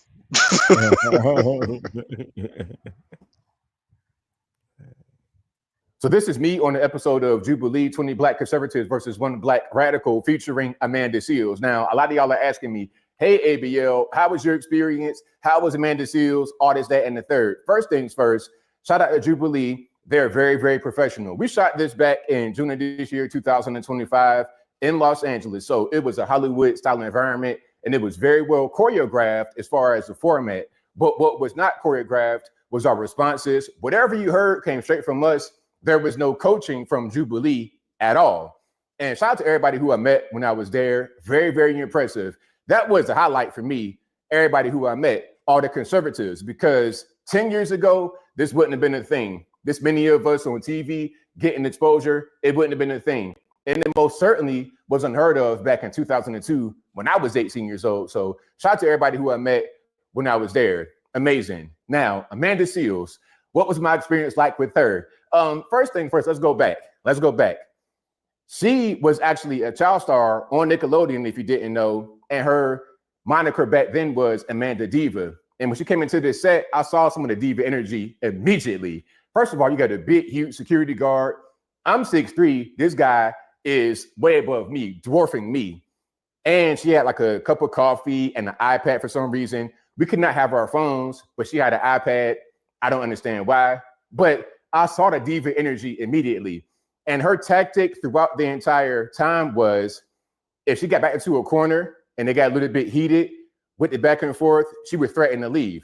She was doing that at the very beginning. If you saw the clip, she was like, oh, I don't know if I'm gonna be able to make it. So right then she was trying to set boundaries to say, okay, don't interrupt me, don't cut me off, but she would cut you off and interrupt you and it'd be totally fine. So it was hypocritical. Also, there was a point where she was trying to say, oh, well, since you're an immigrant or the son of immigrants, you can't speak on Black American issues. Meanwhile, her mom is from Grenada. So it was like, you're the exact thing you're trying to say, can't talk about Black American issues, yet here you are talking about Black American issues. And then back to the whole diva thing. The reason why they probably call her a radical versus a liberal is because she probably requested that. There were certain times where we would say, well, we as conservatives don't do what you guys do over there on the left. I'm not a leftist, I'm not a liberal. It's like, okay, whatever you want to call it. Radical, leftist, liberal, all the same thing. You're talking about Gaza, trying to help them. We don't care about that. We care about us here in the US of A. So she wasn't a terrible person. I tried to be nice and have some kind of decent communication with her. I gave her a fist bump at one point. So she wasn't terrible, but just being able to talk to her and having conversations about these kind of things, it was pretty insufferable. But I hope y'all enjoyed it. My Jubilee debate and the debate of all those conservative with this. Amanda Shields was a professional victim. What did that mean about that? She found in every interview, it was hard to listen to, she found a way to tie Black people back to victimhood, right? Because in the Black community, if you are not a victim, and I don't even know how our preachers preach that, because we're supposed to be teaching people about the victory of the cross, right? That there's nothing that God can't do. So that the defeatism that she preached and that is embraced by people who follow her, that everything is woe is the Black African American community. We can't succeed because there's so many barriers before us. There's so many obstacles before us that it's impossible for us to succeed. The whole system is rigged against us. So because the whole system is rigged, why even try? Why even vote? Why even do anything? Right? It's just a victim mentality, right? That the reason that everything bad happens in the world is because everybody's against the African American race. There's no accountability. She took no accountability for the African American community and the things we do as a community to ourselves. So if I could just sum up the whole debate, the whole 20 against 1, it would be victimhood. That she's a professional victim.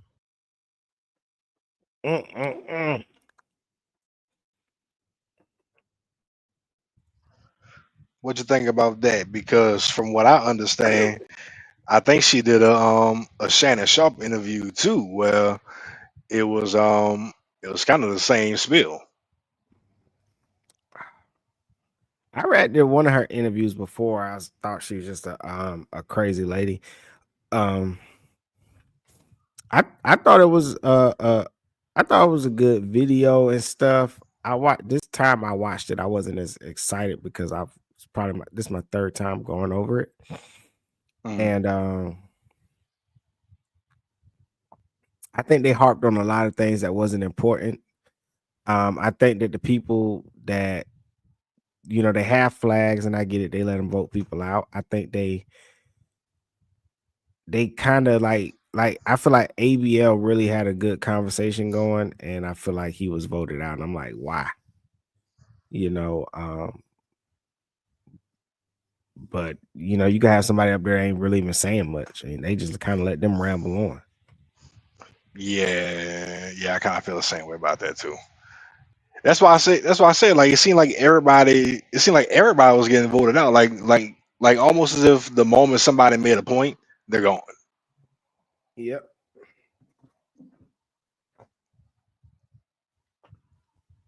Seemed very convenient almost. Yep, that's how it was, man.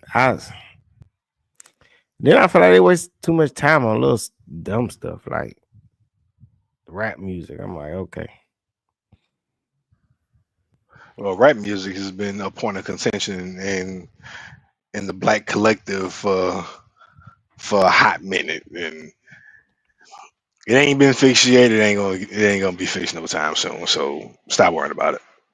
Yeah. You know how you fix rap music? Have Spotify shut down. Have every MP3 or CD manufacturer shut down. Have every radio station shut down. You'll fix the rap music problem.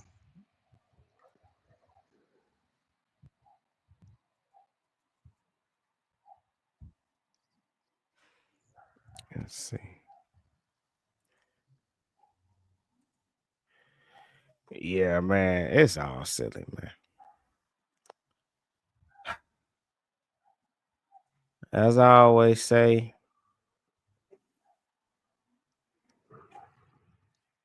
you know what, too, though? I don't think she had good claims either.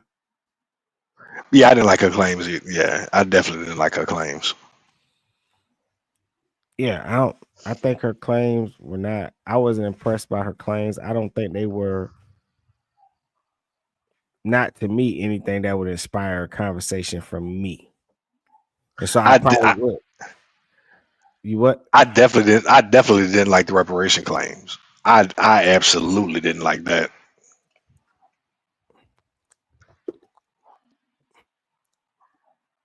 Yeah, so like she didn't even have a logical solution behind the reparation claims. Like everything is just monetary. yeah, I think that's so. I don't even think it would have been enough time to even discuss that anyway. It wouldn't have been, no, it wouldn't have been. That's something she got to have a sit down interview with Shannon Sharp on the Breakfast Club or something. Like she got to do a sit down interview for something like that.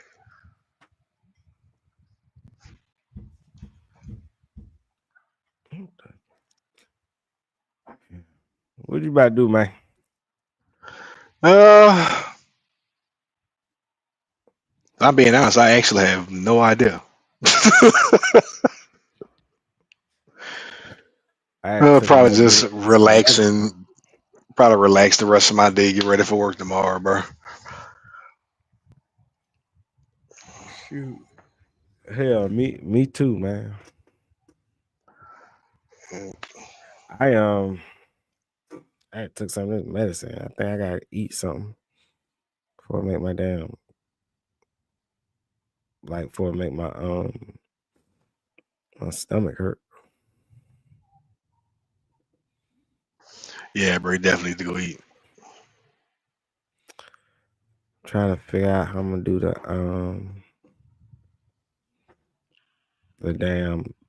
thumbnail.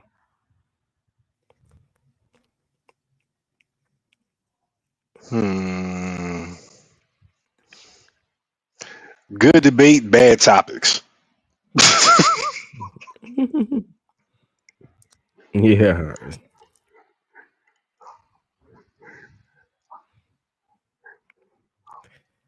I don't think they really had nobody in there besides ABL and that other guy who just so happened to make those reaction videos.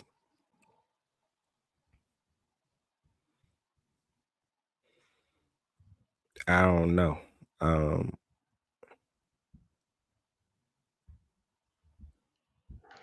I would have loved to have just been ABL, the dude that bought up Harriet Tubman, the lady who didn't know how to breathe, who spoke extremely fast, and My Jubilee. and the other cat who he thought was the dude from Clubhouse. Like just a few people with time to actually get their thoughts out and have an actual logical back and forth.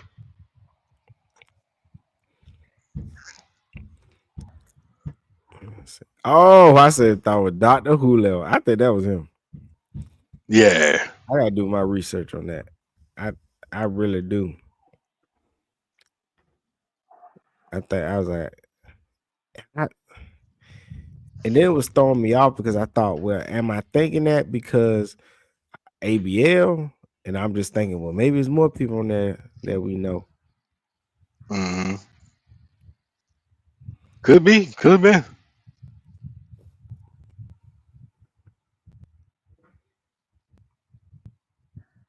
Let's see.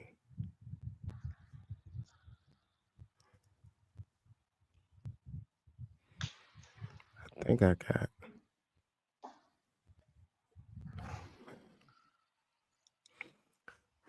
All right. I don't know if I get back on or not, but I definitely know I gotta record some videos later on.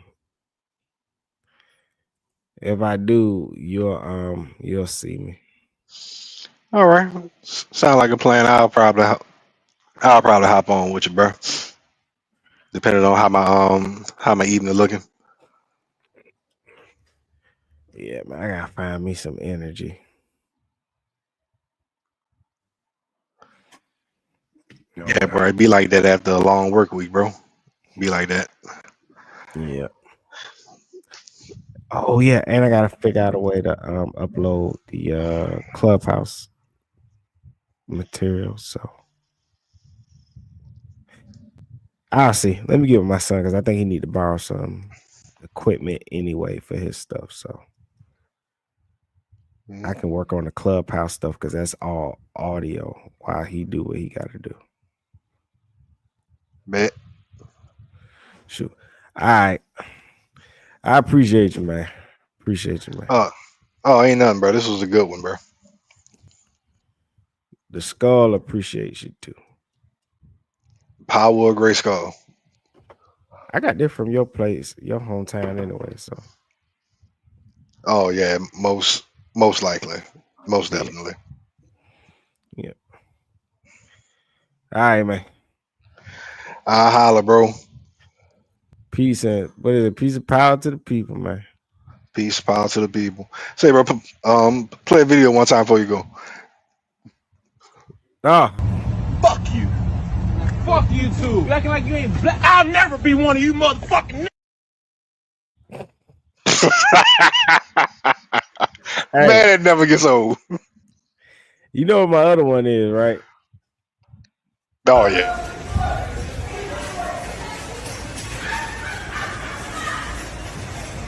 The entitlement of these white people parking in these handicapped spots. Oh.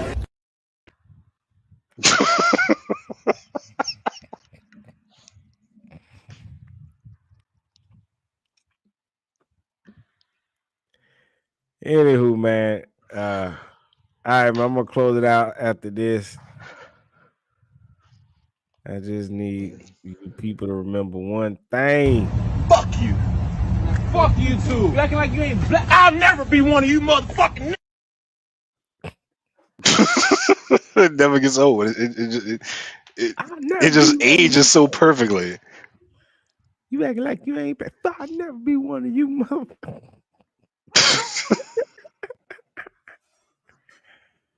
All right, let's get this going. I am holla at you. Appreciate you. It's been Mr. Diabolical and the Prince of Petty himself, and we are out this thing. If you missed it, check out the replay. Peace. Peace. Risky behavior.